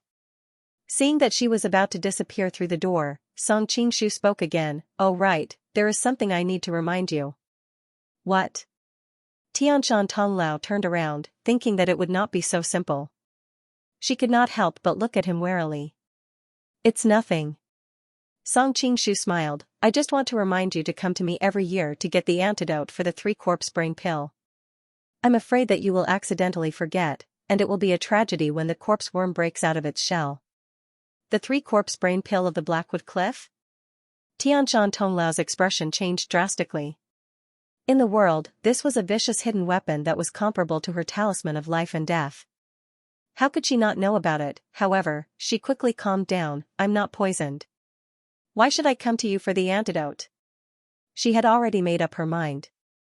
If the other party were to force her to take the poison, she would definitely not let him have his way even if it cost her her life. After all, she was the palace lord of the Vulture Palace, who was renowned throughout the world. She still had that much confidence. Didn't you just drink it? Song Qingshu smiled like a fox. A trace of confusion appeared in Tianshan Tonglau's eyes at first, then she realized that she had just drunk a glass of water from him. Her expression changed drastically, but she still remained calm. Since when can the 3-corpse brain pill be dissolved in water? One should know that the 3-corpse brain pill was usually consumed in one pill, and she had never heard of the pill being dissolved in water. The key to the 3-corpses brain pill lies in the dormant corpses' worms and the medicine to suppress them. The corpses' worms are very small to begin with. As for the medicine to suppress them, it doesn't have to be wrapped in the form of a pill. It can be dissolved in water and swallowed to suppress the corpse's worms as well. It should be known that some people of high status in the Sun Moon sect, such as Sanctus Reninging, were not allowed to take the three corpses brain pill so brutally. Under such circumstances, the sect leader would use a similar method to make them take the three corpses brain pill silently. Hearing this, Heavenly Mountain Tonglau's expression changed. If it were her, she would never let him go without doing anything. Controlling with medicine was the most reassuring and direct method. What the hell do you want? Heavenly Mountain Tonglau glared at him. At the same time, she quickly thought about the information about the three-corpse brain elixir and how to detoxify it. Just in case. In fact, Song Qingshu had 3 kinds of poisons that could control people. Obviously, he could not use the life-death talisman, and he still had the leopard fetus tendon-changing pill from the Divine Dragon Island. Although the Divine Dragon cult could make many people in Jianghu pale, it was nothing in Heavenly Mountain Tonglau's eyes. If he really used the leopard fetus tendon-changing pill on her, she might find a chance to sneak into the Divine Dragon Island to steal the antidote. If she got angry and destroyed the Divine Dragon cult, she would be in big trouble. In the end, all that was left was the three-corpse brain pill. Firstly, the Sun Moon sect's reputation was above that of the Spirit Vulture Palace. No matter how high Tianshan Tonglau's martial arts were, the Blackwood Cliff was not to be trifled with. Secondly, it would be useless even if she really attacked the Blackwood Cliff. This was because the three-corpse brain pill's recipe was different for every generation of Sun Moon sect's hierarch. Ren Wuxing's antidote could not cure her three-corpse brain pill. Of course, her antidote could not cure Ren Wuxing's poison. Seeing that Heavenly Mountain Tonglao was ready to take action, Song Qingshu smiled and said, "Don't worry, this medicine won't have any effect on your body. As long as the matter in Western Xia is over, I will detoxify you." Heavenly Mountain Tonglao was different from ordinary people. Her martial arts were too powerful, and she had a huge force under her. Her experience was also far beyond that of ordinary people. If she was really driven into a corner, it was hard to guarantee that she would not do something that would destroy both good and bad. Hearing his words, Heavenly Mountain Tonglau's face became a little better. "Okay, I hope you will keep your word. Otherwise, although I can't beat you, none of the women around you are a match for me." Song Qingshu's face darkened when he heard the other party's overflowing threat. He appeared in front of her in a flash, grabbed her by the neck and lifted her into the air.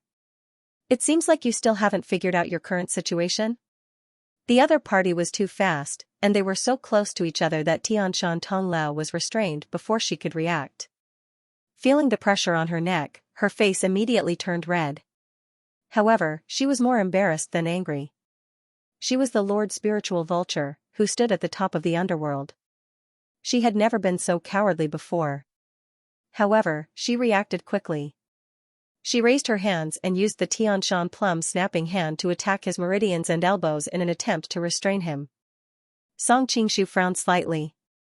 He released his grip and tossed her away. Such a close distance was most suitable for a grappling technique like the Tianshan Plum snapping hand. He was a little wary. Of course, the main thing was that there was no benefit in fighting him to the death. "Do you want to fight again?" Song Qingshu said calmly. Tianshan Tonglau's breathing quickened. Her chest heaved up and down. She glared at him fiercely. In the end, she gave up the idea of fighting him again. She snorted and turned to leave. After she left, Song Qingshu returned to Yelu Nanshan's room. He hugged her fragrant body and continued to sleep. It was not until dawn that he left her room. The next day, the maidservant Shangguan Xiaoxian came out to deliver a message. She said that the princess suddenly felt unwell and wanted to rest here for another day. The members of the envoy group looked at each other, but they did not suspect anything. They all knew that Yelu Nanshan was forced into marrying into Xianxia. She probably just wanted to delay the journey.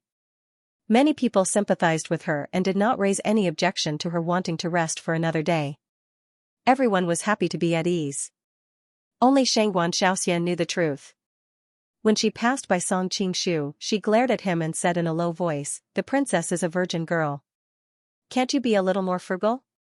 After being tormented by you for a whole night, the princess can't even get up in the morning." Song Qingshu was speechless. Just like that, the marriage envoy group walked and stopped. The journey that should have taken half a month took more than a month. Of course, it was not worth mentioning to outsiders. On this day, the envoy group finally entered the border of Xianxia. Soon, a group of cavalries came to greet them. The leader was a young man in full armor. He looked like a proud rooster. Song Qingshu was startled. He saw that he was obviously the leader of the team. He thought that such a young man had such a high position. The Xianxia people were really, but soon, he saw a corner of the bright yellow robe, which was embroidered with a dragon pattern.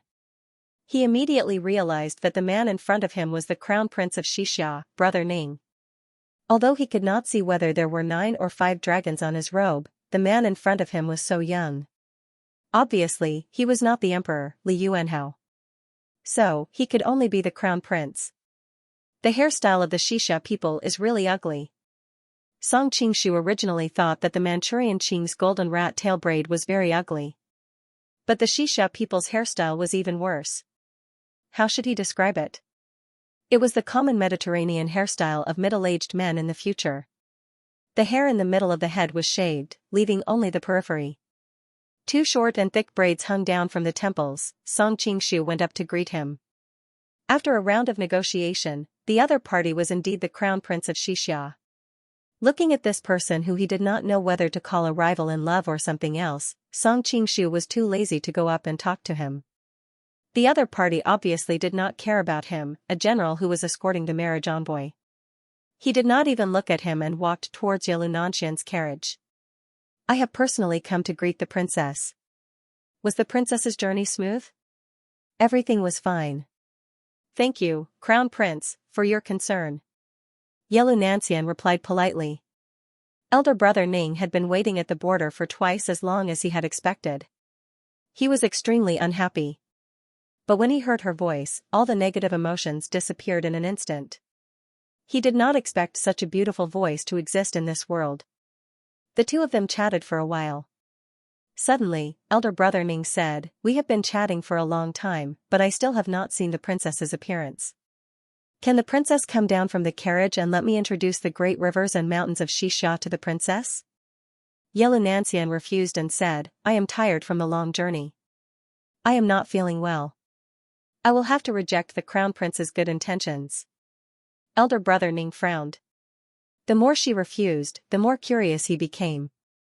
Although it was rumored that this Princess Qing'an was a famous beauty in Liao, he would not be at ease if he did not confirm it with his own eyes. So, he walked up and stretched out his hand to lift the curtain of the carriage. "Since the princess is not feeling well, I will come up to the carriage and accompany the princess for a chat." "Hey!" the maidservant Xianxian who was sitting at the door of the carriage exclaimed. She instinctively stretched out her hand to stop him. A woman's carriage was as private as a boudoir. Who knew if the princess was dressed properly or not, but when elder brother Ning flung his hand, she staggered and almost fell off the carriage. Fortunately, Song Qingshu who was at the side held her up. While holding the maidservant, Song Qingshu grabbed the crown prince's wrist with his other hand and said coldly, "Crown prince, the princess has said that it is not convenient for her. Who do you think you are?" As the crown prince and the future emperor, elder brother Ning had always been arrogant in the Xianxia country. He could not help but be angry when he was stopped by a little general who was escorting a bride.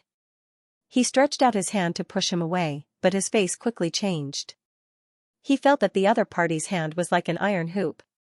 He had exerted all his strength, but he could not break free. At this time, Xianxian spoke from inside the carriage. "It is really inconvenient today. I will apologize to the crown prince another day." Elder brother Ning hastily said, "In that case, I will pay a visit when the princess is well." Only then did Song Qingshu let go of his hand and stopped beside the carriage like a guardian god, unmoving. The crown prince looked at him with hatred and could only leave hatefully.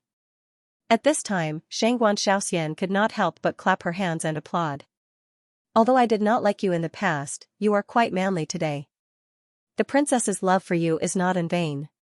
In her opinion, the crown prince was a high and mighty figure who could decide the life and death of a person with a single word. Not many men in the world could stand up for the crown prince for the sake of his beloved woman. Of course, she did not know that Song Qingshu had toyed with many emperors in the palm of his hand.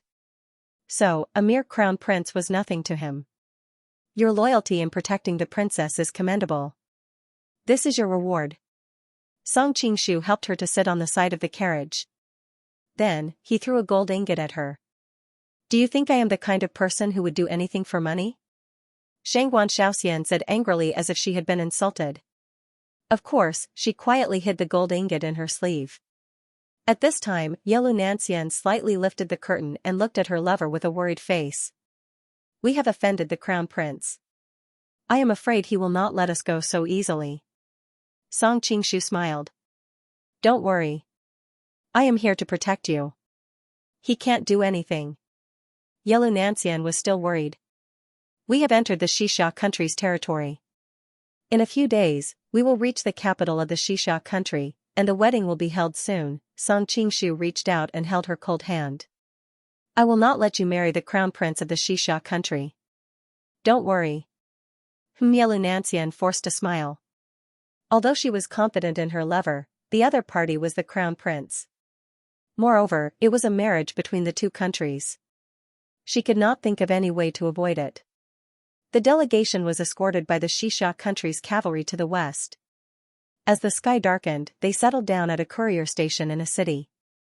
Because of the crown prince of the Xianxia country, it was not convenient for Song Qingshu to live in the same courtyard as Yelu Nanxian. After nightfall, there was a sudden noise in the backyard. Song Qingshu hurried over with some people. He found that the crown prince, Brother Ning, and a group of people were trying to break into the courtyard. They were arguing with Liao's guards. What is going on? Song Qingshu asked in a deep voice. The guard hurried over and said in a low voice, It is the middle of the night. The crown prince of the Xianxia country wants to enter the countess' bedroom. Hearing what he said, the people of the Liao delegation looked at each other and thought, they are a couple. If I make trouble now, they will blame me in the future. It's really a thankless task.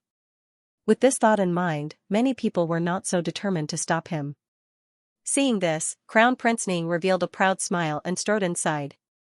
Stop right there. Song Qingshu arrived at this moment and shouted. When Crown Prince Ning turned around and saw him, his face changed. After all, he suffered a little loss in the daytime and his hand still hurt. But he didn't want to lose his prestige in front of so many people, so he said coldly, Who do you think you are? I'm looking for my fiancé. What does it have to do with you? Seeing that he was as arrogant as a rooster, Song Qingshu really wanted to slap him in the face and tell him that he had already unlocked all the positions of his fiancé. Of course, his rationality made him suppress this impulse. He said lightly, Since she is your fiancé, it obviously means that she is not married yet. As long as she is not married, she is not your wife, but the princess of Great Liao. As the general who escorts her to the wedding, I naturally have the responsibility to protect her reputation. His words were righteous, and the rest of the delegation secretly admired him. Seeing that he talked back to the crown prince in another country, his figure seemed to become taller in everyone's mind. You. Crown Prince Ning was speechless. He also knew that it was not right for him to break into a woman's room in the middle of the night. But he was the crown prince, so he couldn't be restrained by ordinary etiquette. Bastard, this is Xianxia. The princess's safety is naturally protected by us. How can you, a small marriage general, talk nonsense? Believe it or not, I will twist your head off. At this time a big man flashed out from behind the crown prince. It was crocodile deity of the South Sea, one of the 4 evildoers. Crown Prince Big Brother Ning had suffered a loss during the day, and he had naturally learned his lesson at that moment. He deliberately brought the elites from Western Xia's Class 1 hall to help him. Song Qingshu could not help but laugh when he saw the Southern Sea crocodile god's unique stupid and adorable look. Although the 4 great evildoers were infamous in the Jianghu, other than their eldest brother, Duan Yanqing, the others could at most be considered second- or third-rate experts. With his current cultivation, he could deal with them with a single finger. I don't believe you, Song Qingshu said seriously as he looked at the South Sea crocodile god. You'll believe me if I twist your head off. The South Sea crocodile god was enraged. It waved its crocodile scissors and rushed over. Song Qingshu did not dodge. When the crocodile's crocodile beak scissors were about to reach his body, he raised his hand and pressed it against the middle of the scissors. The Southern Sea crocodile deity laughed sinisterly. You're asking for it. It then twisted the scissors with all its might, intending to cut his hand in two. However, his smile quickly froze because he realized that he couldn't cut off the other party's palm. How is this possible? The South Sea crocodile god's eyes were even bigger than those of a cow's. He used all his strength, and his fat face turned red. Unfortunately, his opponent still did not move. Song Qingshu could not be bothered to talk to him. He sent his strength forward, and the crocodile's beak scissors, which were made of refined steel, broke in two like it was made of plastic. Ah! A cloud of white gas bloomed in front of the South Sea crocodile god. He screamed and fell backward into the flower bed, breaking a tree in the flower bed. Although he was a little stubborn, he knew that his opponent's martial arts were far above his. He got up and patted the dirt off his body. He cupped his hands and said, "Your martial arts are very high. I, Yu Laosan, am not your match, but my eldest brother's martial arts are unparalleled. He will definitely beat you." Duan Yanqing, who had been silent at the side, held his breath. He did not know whether he should say it or not.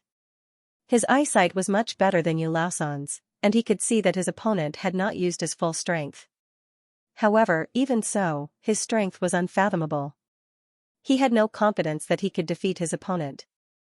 Worried that the crown prince would speak up and put him in a difficult position, he hurriedly said, "Your Highness, Princess Qing'an is responsible for the peace between the two countries. If she accidentally causes trouble and destroys the relationship between the two countries, I'm afraid it will be inappropriate if His Majesty finds out." Thinking of his temperamental father, Crown Prince Ning shivered, and his aura immediately weakened. "Fine, for the sake of the big picture, I will let you off for now." However, before he left, he still spat unwillingly, "She is just a woman who was given to me to make peace with the crown prince. Why are you pretending to be pure and innocent here?" Bah!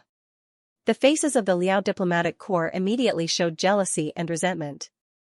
On the one hand, their master was insulted, and on the other hand, when the Liao kingdom was victorious in the past, the Western Xia kingdom was only a watchdog at the southwest border of the Liao kingdom, and it only knew how to wag its tail and beg for mercy.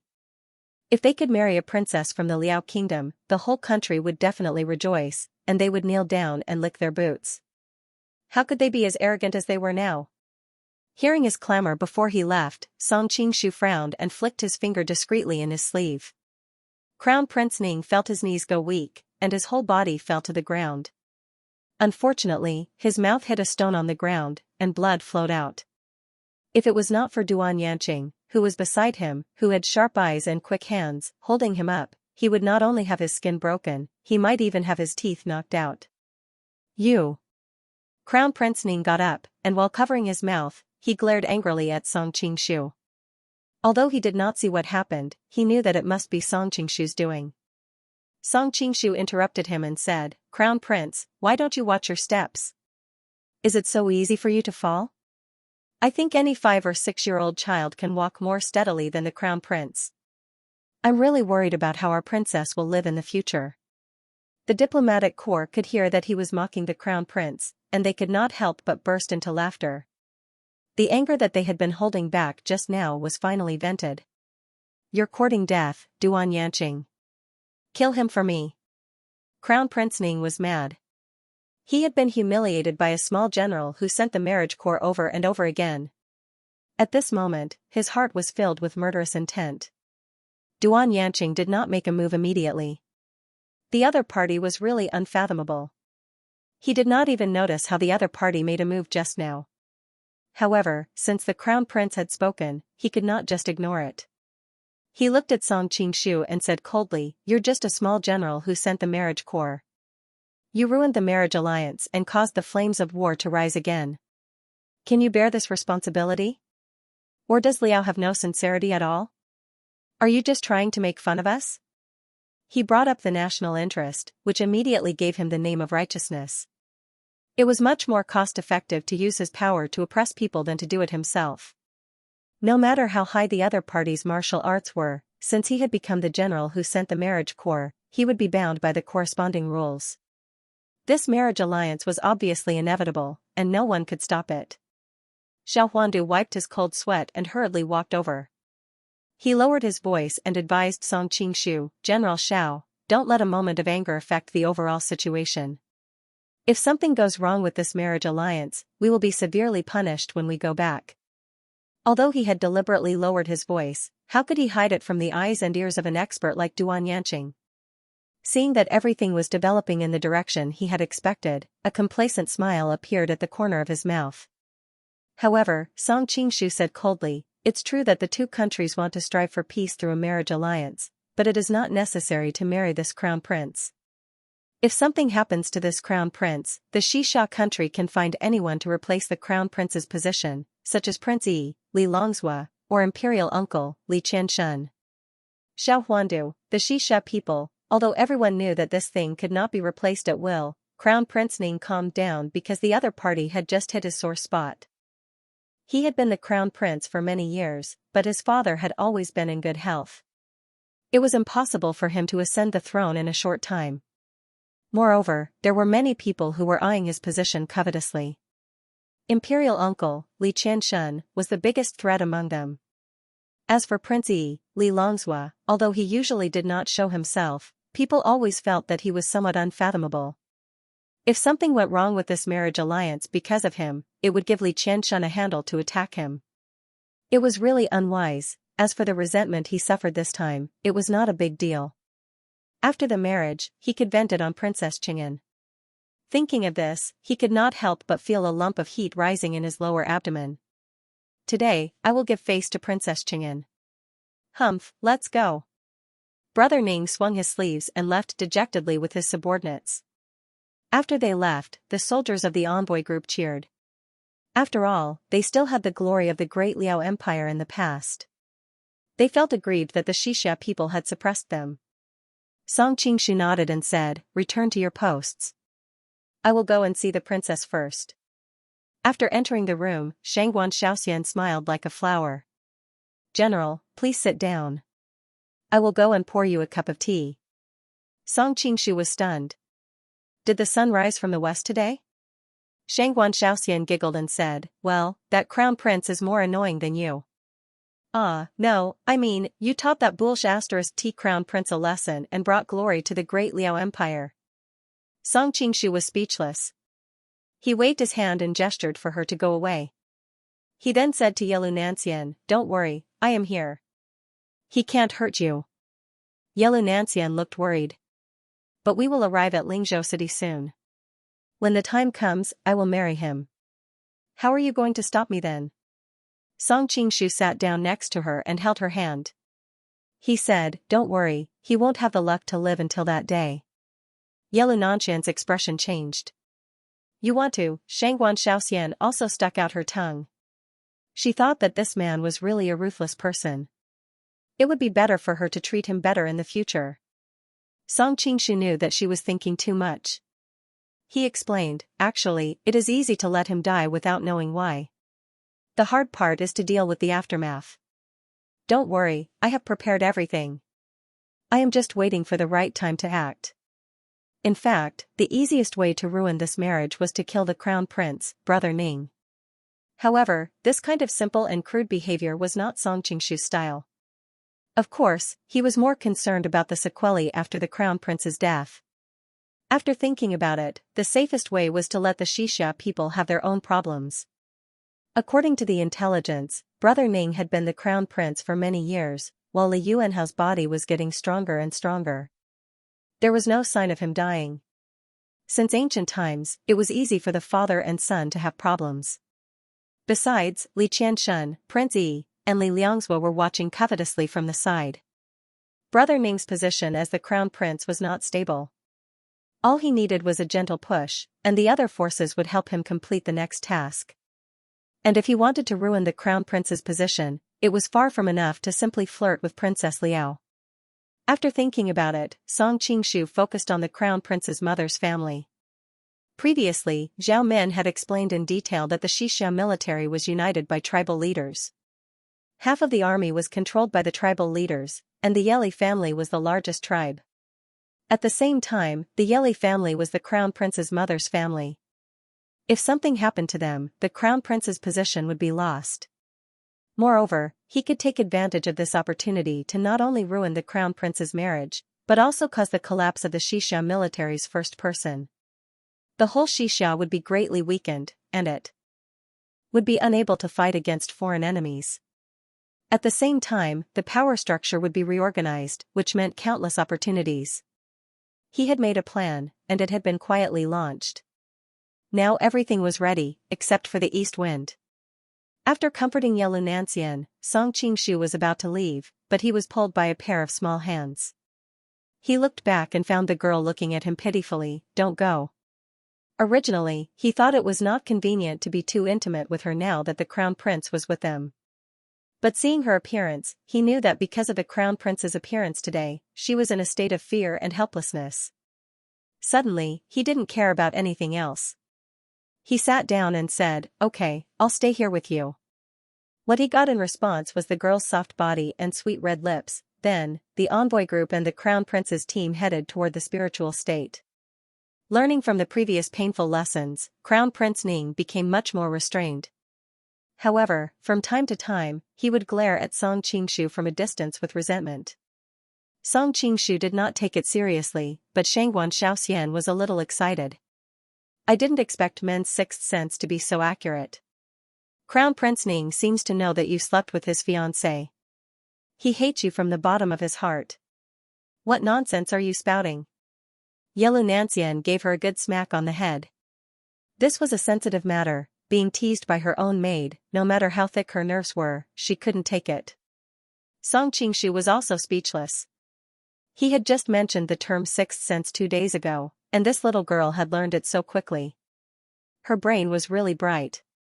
It was a pity that she became a maid. And so, the entourage arrived at the spiritual state city with ulterior motives. The Western Xia sent out a grand welcome party, but the Emperor Li Yuanhao did not come.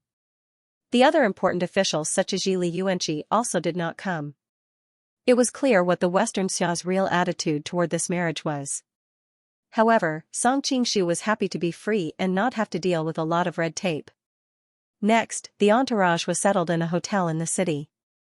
Originally, the Western Xia wanted to take over the defense, but Song Qingshu stood up and said that since the marriage was not official yet, the princess naturally had to be protected by the warriors of Great Liao. The Western Xia had no choice but to compromise. The Western Xia's imperial guards would protect the periphery, while the Liao warriors would protect the envoy group from the inside. After settling Xianxia down, Song Qingshu said to her, "I'm going to investigate the Mu Mansion tonight. After all, the crown prince's backer is the Mu Mansion. I'm going to investigate them and see if I can find anything useful." Xianxia nodded. This matter was related to her happiness, so of course she would not stop him. However, she was still a little worried. What if the crown prince comes looking for us again? Song Qingshu handed her a whistling arrow. "Don't worry, I have ordered the warriors to not let him in. If he tries to force his way in and you can't stop him, just release this whistling arrow. I will come back as soon as I get the signal." "Okay." Xianxia finally breathed a sigh of relief.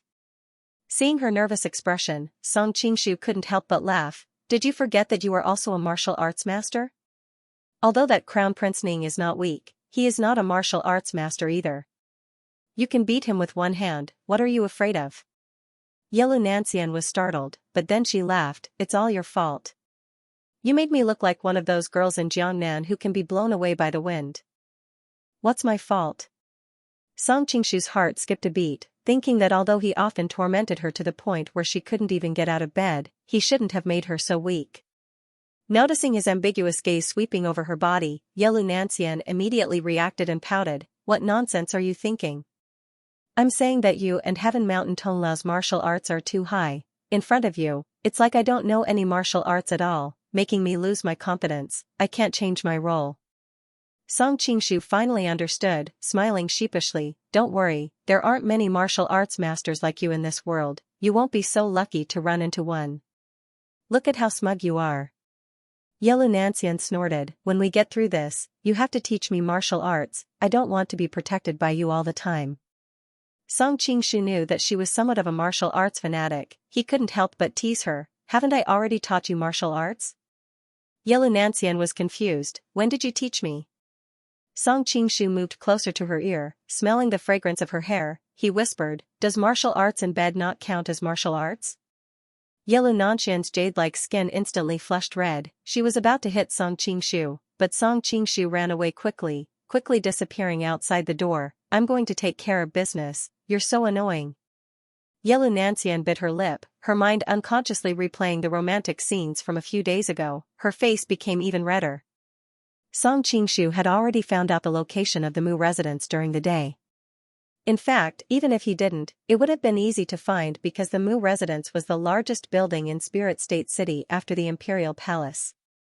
Mu Yuqi was the great general of the Western Xia. His residence was naturally heavily guarded, but unfortunately, it was useless against a cheat-like existence like Song Qingshu. Silently sneaking in like an owl, Song Qingshu was mainly looking for places like the study room or the bedroom, because these two places were often the easiest to obtain information. As he searched, he secretly pondered. Before, he heard Mu Wanqing mention that her mother, Qin Hongmian, seemed to have married into the Mu family, but he didn't know who in the Mu family she married. It was no wonder that he was curious, because the concept of a family in this world was often different from that of the future. In the future, the family would have a few brothers and sisters, but in this world, the family was synonymous with a huge clan. Who knew how many brothers and descendants there were, from dozens to hundreds, to thousands?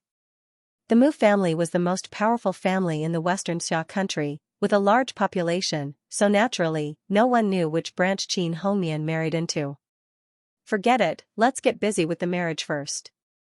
By this time, Song Qingshu had already found the study room, and the lit candlelight inside indicated that there was someone inside. Just in time. Song Qingshu was delighted, and hurriedly hid under the eaves. At his level of martial arts, he no longer needed to peek or stick his ear to the wall. At this distance, the conversation of the person inside could not be hidden from him. Second brother, why did you agree to that envoy song? An anxious voice sounded in the room. Song Qingshu's heart skipped a beat. From the tone of the person inside, it should be Mu Yuqi's brother, Mu Wangrong. The two brothers were in charge of the left and right armies respectively, and were both given the title of king. Of course, what concerned Song Qingshu was not him, but the envoy song mentioned by the other party. Could it be that his plan had already worked? Big brother, why are you so flustered? I only promised to surrender to him to deceive him. The Song people are rich, isn't it good to get more wealth from them? It would be a waste not to deceive him. Another teasing voice sounded, and it should be the great General Mu Yuqi. But I still feel that something is wrong. There was a hint of worry in Mu Wangrong's voice. The Song people are cunning, it is hard to guarantee that there is no trick in it. Are you worried that the emperor will find out? Don't worry, I'm not stupid. Outside this door, who has ever admitted to making a promise to the Song people? He has no proof, Mu Yuqi said proudly, speaking of which, I am also helping you vent your anger. A few days ago, you sent your trusted aide Lang Zai to surrender to the Song people, but he was seen through and killed. This time, we can deceive the Song people and swindle their wealth, then kill the envoy. Wouldn't that be great? Mu Wangrong also laughed, you're still the scheming one. Song Qingshu was eavesdropping when the sound of thieves suddenly came from the courtyard. Mu Wangrong suddenly exclaimed, it can't be that envoy Song's doing, right? Let's go to his room and see if he's still there. Mu Yuqi clearly had the same worry. Soon, two burly men with Mediterranean hairstyles hurried out from inside. Song Qingshu's heart skipped a beat, and he used his lightness skill to rush towards the source of the commotion. From afar, he saw a black figure hiding from his pursuers. With his exceptional eyesight, Song Qingshu used the faint moonlight to recognize that the figure was Lin Pingji. In a flash, he appeared beside him and grabbed his shoulder. What are you doing? Lin Pingji was about to counterattack, but when he saw that it was him, he was overjoyed and quickly explained, Brother Song, I followed your plan and pretended to summon the Mu brothers to surrender. As expected, they agreed immediately, but they did not take any action. Thus, I planned to steal their waist sabers as a keepsake, but I didn't think that the matter would be so heavily guarded, so I was quickly discovered.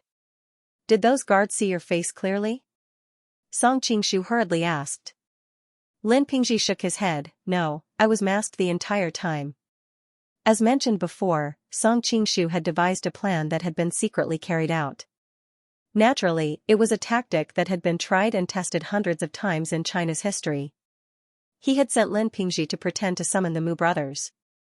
As for whether the brothers surrendered or not, it wasn't that important. The key was the subsequent series of events.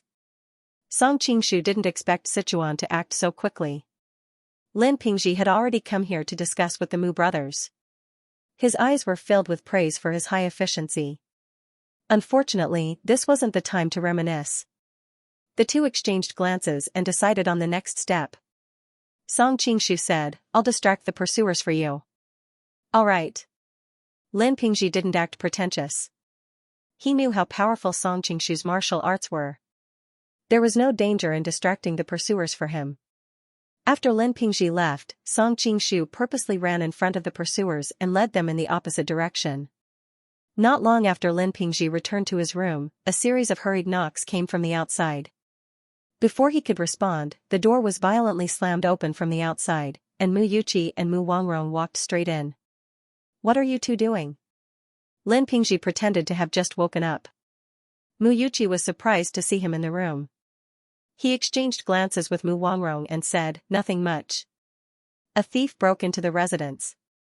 We were worried that Envoy Song might be in danger, so we came to check on you." Lin Pingji naturally knew what was going on. However, he still pretended to be grateful and said, "Thank you for your concern. I didn't see any thieves here." Mu Yuqi nodded. He looked around the room and didn't see anything out of the ordinary. He then turned to leave. "Envoy Song, rest well. Don't go out for the time being, lest you encounter any danger. I'll keep this in mind. Be careful, great kings." Lin Pingji politely sent them off. After the two brothers left his courtyard, Mu Yuqi looked at his subordinate and asked, "Are you sure the thief is on the other side?" The soldier answered, "Yes, we saw the thief escape to the west wing with our own eyes." Mu Wangrong came forward and said, "Looks like we worried too much. That thief isn't an envoy from Song. If it's not Envoy Song, then who could it be?" Mu Yuqi frowned. "We brothers have made a lot of enemies in the western Xia. I think they are most likely Imperial Uncle Li Qianshuan's men," Mu Wangrong said with a cold snort. Mu Yuqi nodded and said, "I also think that he is the most suspicious. Besides that, Prince Li Longzhua, is also a big suspect." Mu Wangrong suddenly thought of something and said, "Let's not worry about this for now." The burglar went to the west chamber. "Isn't that where the concubine is?" Mu Yuqi's expression changed as he came to a realization. "Come, let's hurry over." Meanwhile, Song Qingshu was leading the guards of his residence in circles. Originally, he could have easily shaken them off, but in order to buy enough time for Lin Pingji, he decided to run for a while and then purposely stayed behind to wait for the guards for a while. This way, they wouldn't be able to catch up, but they wouldn't lose him either. However, after a while, he felt that something was wrong. Suddenly, a large number of guards rushed over from all directions. Although his lightness skill was high and he could enter and leave the heavily guarded palace with ease, it was mainly because he always caught the guards off guard. That was why he could use his lightness skill to sneak in before the guards could react. But now, there were guards everywhere. With so many eyes on him, he couldn't turn into a fly and disappear without a trace no matter how good his lightness skill was. Seeing the Mu Yuqi and Mu Wangrong brothers from afar, Song Qingshu gradually understood what was going on. They were the great generals and controlled half of the military power of Xianxia. It was most likely that they had mobilized more soldiers and rushed over. Song Qingshu was forced to have nowhere to hide because of the soldiers rushing over from all directions. In fact, with his martial arts and lightness skill, it wasn't difficult for him to force his way out, but he was worried that he would alert the enemy. Moreover, he was still thinking about the scimitar that Lin Pingji mentioned just now. In his plan, whether the Mu brothers really surrendered or not, it wouldn't affect the overall situation. The key was to make some people believe that they really surrendered, and to achieve this, the token was the key. For the people of Xianxia, the scimitar that a person carried with him was like the person himself. It represented determination and credibility. If they could get their hands on the scimitar without anyone noticing, then at least half of their plan would be successful. Song Qingshu wanted to stay and steal the scimitar, but the number of imperial guards around him was getting more and more. His range of movement was getting smaller and smaller. In desperation, he had no choice but to hide in a nearby room. After all, there were so many rooms here, and it wouldn't be easy to find a person hiding there. However, as soon as he entered the room, he frowned. Because his attention was focused on avoiding the search of those Imperial guards, he didn't notice that there was already a person in the room. Who's there? The person on the bed apparently also noticed the unusual movement. He sat up and looked in Chu Yang's direction in confusion. Song Qingshu was well aware that if he let the other party shout, it would attract the pursuing soldiers, and he would be in some trouble today. In a moment of desperation, his figure flashed, and he rushed to the side of the person, covering his mouth before the other party could shout. As Song Qingshu suddenly smelled a light and elegant fragrance, and it was soft and smooth to the touch. He couldn't help but be startled. When the other party spoke just now, her voice sounded a little distorted, and he actually couldn't tell that she was a woman. Don't make a sound. Don't worry, I won't hurt you. Song Qingshu wasn't the kind of person who would make things difficult for a woman. Feeling her trembling body, he hurriedly comforted her, and then focused his attention on the Imperial guards that were gradually approaching outside. To his surprise, most women in such a situation would not be so rational, and they would often react violently. However, after hearing his words, this person actually calmed down instantly, and didn't cry or make a fuss, so he didn't react for a while. Of course, his attention was mainly on the Imperial guards outside. Originally, he thought that with the help of the female residents, the Imperial guards would be afraid to take action. After all, men and women should be different at night. He didn't expect that the group of Imperial guards would directly rush to the West Wing without any scruples, and now they were going from house to house, room to room to room. The atmosphere of the Western Xia country is so open? Song Qingshu was a little confused. Such a thing was absolutely unimaginable in the southern Song dynasty. No one would allow their soldiers to break into the female residence in the middle of the night to search one room after another. What if they saw something they shouldn't see? Wouldn't the male owner's head be covered in bursts of green light? Search one room after another, don't let go of any room. In addition, the archers outside, get ready. Once the enemy tries to break through, immediately shoot thousands of arrows. Not far away came the Mu brothers' commands. This is really a little troublesome. Song Qingshu smiled bitterly. He wanted to use a trick, but he didn't expect to be blocked in a dead end. Now with so many soldiers surrounding him, it was not easy for him to leave. These two were indeed the famous generals of the Western Xia country. Many years ago, they defeated the troops of the Northern Song dynasty several times.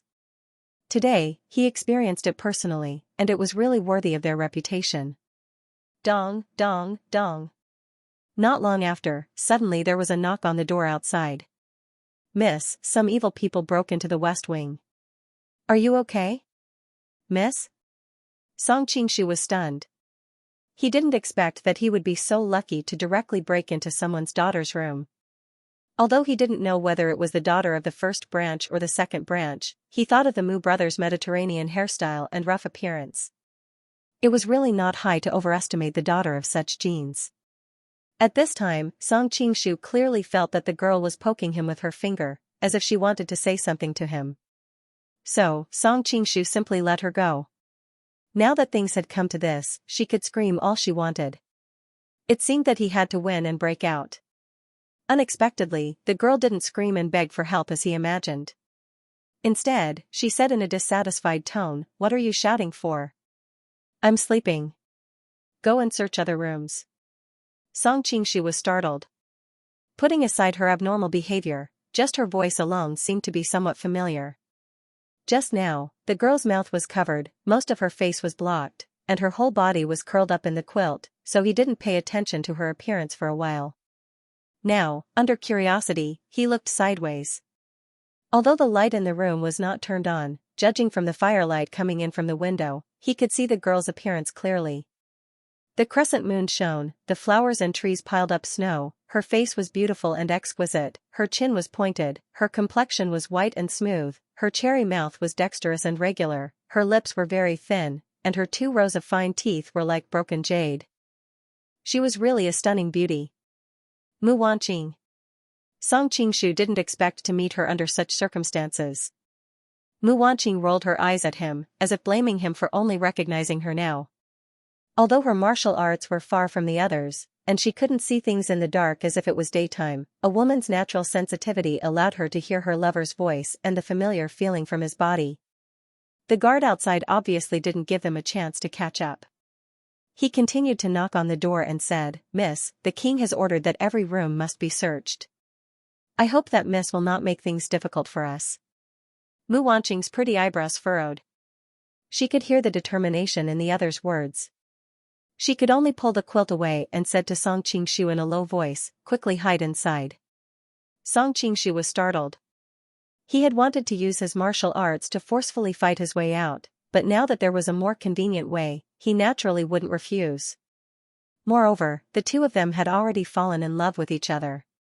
He wasn't Lu Xiaohui, who would pedantically say that men and women shouldn't touch each other in this kind of situation. Almost without any hesitation, he burrowed into the quilt. He smelled a sweet fragrance, and couldn't help but sigh that a woman's quilt was indeed much more attractive than a stinky man's bed. Because she had just been sleeping, Mu Wanqing's body under the quilt was a bit cool. The two of them were so close to each other that he could almost touch her skin if he moved. He felt a burst of warmth and softness, and Song Qingshu's heart couldn't help but ripple. Mu Wanqing was obviously much more shy than him. Being touched by his body, she was like a startled rabbit, hurriedly shrinking back, and her breathing also quickened. At this moment, the door was suddenly knocked open by the soldiers outside. Mu Wanqing exclaimed and pretended to pull up the quilt to cover her chest. In reality, it was to better cover her lover beside her. "How dare you, what are you doing?" Song Qingshu, who was under the blanket, was shocked. He had indeed heard Mu Wanqing mention that Qin Hongmian had married into the Mu family, but he did not expect her to marry the head of the family. The people of Western Xia were indeed much more open-minded than the people of the Southern Song dynasty when it came to matters between men and women. They did not care too much about whether a woman was a virgin or not. However, Mu Yuqi was a dignified prince and a great general. Who knew how many young girls would be willing to sleep with him? For Qin Hongmian to be able to become a princess, it could be seen how beautiful she was. That was why the other party had overlooked her past. Sometimes, fate really made fools of people. Qin Hongmian did not become the Duchess of Jinnan of Dali, but became the Duchess of Tiandu of Western Xia. Who knew what she was thinking in the dead of night? After all, there are differences between men and women. "It is not appropriate to bring so many people into my room in the middle of the night," Mu Wanqing said coldly. In fact, she was already very polite. If she had encountered such a thing in Jianghu, she would have shot a poisoned sleet dart straight at them. "There are criminals who have broken into the West Chamber. I am also afraid that you will be in danger." Mu Yuqi glanced at the young girl on the bed. A strange light flashed in his eyes, but he quickly suppressed it. "Look around the room and see if there are any traces of the criminals." "Reporting to your majesty, there are no signs."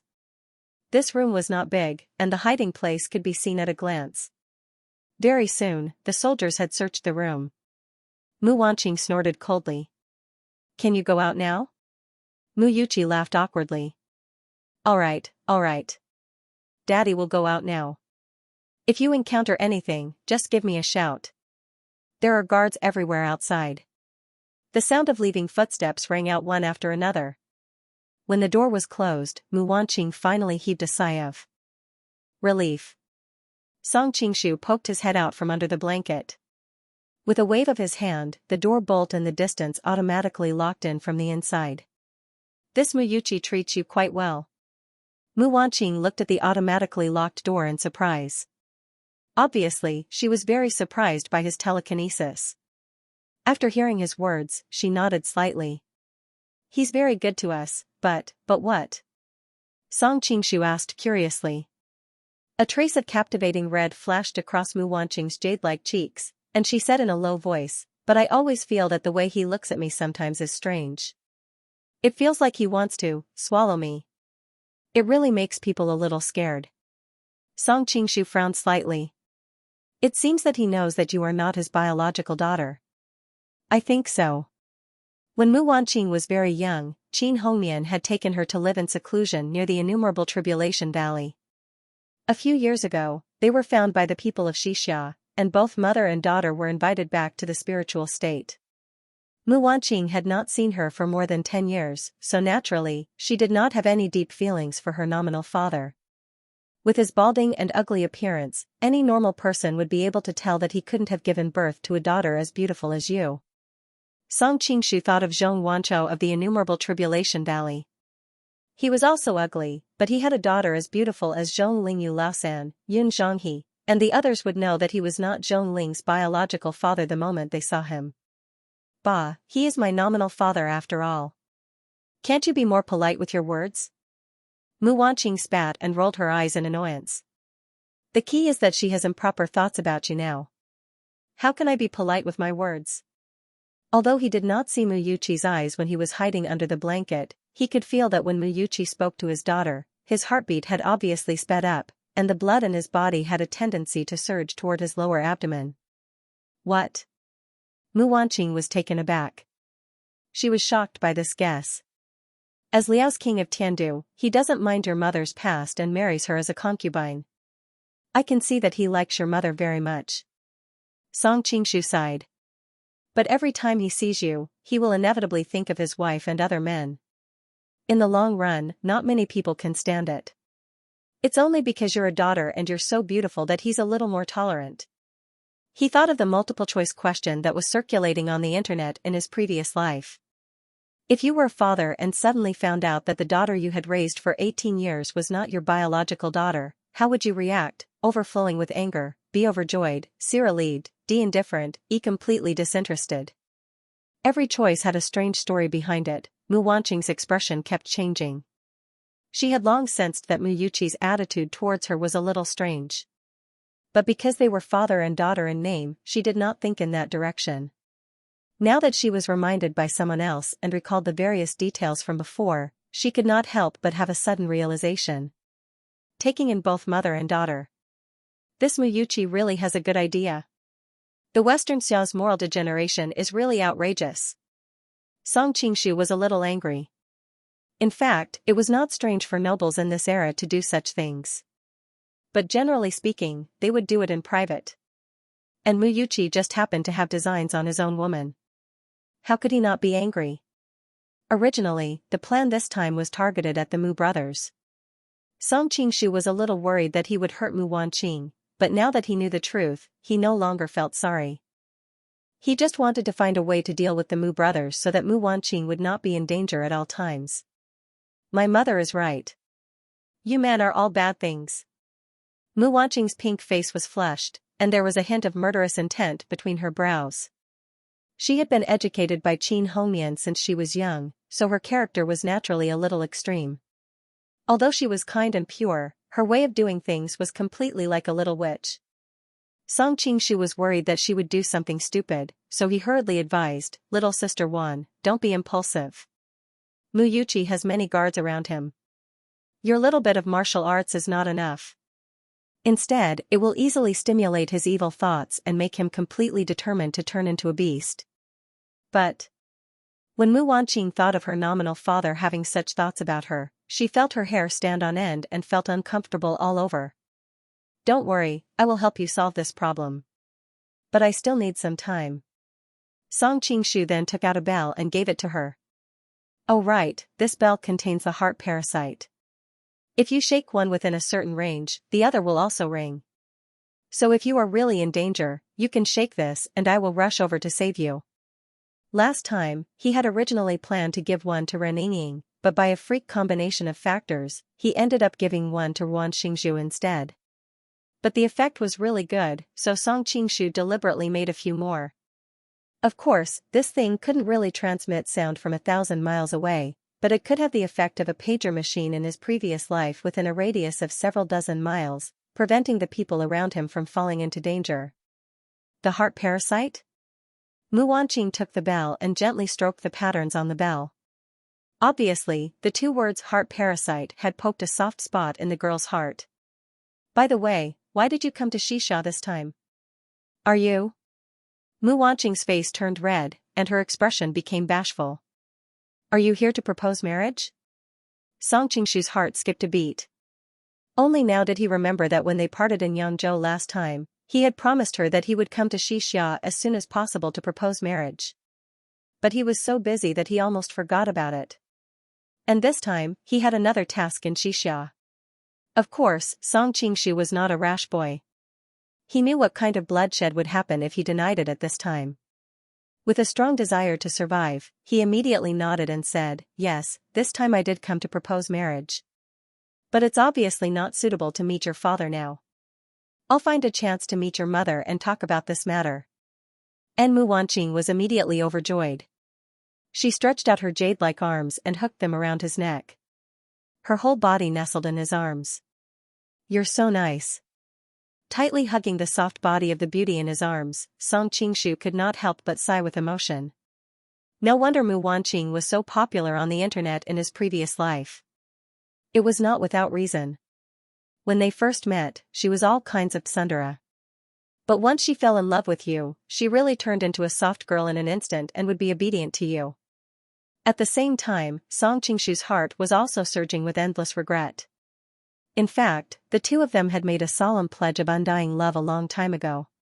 But all along, he had been ignoring her. Although there was an objective factor of involuntary action, the main reason was that he was too much of a bastard. "By the way, where do you live now? If I want to see you, where should I go to find you?" Mu Wanqing suddenly asked. Song Qingshu's heart softened. He directly answered, "I am currently living in the embassy in the city. Also, this time I have another identity. That is, Liao's marriage escort general. When you come to see me, remember not to spill the beans in front of outsiders." "You even told me such a secret matter." Mu Wanqing was extremely touched. Suddenly, she remembered something and said in surprise, "The person you are escorting is my cousin's fiancée, Princess Chang'an?" "Your cousin?"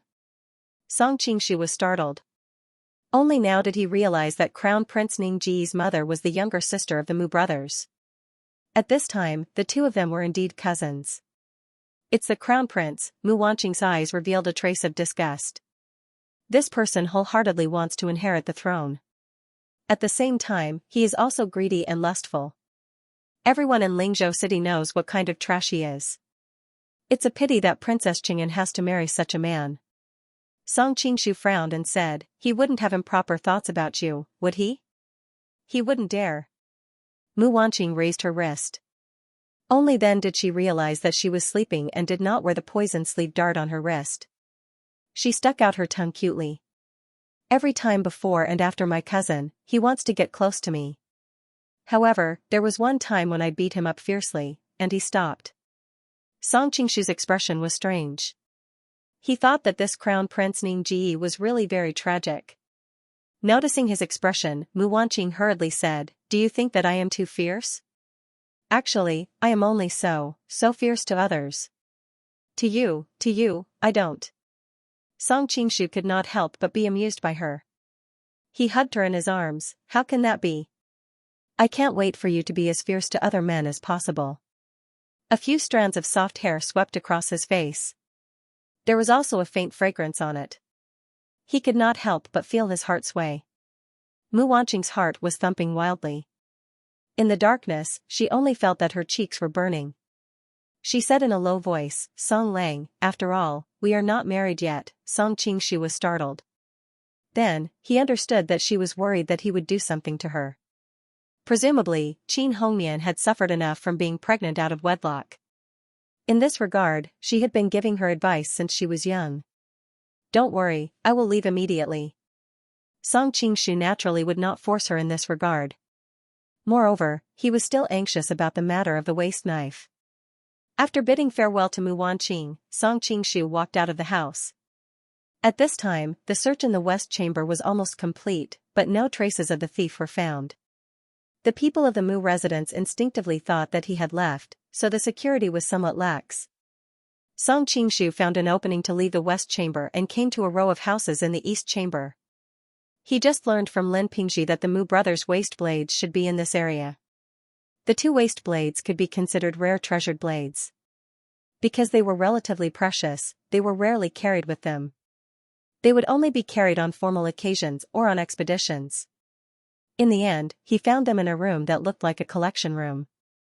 Fortunately, most of the Mu residence's forces had been transferred to the west chamber. Otherwise, such a place would be heavily guarded, and it would not be so easy to obtain. After obtaining the waist blades, Song Qingshu went to the place where Lin Pingji was. The location of the guest room was very easy to find, but from a distance, he could see that it was heavily guarded. In name it was for safety, but in reality, it was mostly used to monitor and imprison him. Casually using a few stones to attract the attention of the guards, he quietly snuck in. Lin Pingji was pacing back and forth in the room, clearly very anxious. When he saw Song Qingshu appear in front of him, he let out a sigh of relief. Big brother Song's martial arts are indeed peerless. Even with so many soldiers, they still could not catch you. Lin Pingji said with some excitement. I was just lucky. Song Qingshu smiled, then sat down at the table with him. I did not expect that this time, you would come in person. Lin Pingji smiled bitterly. Big brother, you wanted us to find an absolutely loyal, stubborn, and very clever person. How could it be so easy? After picking and choosing, I still could not find a suitable candidate. In the end, I simply did it myself. Although I can't be considered clever, I believe that my bones are still firm. Song Qingshu nodded secretly. Even in the original work, even those who hated Lin Pingji had to admit that he had a firm and unyielding character. But I'm afraid we'll have to suffer a lot in this operation. Moreover, our lives might be in danger, Song Qingshu said in a deep voice. Lin Pingji shook his head and said, when our Fuwei escort agency was destroyed, there was no hope of revenge at all. It was you who taught me martial arts and took good care of me. In the end, it was you who took me to the Qingqing faction to avenge me. I don't know how I can repay your kindness, but I'm so happy to know that I can do something for you. Not to mention physical pain, even if you want my life, I, Lin Pingji, won't even frown. As a man, I'll take my revenge. I hope you can fulfill my wish, big brother. Alright, Pingji, don't worry. No matter what, I will definitely ensure your safety. Song Qingshu sighed with emotion. Although Lin Pingji looked like a girl, he was a straight man deep down. It was really admirable. The two discussed the details of the plan, and then Song Qingshu left under the cover of the night. The next day, Crown Prince Ning suddenly came to visit the embassy. This time, Tiandu's Supreme Emperor Mu Yuqi and the officials from the Ministry of Rites also came to discuss the wedding according to the Western Xia's etiquette. At the same time, they asked for Princess Liao's opinion. Yelu Nanxian couldn't hide anymore, so she came out with her maids to entertain the guests. Song Qingshu was just watching from the sidelines to prevent the Western Xia from having any ill intentions. Xiao Huandu would naturally deal with the complicated formalities of the Western Xia. Crown Prince Ning finally saw the bride's face. He thought that the rumors about her beauty were exaggerated, but when he saw her with his own eyes, he realized that she was even more beautiful than the rumors said. He couldn't help but feel overjoyed and began to flatter her. Unfortunately, Yelu Nanxian had always been lukewarm to him. If it was before, he would most likely fly into a rage. But today, looking at the beautiful face in front of him, he couldn't get angry. On the contrary, the other party's indifference added a bit of nobility to him. After sending off the Western Xia delegation with great difficulty, Yelu Nanxian returned to her room.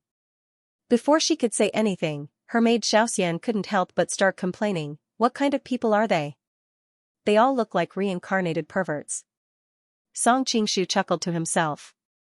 It turned out that Mu Yuqi was instantly interested in Shangguan Xiaoxian when he saw her, and even asked for her directly. In his opinion, he was the king of Xianxia, and it was a blessing for him to ask for a maidservant.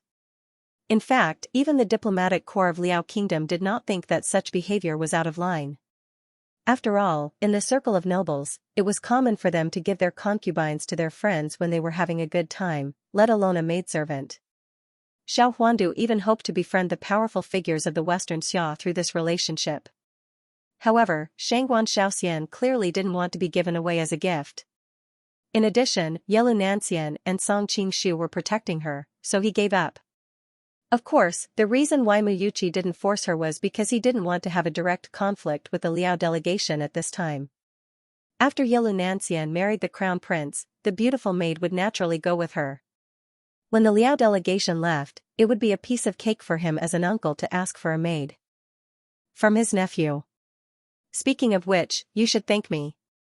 Otherwise, you would have to serve him in bed tonight. No, maybe he won't wait until night, and will directly. Song Qingshu looked at Shangguan Xiaoxian with bad intentions. Shangguan Xiaoxian's face turned pale. She was obviously still in shock. Bah, I used to think that you were annoying enough. I didn't expect that the king of Tiandu to be even more annoying than you. Song Qingshu, how could she say that? This girl really needs to be taught a lesson. Shangguan Xiaoxian continued to complain, I'd rather follow you than follow that ugly monster. Song Qingshu nodded. It sounded much better this way. You mentioned that you have a way to ruin this marriage. How is it going? Shangguan Xiaoxian was only concerned about her master's happiness for the rest of his life. Now that the fire was on her, she became even more anxious. Yelu Nanxian was also as anxious as an ant on a hot pan. She looked at him expectantly. Song Qingshu was calm. He sat on a chair and waved his hand, pour the tea. Usually, Shangguan Xiaoxian did not pay much attention to him, but today, she obediently poured a cup of tea and respectfully brought it in front of him. She even spontaneously massaged his shoulders and back, looking like she was trying to please him. Song Qingshu comfortably closed his eyes and smiled, You don't have to worry. The only thing we need to do now is wait. Wait for what? The two women asked in unison. Wait for a message. Song Qingshu opened his eyes. A light flashed in them. The next few days were extremely difficult for Yelu Nanxian because the day of the wedding was getting closer and closer. Until one day, a piece of news suddenly came from Lingzhou City. The king of Tiandu had caught a spy from the southern Song. He didn't dare to deal with him privately and sent him to Emperor Li Yuanhao. What's going on? Yelu Nanxian couldn't help but ask when she found out that Song Qingshu was the southern Song dynasty's king of Qi.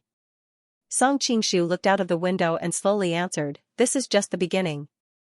If nothing unexpected happens, you won't have to worry about the marriage in the near future. But I'm afraid someone will have to suffer. Yelu Nanxian was puzzled.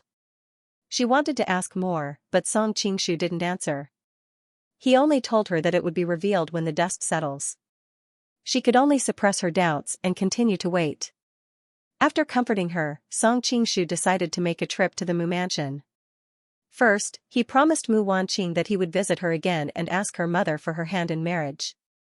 He didn't want to make this girl cry again.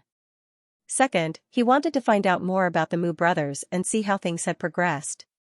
He changed his attire and returned to his original appearance. Since he was here to propose marriage, he had to show his sincerity. Of course, he also understood that this was risky. Fortunately, this world wasn't as well informed as the future. Although his name had spread all over the world, no one in the Western Xia would be able to recognize him except for the four villains. When he arrived at the Mu mansion, the gatekeeper heard that he wanted to see his master. He hurriedly waved his hand and said, Go away, our king is not free.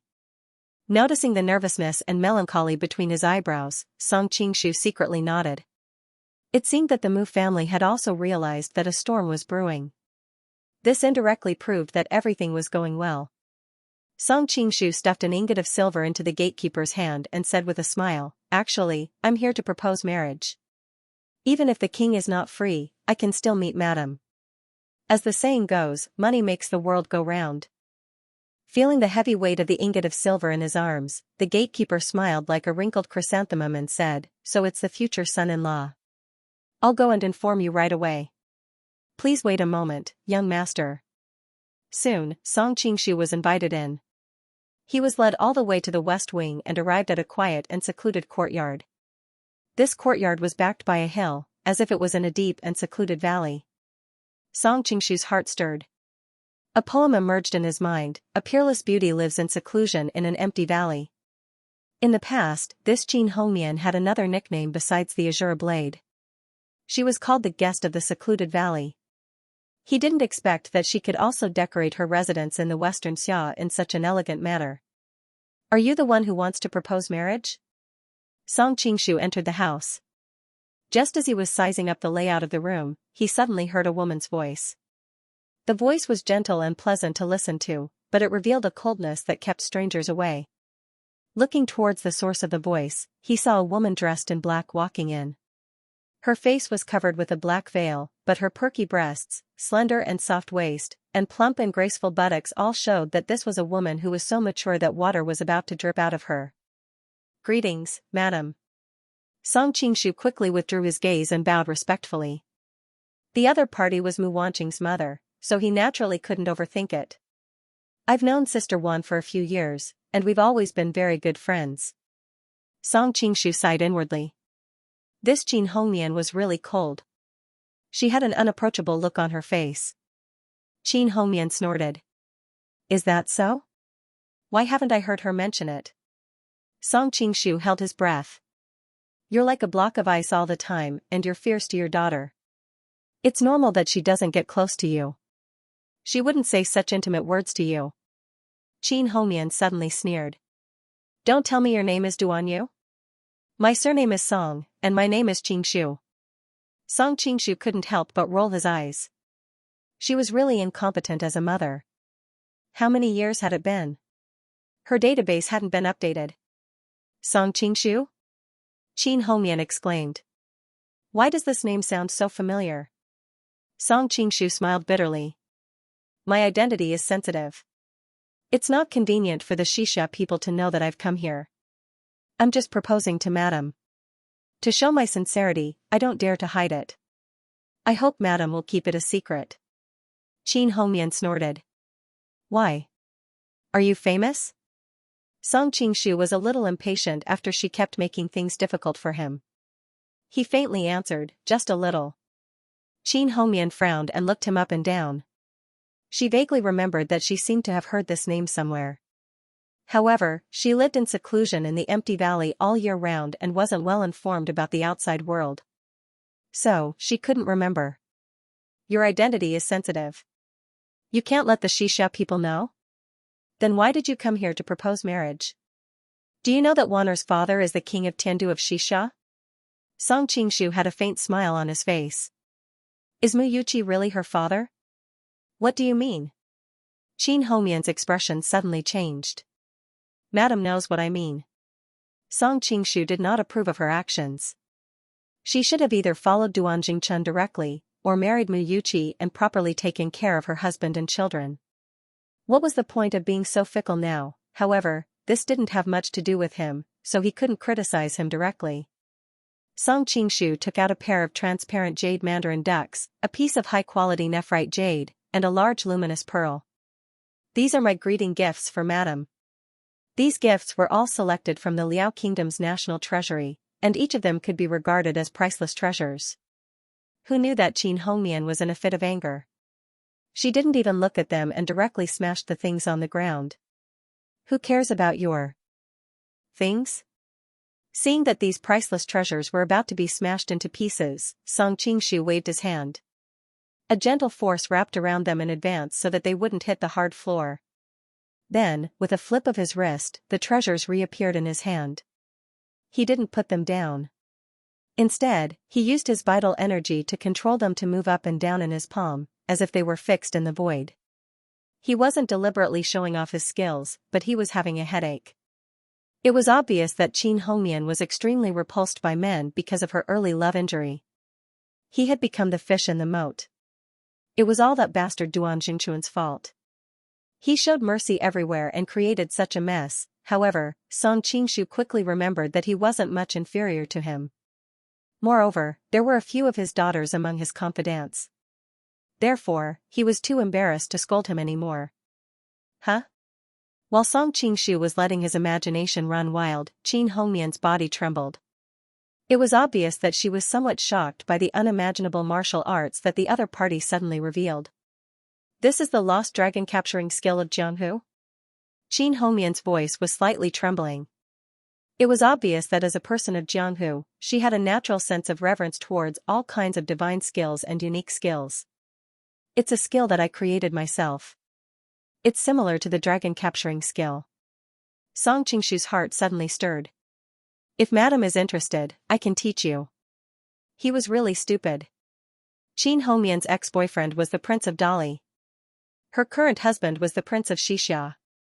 They were both figures who were second only to one but above tens of thousands of people in their respective countries. She herself was born into the wealthy Qin family. What kind of treasures had she not seen? Yet, he was actually using those vulgar things to curry favor with her. Sure. Qin Hongyan excitedly took 2 steps forward. However, she quickly realized that she had lost her composure. She hastily stopped and coughed unnaturally. It was obvious that she was deeply ashamed of her subconscious girlish attitude. This kind of unique skill is the secret of each sect. How can I make things difficult for you, young master? It's not difficult. Song Qingshu smiled very happily. He had finally found a shortcut to curry favor with her. Your younger sister Wan's mother. We're family, so why are you treating me like an outsider? Qin Hongyan opened her mouth. She kept feeling that it was a little inappropriate to sell her daughter like this. However, as a person of Jianghu, it was really difficult for her to resist the temptation of martial arts. Besides, she still had the thought that if she learned this divine skill, she would be able to get even with Duan Jingchuan's other lovers, especially that B*TCH from Mantua Villa. She had a great force under her command, and her martial arts skills were great as well. When he saw that she was still a little hesitant, Song Qingshu understood that he had to strike while the iron was hot. He immediately began to explain the principles of the dragon capturing skill to her. Since he had begun to explain the incantation, Qin Hongyan did not have the time to worry about other distracting thoughts. She began to carefully memorize it. Madam, do you remember it? At that moment, Song Qingshu was no longer restrained. He found a chair and sat down in a very leisurely manner. At the same time, he poured himself a cup of tea. No matter what, he was currently imparting martial arts to her. It was already good enough that he did not put on the airs of a master. What was there to be nervous about? Yes, I remember it. Qin Hongyan nodded. The incantation was not very profound, and since Song Qingshu explained it in a simple manner, it did not take long for her to memorize it by heart. As he watched her practice non-stop, Song Qingshu nodded in secret. Even though Qin Hongyan's aptitude in martial arts was not very high, it was still far superior to the average person in Jianghu. The reason why her martial arts were only average was mainly because she lacked guidance from a famous teacher, and all the martial arts she learned were not up to standard. When he thought about how Duan Jingchun had managed to win her heart with just 1 5-gauze light smoke palm, Song Qingshu cursed silently. It had to be known that Duan Jingchuan's martial arts were at most second-rate or third-rate in Jianghu, and 5-gauze light smoke palm was one of the mediocre martial arts he knew. It should be said that aside from the Duan clan's single yang finger, there were not many other martial arts he knew that could be considered good. After Qin Hongyan cultivated for a while, she could not help but wipe off the fine sweat on her forehead. Why am I still unable to successfully move objects after practicing for so long? Song Qingshu laughed bitterly. Madam, you are too impatient. Even though the technique of this martial art is important, inner strength is even more important. Madam's inner strength is somewhat insufficient, so it takes twice the effort for half the result. However, he was also worried that Qin Hongyan would lose interest, and then it would be troublesome for him afterwards, so he immediately added, however, I can let Madam experience the feeling of dragon capturing art first. Madam, remember this feeling of qi, and then practice day and night afterwards. You should be able to achieve twice the result with half the effort. How do I experience it? Qin Hongyan was startled. Madam, first of all, please relax your body and mind. Song Qingshu stood up and walked over. Who knew that Qin Hongyan would instinctively dodge backwards and look at him with a face full of vigilance? What do you want to do? Song Qingshu was stunned. When he noticed her wary expression, he realized that she had misunderstood him, and he could not help but smile in anguish. Madam, you're thinking too much. I just want to channel a wisp of true qi into your body and help you successfully execute dragon capturing art for the first time. This way, you'll remember that feeling, and it'll be easier for you to practice in the future. This is. Based on Qin Hongyan's personality, she would definitely not allow an unfamiliar man to touch her body, but she really could not resist the temptation. Of course, it was mainly because she wanted to learn how to deal with that SL*T from Mantua Villa. On the other hand, when she thought about the man's relationship with her daughter, he could be considered as her junior, and she could not say that he was an unfamiliar man. Madam, since you don't have any objections, I'll start. Song Qingshu knew that she was still hesitating, so he quickly made the decision for her. He walked behind her, extended a finger, and tapped the Bolhu acupoint on her back. He channeled a wave of qi into her body. It had been a long time since Qin Hongmian had maintained such a close distance with a man. When she sensed the man's masculine and hot aura behind her, she could not help but feel her heart skip a beat. For some reason, she started to panic a little. "Madam, please calm your mind and guide this aura through the meridians I taught you just now." At that moment, the man's calm voice traveled into her ears. It was only then that Qin Hongmian snapped out of her daze. She could not care about anything else and started circulating her qi according to the incantation just now. She had not succeeded all this while because she did not have enough qi. Right now, she felt that her entire body was filled with qi, and her condition was unprecedentedly good.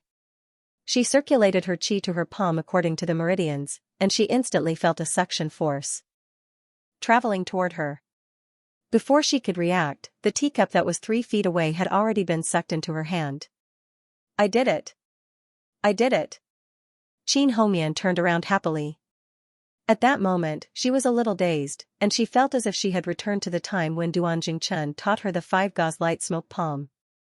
At that time, she had also managed to master it after much difficulty, and the joy she felt at that moment was exactly the same as it was right now.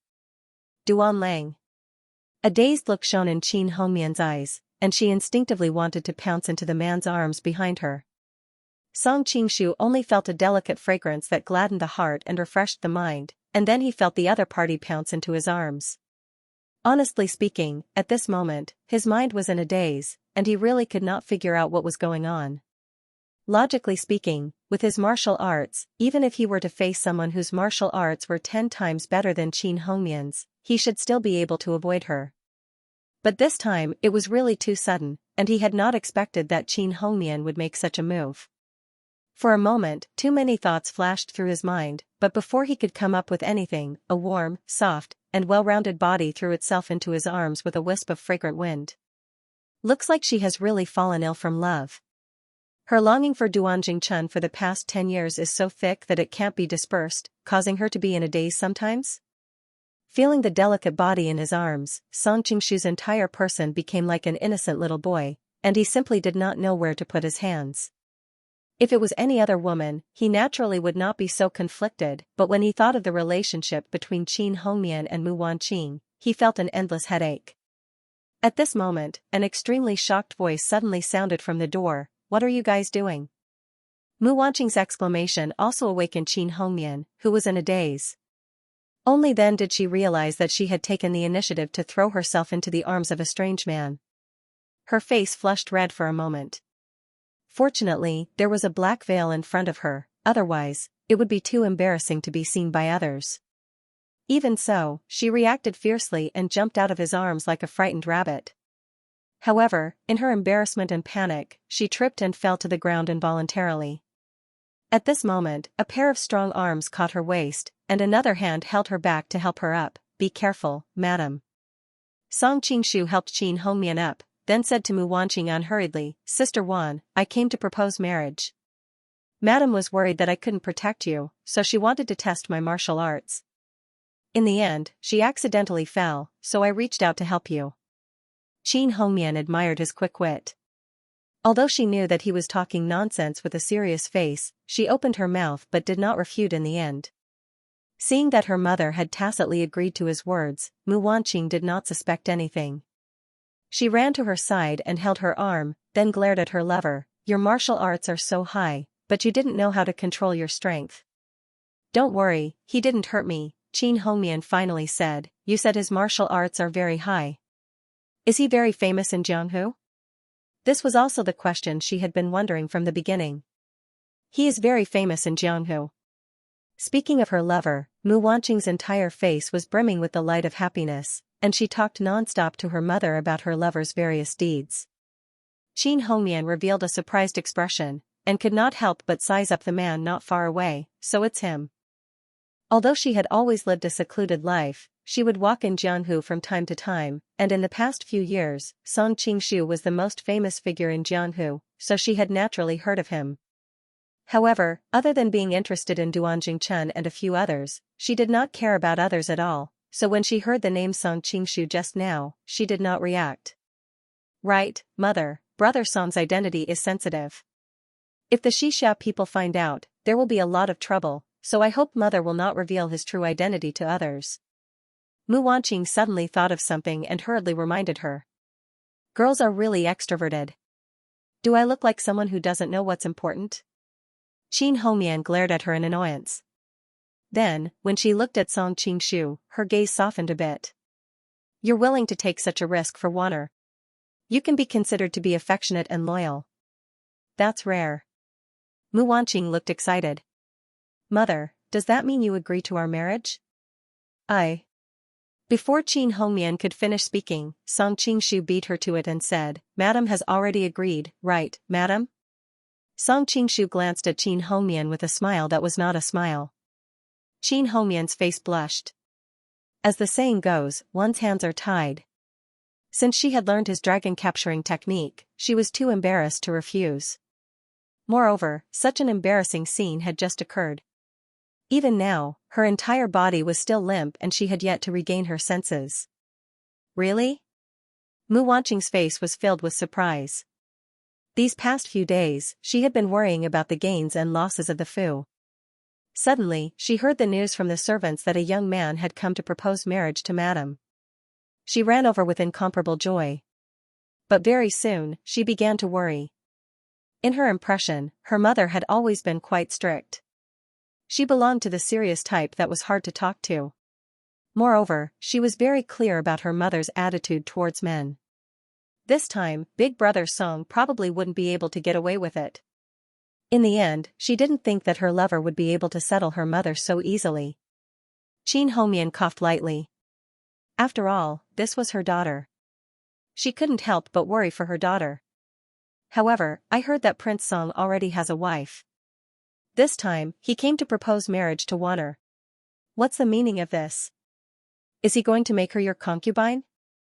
Although she wasn't very familiar with the outside world's information and didn't know about Song Qingshu's other female confidants, the matter of him and Amei-sex Zhou Jirua had spread like wildfire in Jianghu.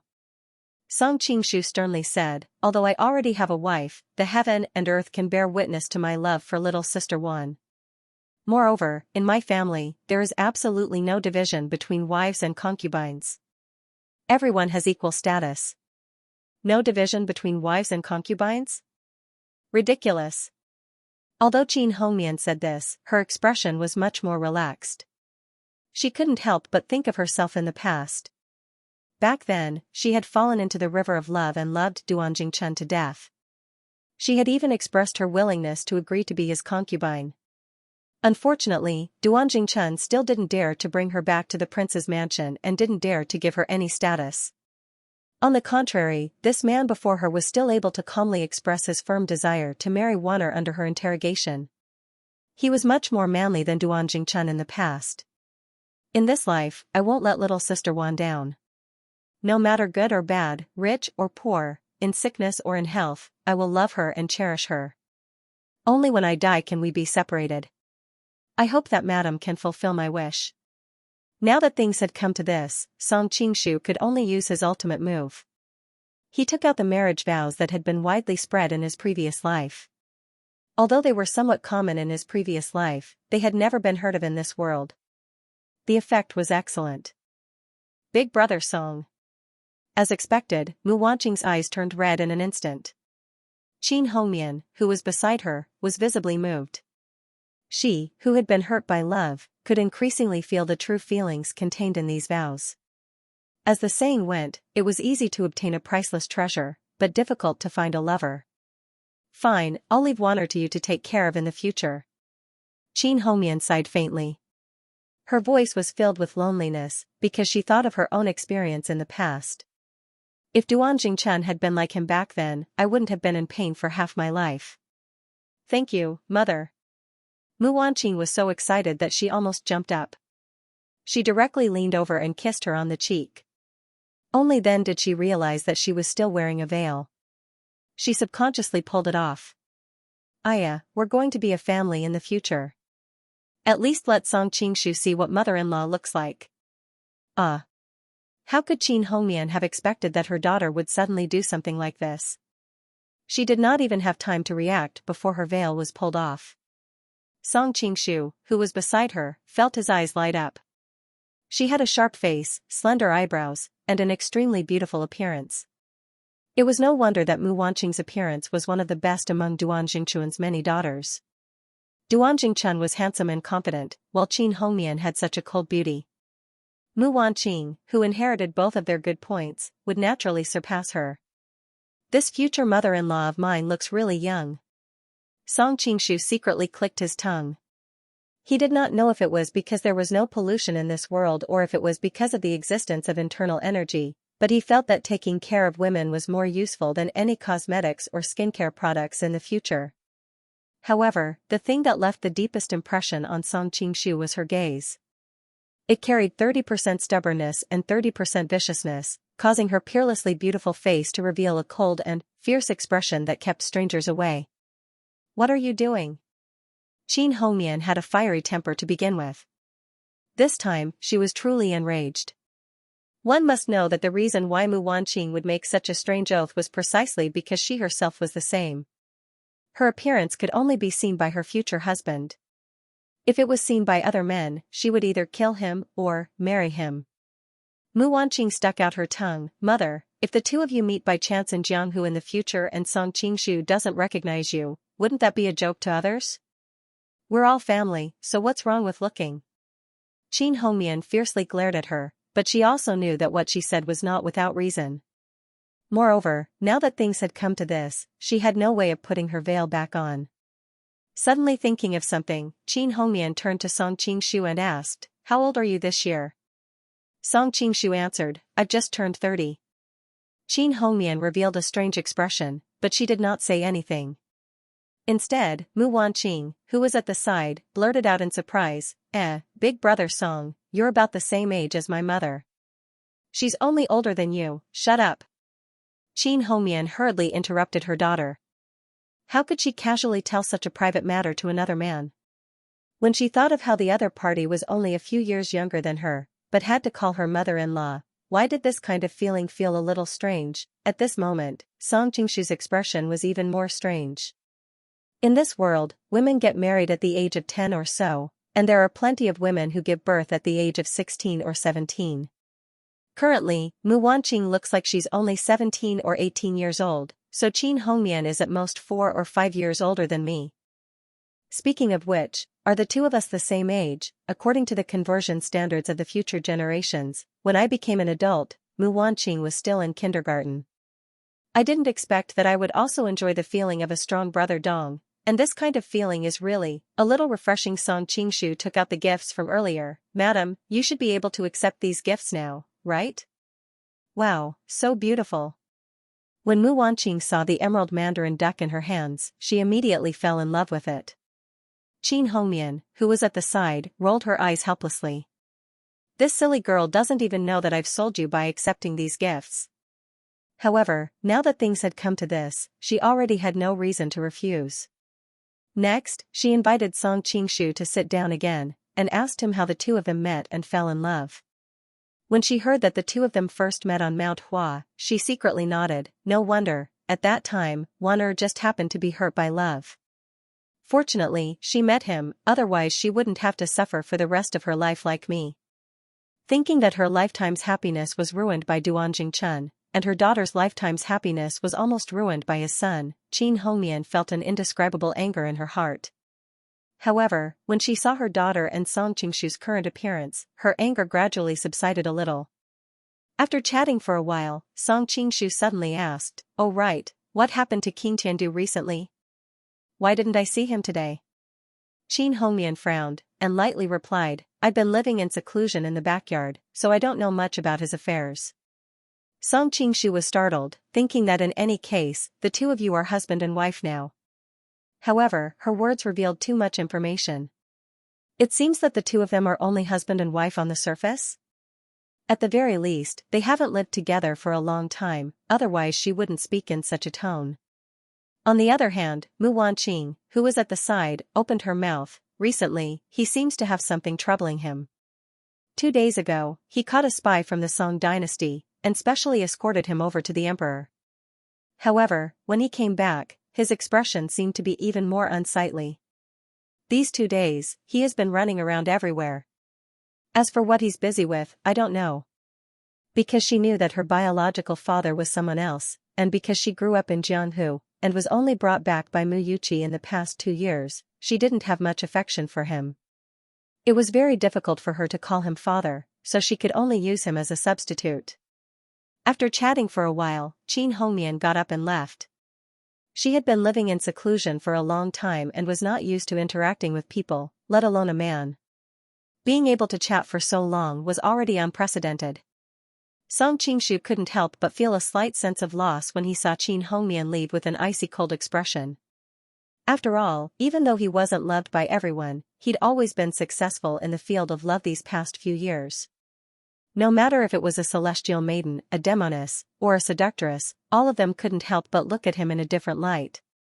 Only this Qin Hongmian took him to be an ordinary man and avoided him. Of course, this did not mean that Song Qingshu had any thoughts about Qin Hongmian. It was simply his vanity that caused mischief. After all, he was not a saint.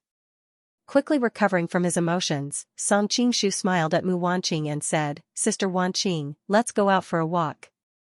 I've just arrived in Lingzhou City, you can be my tour guide." First, he needed to familiarize himself with the whole of Lingzhou City in advance. Second, he felt that he had too little time with Mu Wanqing, so he wanted to take the opportunity to accompany her more. Mu Wanqing raised her eyebrows, her face brimming with happiness. Yes, yes. Next, the two left the Mu mansion together and toured around Lingzhou City. The customs of Xianxia were very different from those of Jiangnan, Liao, Jin, and other countries of the grassland, so there was a different flavor to the tour.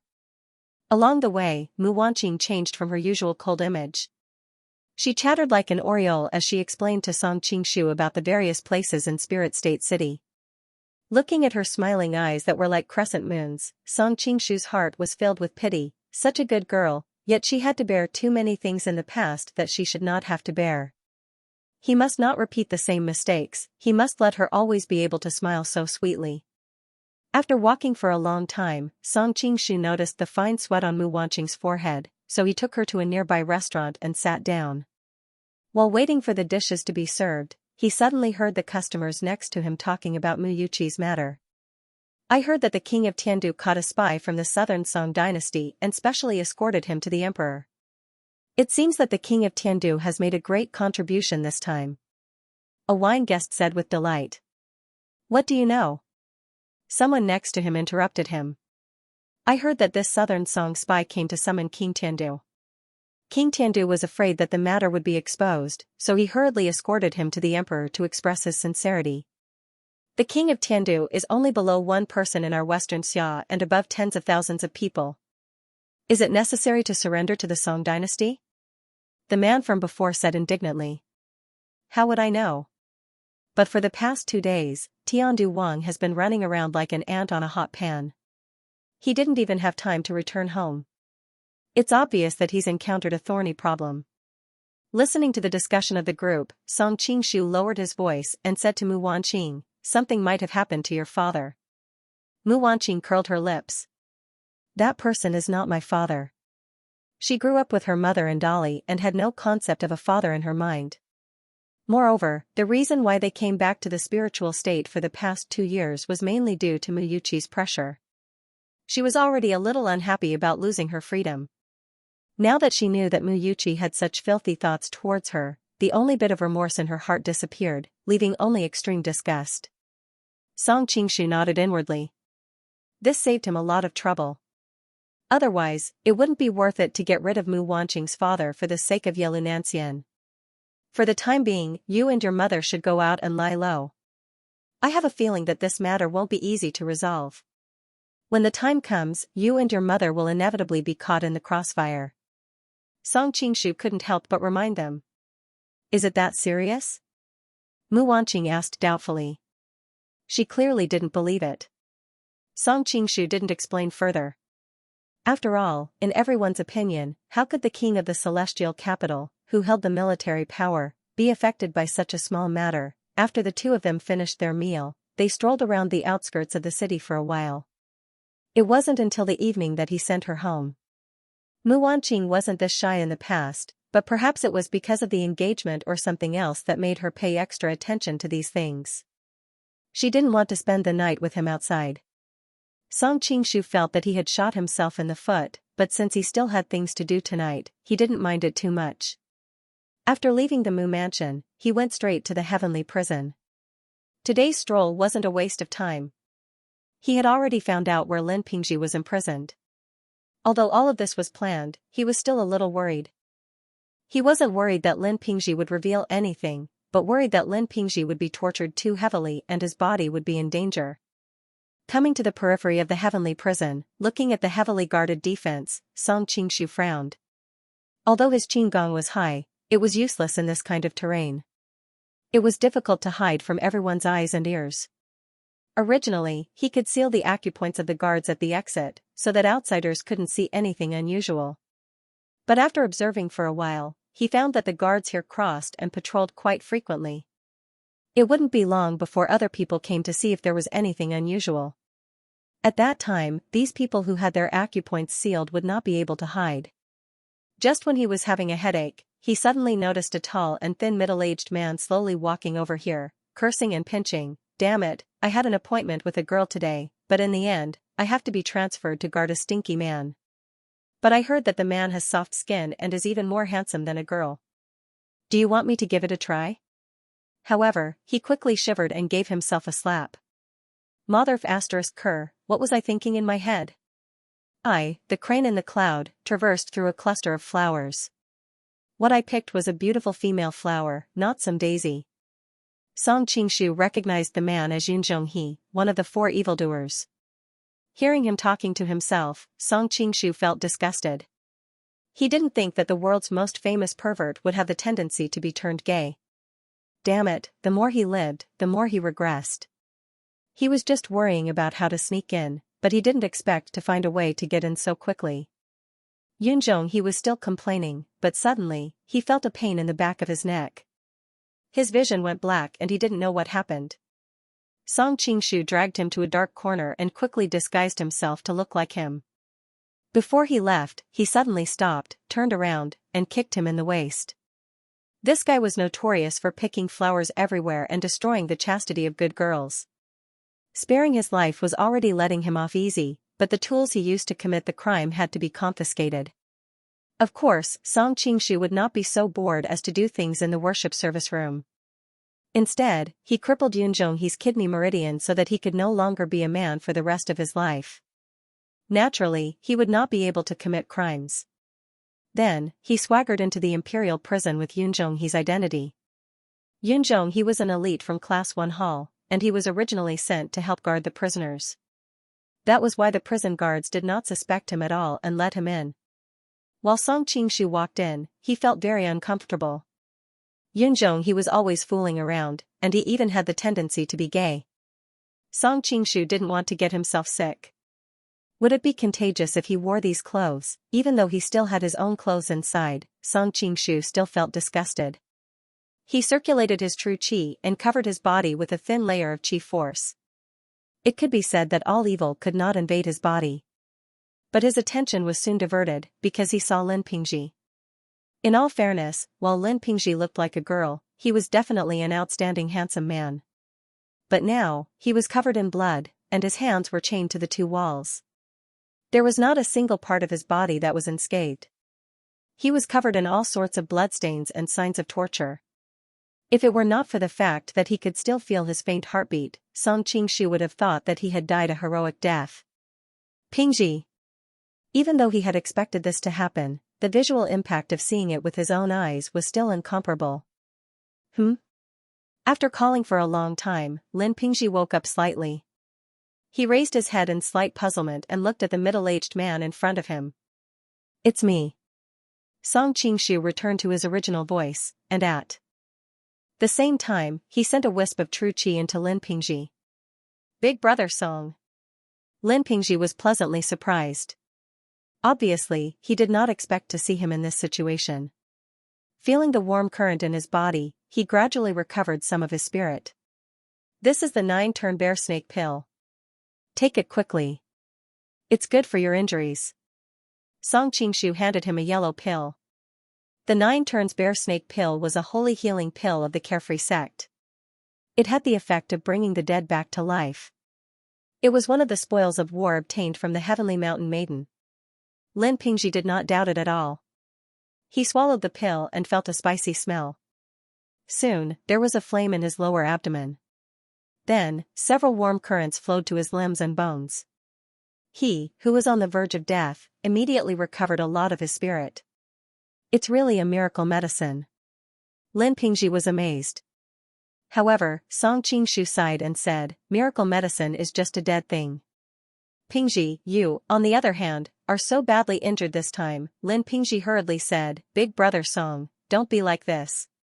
I came on this mission voluntarily, and these injuries are also within my expectations. Song Qingshu still wanted to say something, but his expression suddenly changed slightly. Someone is coming. Be careful. After saying that, his figure flashed and he leisurely lay on the chair at the door of the cell, as if he was taking a nap. Lin Pingji reacted quickly. He immediately lowered his head again and returned to his previous appearance of being on the verge of death. Not long after, a beautiful figure came in with a group of subordinates. Song Qingshu's heart skipped a beat. It's her. Although the person's face was veiled, he had already recognized that she was Princess Xianxia of Xianxia country, Li Qinglu. She was also Menggu, whom Xuzhu yearned for day and night in the original work. Last time, on the outskirts of Linen, he took Huang Rong to the Peach Blossom Island to settle down. Coincidentally, she sneaked into the southern Song dynasty with the masters of the Class 1 Hall and had a conflict with the Imperial City Department led by Shui Erin and Shui Baochai. Song Qingshu's current identity as Yunzhong did not want to expose himself, so he quickly got up and bowed. Li Qinglu gave him a look of disgust and ignored him, instead walking straight to Lin Pingji, who was in the depths of the cell. She then instructed her subordinates to pour some water on Lin Pingji's body. When he woke up, Li Qinglu coldly asked, I'll ask you one last time. Why did you come to Lingzhou City to look for the king of Tiandu? Looking at the graceful and exquisite girl in front of him, Lin Pingji understood how ruthless she was. I've already said that I'm only here to deliver a gift. I've already told you what the gift is. It's a painting of a turtle and a box of jujubes. Li Qinglu snorted coldly. What treasure has the king of Tiandu not seen before? You came all the way here to deliver this? Lin Pingji answered, if I'm not mistaken, Mu Yuqi should have delivered my gift to you. You can check it and you'll know that I'm not lying. A hint of anger flashed in Li Qinglu's eyes. It's precisely because we have checked that we know that you wouldn't just deliver those 2 pieces of trash. There must be other letters. Lin Pingji flatly replied, you won't get anything out of me even if you interrogate me 1,000 times. Song Qingshu was shocked. If things really got out of hand, he would have to save Lin Pingji even if he had to expose his identity. Li Qinglu's soldiers stepped forward and were about to take Lin Pingji away. Lin Pingji suddenly looked up to the sky and sighed, I have failed to live up to the general's kindness. I can't complete this important task. Wait. Li Qinglu raised her hand to stop her soldiers from taking him away. Then she came in front of Lin Pingji and said condescendingly, have you thought it through? The expression on Lin Pingji's face kept changing. Apparently, he was struggling mentally. Li Qinglu took the opportunity to say, no matter what, you have to tell us eventually. Instead of telling us later, you'd better tell us earlier to avoid physical pain. We won't mistreat you. Lin Pingji finally opened his mouth, if I tell you, will you spare my life? Of course. Li Qinglu couldn't help but feel happy when she saw that his tone was relaxed. Lin Pingji continued to ask, I need a guarantee. Li Qinglu frowned and finally snorted. She raised the golden token in her hand and said, I am Princess Xianxia of the Xianxia country. I am under the direct control of the emperor. If you see this token, you will see me. As the saying goes, the emperor does not joke. I have promised in front of so many people. How can I go back on my words and bring shame to the emperor's reputation? Moreover, I can promise you that as long as you tell me everything, I will not only spare your life, but also guarantee you a high position and wealth for the rest of your life." Lin Pingzhi breathed a sigh of relief. He looked at the soles of his feet and said, "There is a letter sewn in the soles of my shoes." Li Qinglu waved her hand. Someone had already taken off his shoes and opened them. Then they unstitched the soles of his shoes and found that there was a letter hidden in them. Li Qinglu was about to take the letter when she saw it. But when she thought that it was taken from the soles of a stinky man, she couldn't help but show a trace of disgust. "Open the letter and take it away from me. I want to see the emperor." When her subordinates opened the letter, Li Qinglu carefully read it from 3 steps away. When she saw the handwriting on it, she couldn't help but change her expression. She hurriedly said, "Put the letter away. I will go to the palace to see the emperor."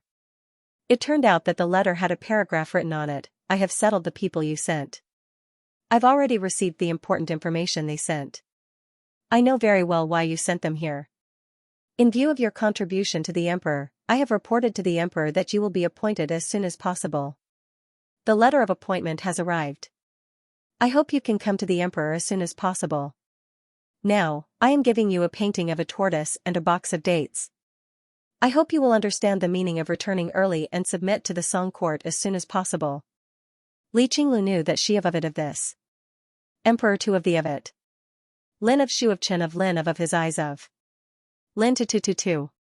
To the emperor of Qing Shu of the of Lin of. Chen's Lin. Qiu thought. Lin of. With his the guards to Lin to tu. Lin of Ling, Shu of hand. Lin to Shu, Lin, he of Qing Shu to see to Lin to Tian to the. Of. Song Qing Shu also smiled slightly. It seemed that Lin Pingzhi's life was secured, and he did not need to worry anymore. Moreover, everything was going according to plan. It was simply perfect. Li Qinglu entered the palace and reported this to Emperor Li Yuanhao. Li Yuanhao's face darkened. "Come back early. So this is the meaning of the turtle painting and of the dates." Li Qinglu couldn't help but ask, could this be the emperor's plan? Li Yuanhao answered, "I know what I'm doing. A few days ago, I sent someone disguised as Miyuqi's messenger to contact Xianxia of Sichuan. I believe we will know the result in a few days." Song Qingshu got out of the celestial prison, woke Yunzhonghe up, and used the great soul transfer technique to make him forget what happened today. As for why Yunzhong he could no longer have sex from now on, let him guess the reason himself.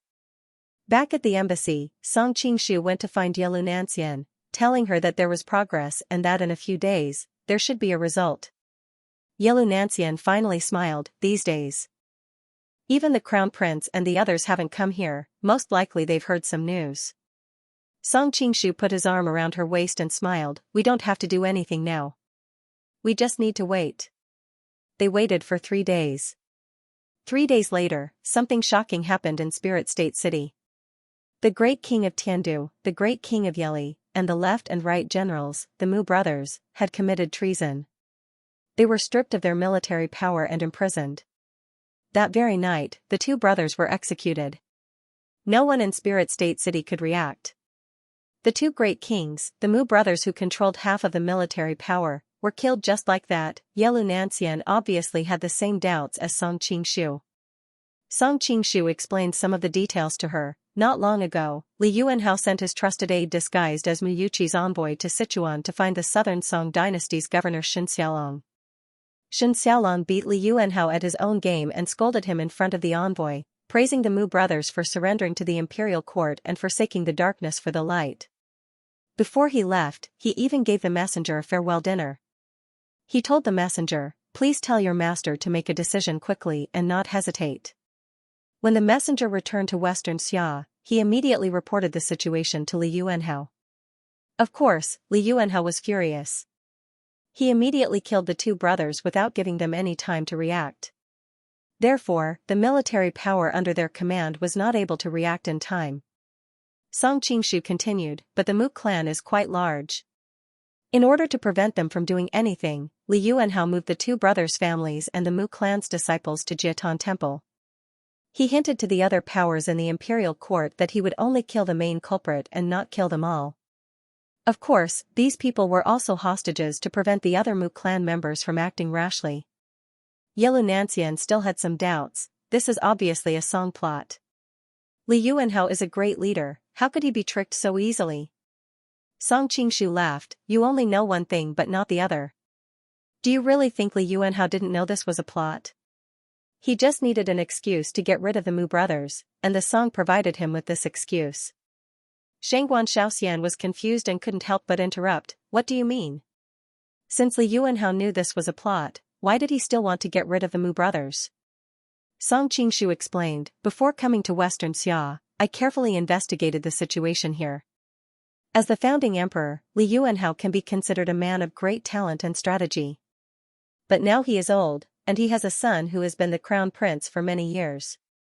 Unfortunately, Li Yuanhao is still in good health, and the crown prince can't see any hope of inheriting the throne in a short period of time. Moreover, the crown prince is already an adult, and has gathered a large number of his own subordinates. How could Li Yuanhao not be afraid? There are no fathers and sons in the imperial family. Li Yuan and Li Shimin have learned their lesson. How could someone like Li Yuanhao be willing to be imprisoned for the rest of his life like Li Yuan? After thinking about it, the most effective way to solve this problem is to get rid of the crown prince and replace him with a younger son. That way, he will have many more years of buffer time. Although Xianxia was born into the imperial family, she was not of the same bloodline as the imperial family. She couldn't help but be shocked when she heard such a thing. But on second thought, it was a matter of course.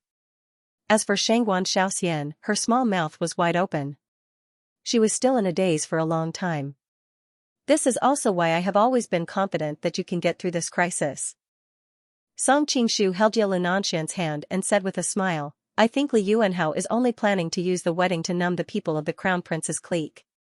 He will make his move soon after the wedding. I just made him move ahead of time. It's not easy to make a move on the crown prince. First, we have to deal with his two uncles who hold military power. Xianxian stuck out her tongue in fear. If it weren't for you, I would really be crippled for the rest of my life. She had thought that marrying someone she didn't like as the crown prince's concubine was painful enough. She didn't expect that there would be something even more painful, and that was to be deposed as the crown prince's concubine. Song Qingshu gently stroked her hair and said softly, now you can rest assured. With such a thing happening to his two uncles, I don't think they will be able to get married in a short period of time. Xianxian had been on tenterhooks all this time, and she could finally put down the huge stone in her heart. Shangguan Xiaoxian, who was beside her, also breathed a sigh of relief. Finally, they were no longer the target of that bald king. Song Qingshu continued, if I'm not wrong, it won't be long before Li Yuanhao makes his move on the crown prince. At that time, you will be completely free. I used to think that the crown prince was a little hateful, but now, I suddenly feel that he is a little pitiful. Xianxian couldn't help but sigh. The people of the imperial family have no choice. Song Qingshu also sighed. This time, he was able to read Li Yuanhao's mind so clearly. First of all, he had watched so many historical dramas in his previous life, so he was already very familiar with them. Second of all, after coming to this world, he had secretly controlled the Qing, Jin, and Liao dynasties.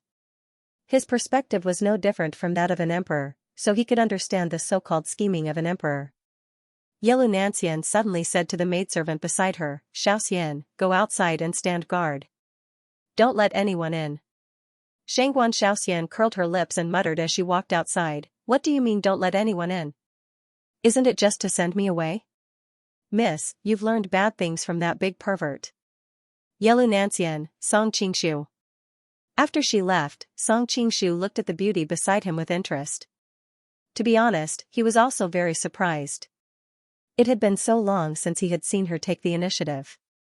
Noticing the aggressive look in his eyes, Xianxian blushed and hurriedly explained, Brother Song, don't misunderstand, I just have something to ask you. Song Qingshu was startled, but seeing the clarity in her eyes, he knew that he had misunderstood. What is it? Brother Song, why do you know so much about what happened in Sichuan? Also, I have a feeling that the Southern Song dynasty's plan to sow discord was all orchestrated by you. Xianxian's beautiful eyes looked at him calmly, filled with an indescribable expectation. Song Qingshu smiled slightly, of course I was the mastermind of this plan. Have you forgotten? I am also the Southern Song Dynasty's Prince of Qi. Song Qingshu was silent for a while before finally speaking. You're one of us now, there's no need to hide things from you anymore. In fact, before I rushed back to Liao, I was in Sichuan. Then, he briefly explained what happened in Sichuan, of course, omitting the part about his romantic relationship with Ruan Xingzhu. Yelu Nanxian's eyes lit up as she listened. Big brother Song, I thought you were already very capable, but you're even more capable than I thought. Now, not only Liao, but Sichuan is also your territory. Song Qingshu enjoyed the admiration in her eyes, but he didn't let it get to his head. Right now, I can only say that I have some influence in Sichuan, but I'm still far from having complete control over it. It's the same for Liao. But you've done very well. Before, you were just a nobody, but in a short 2 to 3 years, you've built up such a large territory, and even controlled a real country, a country of heavenly province. Yelu Nanxian was full of praise, but noticing the strange look in his eyes, she suddenly realized something. That's not all, right? Song Qingshu smiled bitterly. I do have some power under my command, but this is related to the safety of countless people. A little carelessness and many people will die without a burial place, so I can't tell you everything for now. I hope you understand. Yelu Nanxian smiled faintly. I'm not an unreasonable person, of course I know the consequences.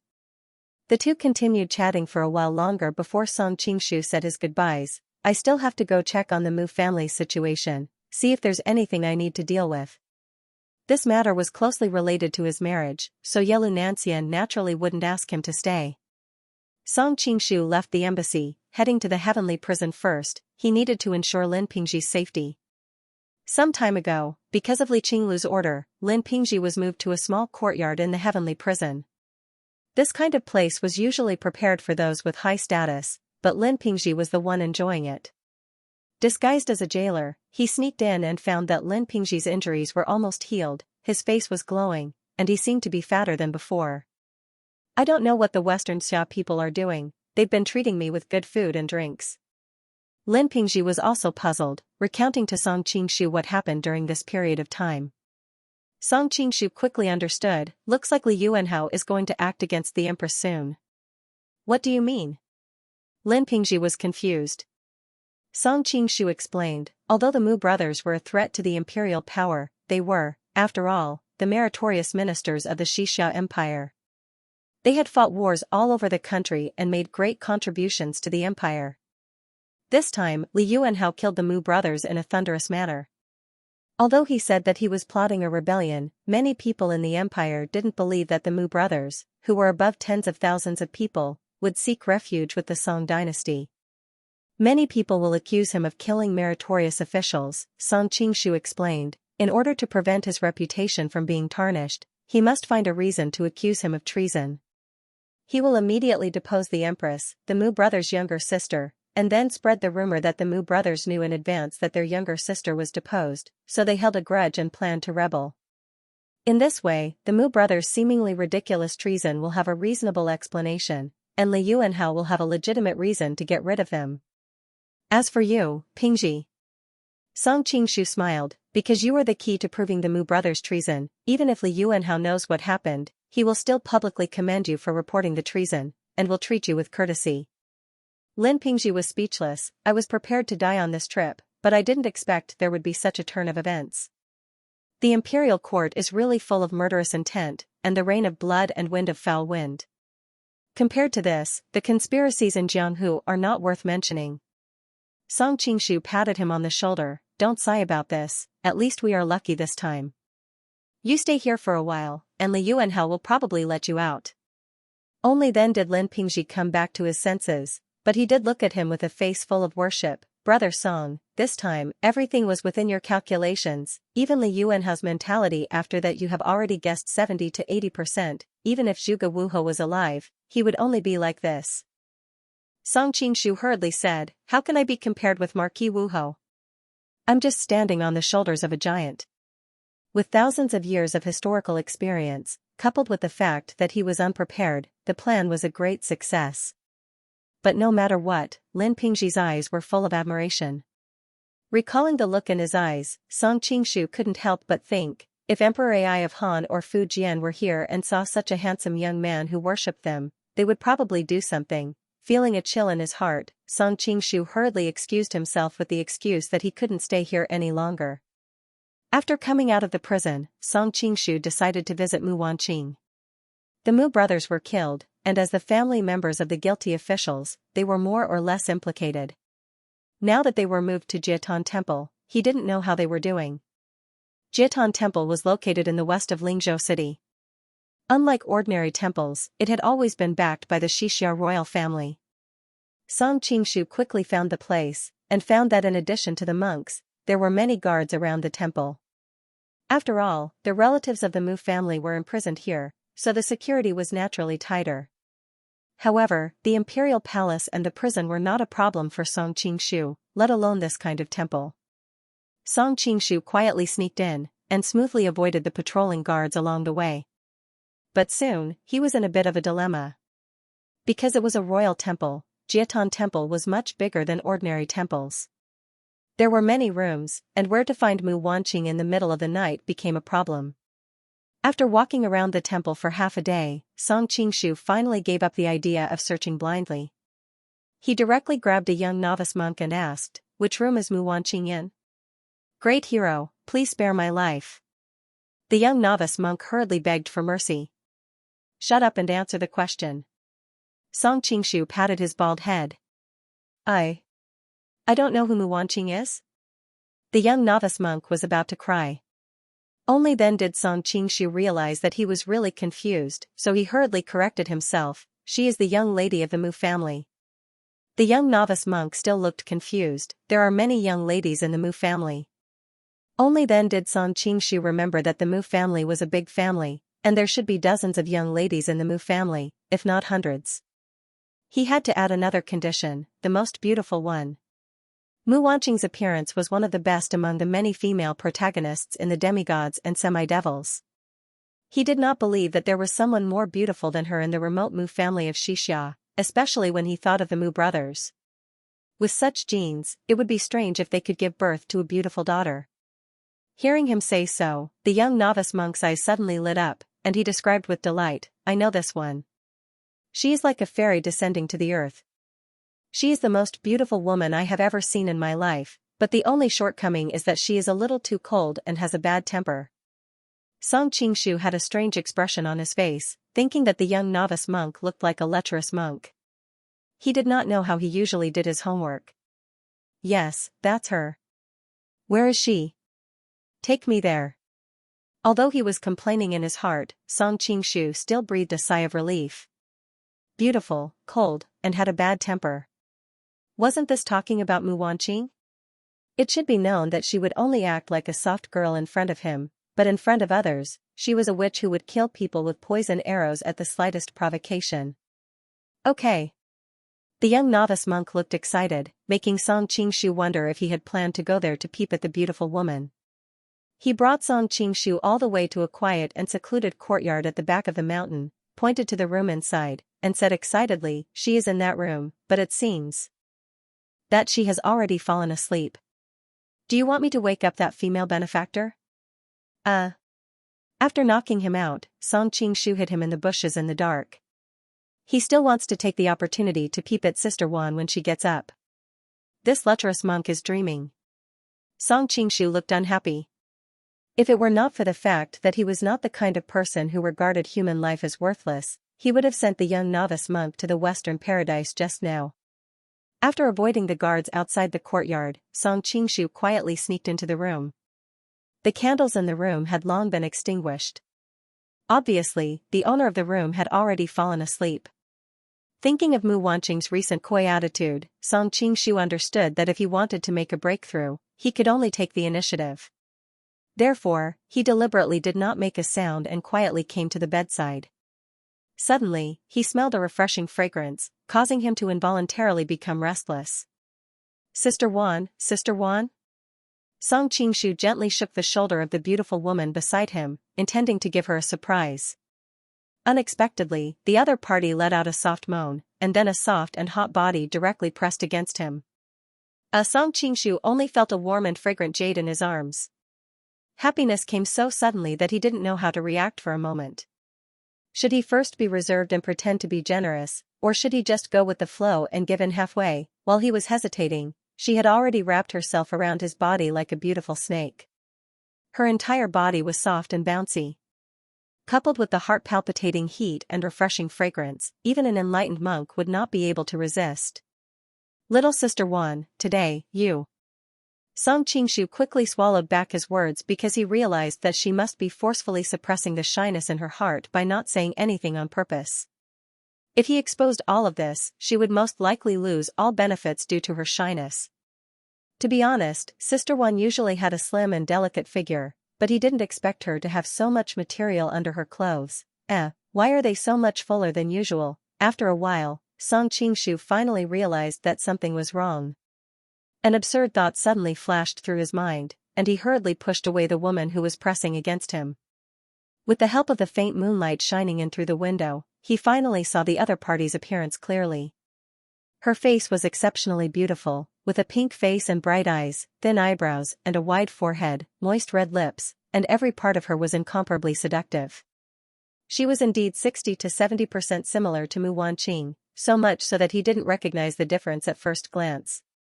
But now that he looked carefully, he realized that they were merely similar, because she was none other than Azure Blade Qin Hongmian. At this moment, Qin Hongmian's gown was half undone, and she was nestled in his arms. What a lively and alluring appearance.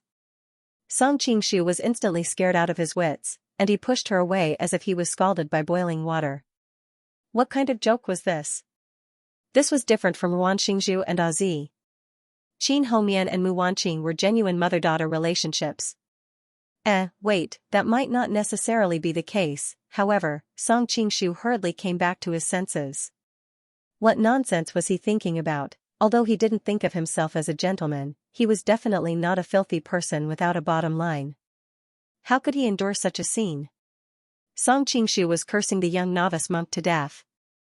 If he hadn't misled him, he wouldn't have subconsciously thought that the woman in this room was Mu Wanqing. Now that he thought about it, he had just described the most beautiful Miss Mu to him, but he actually thought that it was Qin Hongmian? Not to mention whether Qin Hongmian was the Miss Mu. In terms of appearance, could she be more beautiful than Mu Wanqing? It seemed that the young novice monk preferred mature and beautiful women. Could it be that this was a common problem for young men? Bah, that was a young novice monk. Why was he thinking about men's matters instead of eating vegetarian and praying to Buddha? However, Song Qingshu had wrongly blamed the young novice monk. The Buddhism that spread in Xianxia was not the more popular Zen Buddhism in the Central Plains, but it was closer to the Tibetan esoteric Buddhism.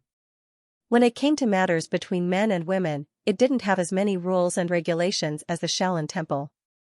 Don't go. Song Qingshu suddenly stopped. His wrist had been grabbed by a pair of soft hands. Qin Hongmian's voice was so sweet that it was greasy. Where was the usual coldness and fiery temper? Song Qingshu suddenly stopped. It wasn't that he was really persuaded, but he suddenly realized that something was wrong. He was scared out of his wits just now and subconsciously wanted to leave this awkward place, so he didn't notice that Qin Hongmian's eyes were blurry and her whole body was soaked in sweat. Her whole body was emitting an amazing heat and fragrance. Her legs were tightly clamped together, and she was twisting from time to time. Drugged with aphrodisiac? Song Qingshu sat down by the bed and reached out to open her eyes. He observed her pupils and then felt her pulse. His face quickly darkened. Because he was sure that Qin Hongmian had been drugged. At this moment, the soft beauty once again wrapped around his body.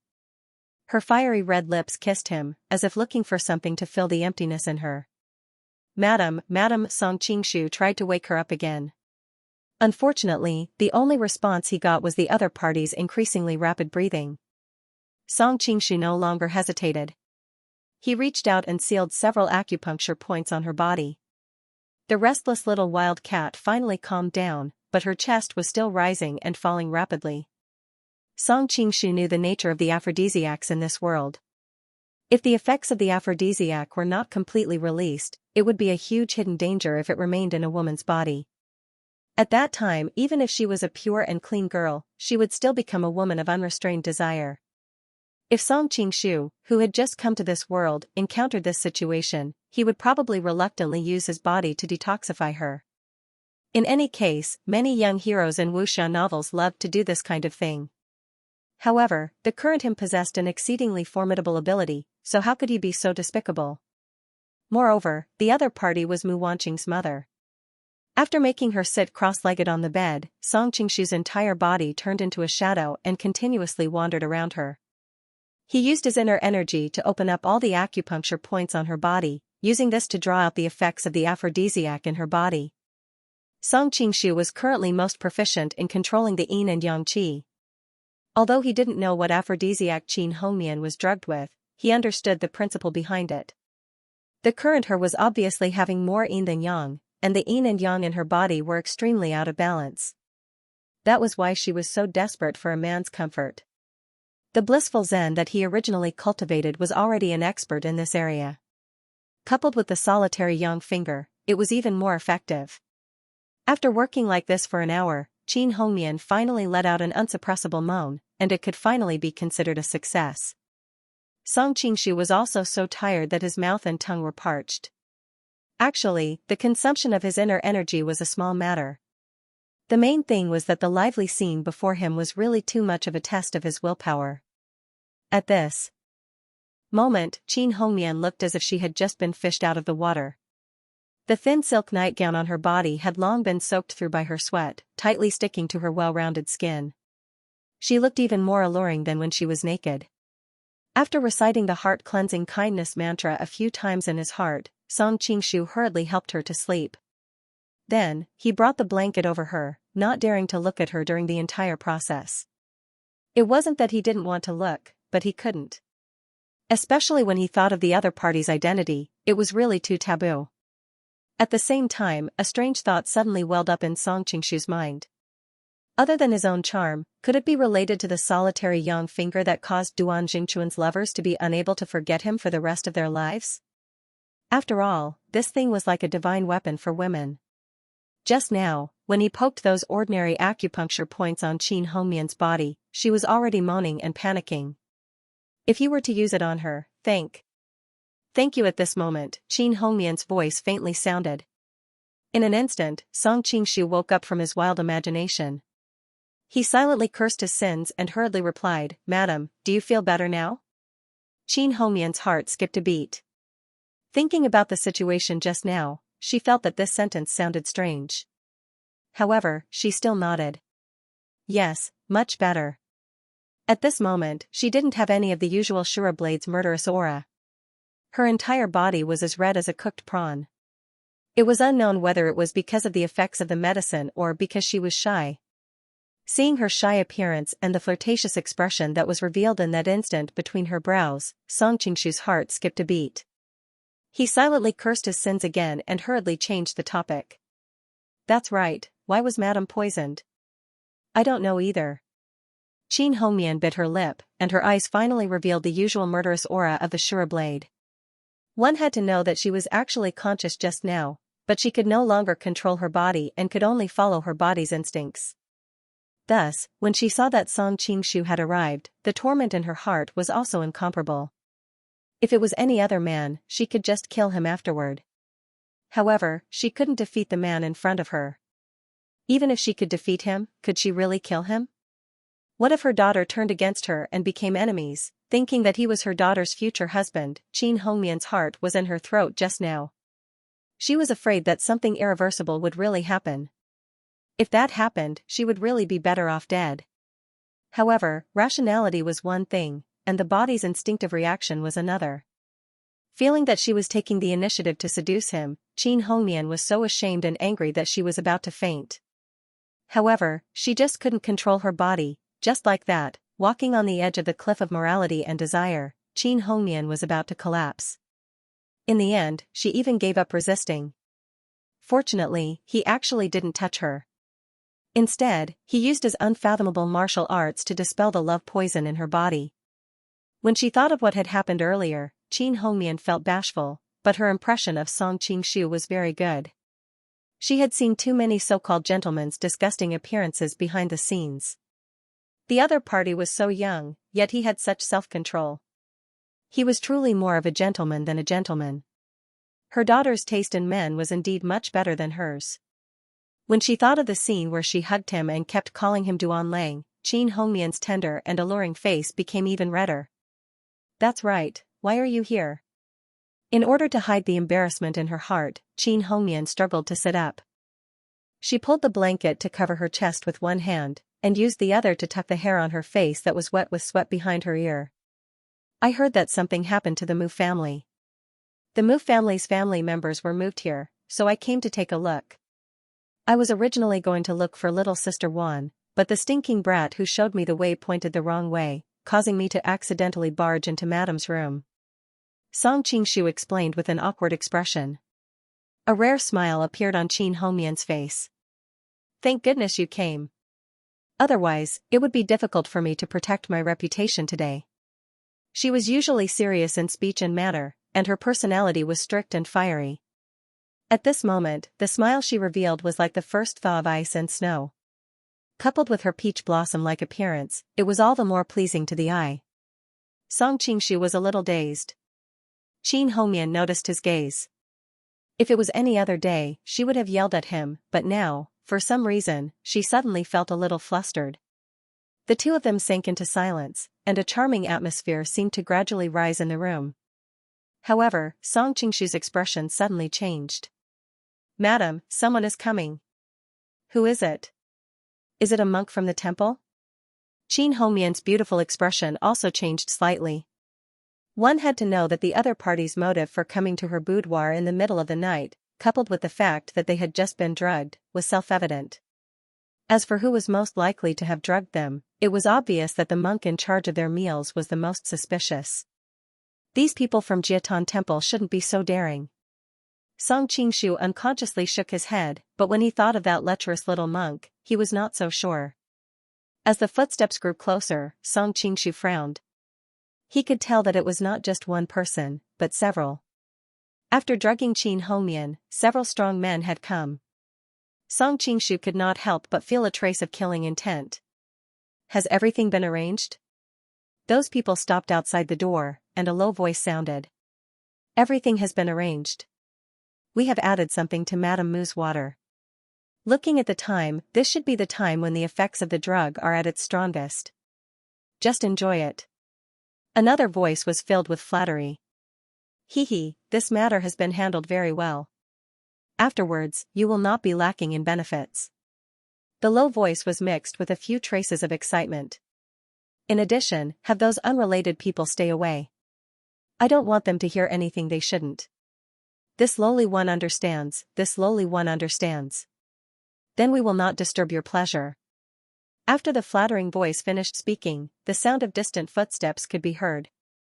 It was clear that the others had already left. Song Qingshu inwardly sneered. I want to see just who you are. Qin Hongmian suddenly pulled on his sleeve and made a shushing gesture. Let's observe the situation first. Song Qingshu nodded. There was no harm in being careful. Who knew which deity had come? Hearing the other party push open the door, Qin Hongmian hurriedly said, Come hide on the bed. Song Qingshu was startled and said with some embarrassment, That's not very good. But even though he said that, his body still turned over and jumped onto the bed. Qin Hongmian directly handed over the other half of the blanket. Hide it first, quickly. The moment she entered the blankets, a wave of warmth greeted her, mixed with a delicate fragrance that was like musk and orchid, causing Song Qingshu to lose focus for a moment.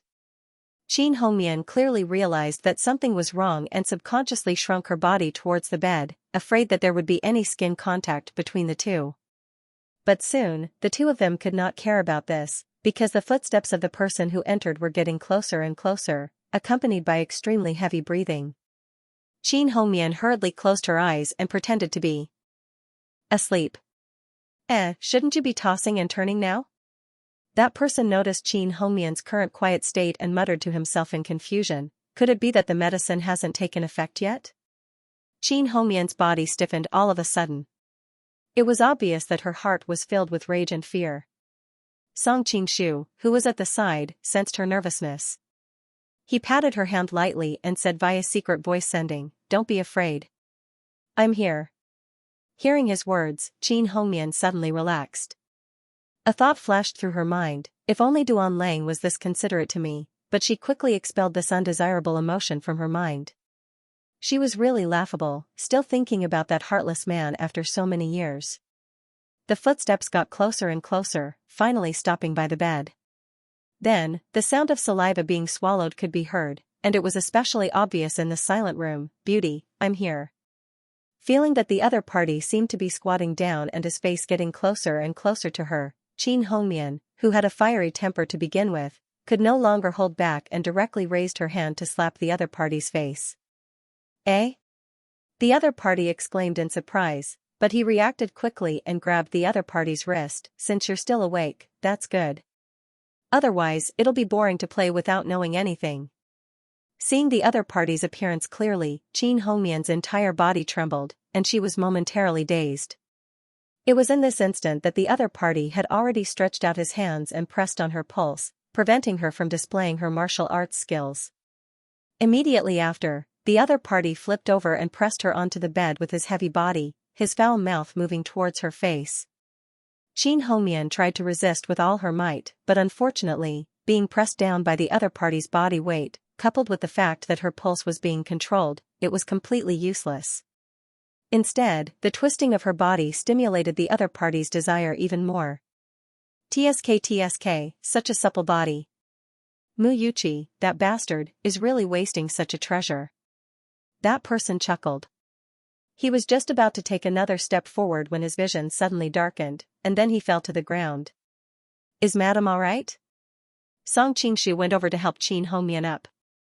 I'm fine." Qin Hongmian sat up with a lingering fear in her heart. She gently leaned against the headboard of the bed. She suddenly thought of something and turned her head to look at the ground beside her. He's not dead, is he?" Song Qingshu was stunned. "No, I just knocked him out. Moreover, such a lowly person deserves to die, so why is Madam worried about him?" He thought that the other party was Duan Jingchen, but after careful observation, although he was quite tall, there was still a big gap between him and Duan Jingchen. Moreover, he was also much older than Duan Jingchen. Coupled with his distinctive Mediterranean hairstyle, he was definitely a native of Xianxia. Why was Qin Hongmian so nervous? It couldn't be her lover, right? Noticing the strange look in the other party's eyes, Qin Hongmian's face reddened. She knew that he had misunderstood and glared at him angrily. "What are you thinking?"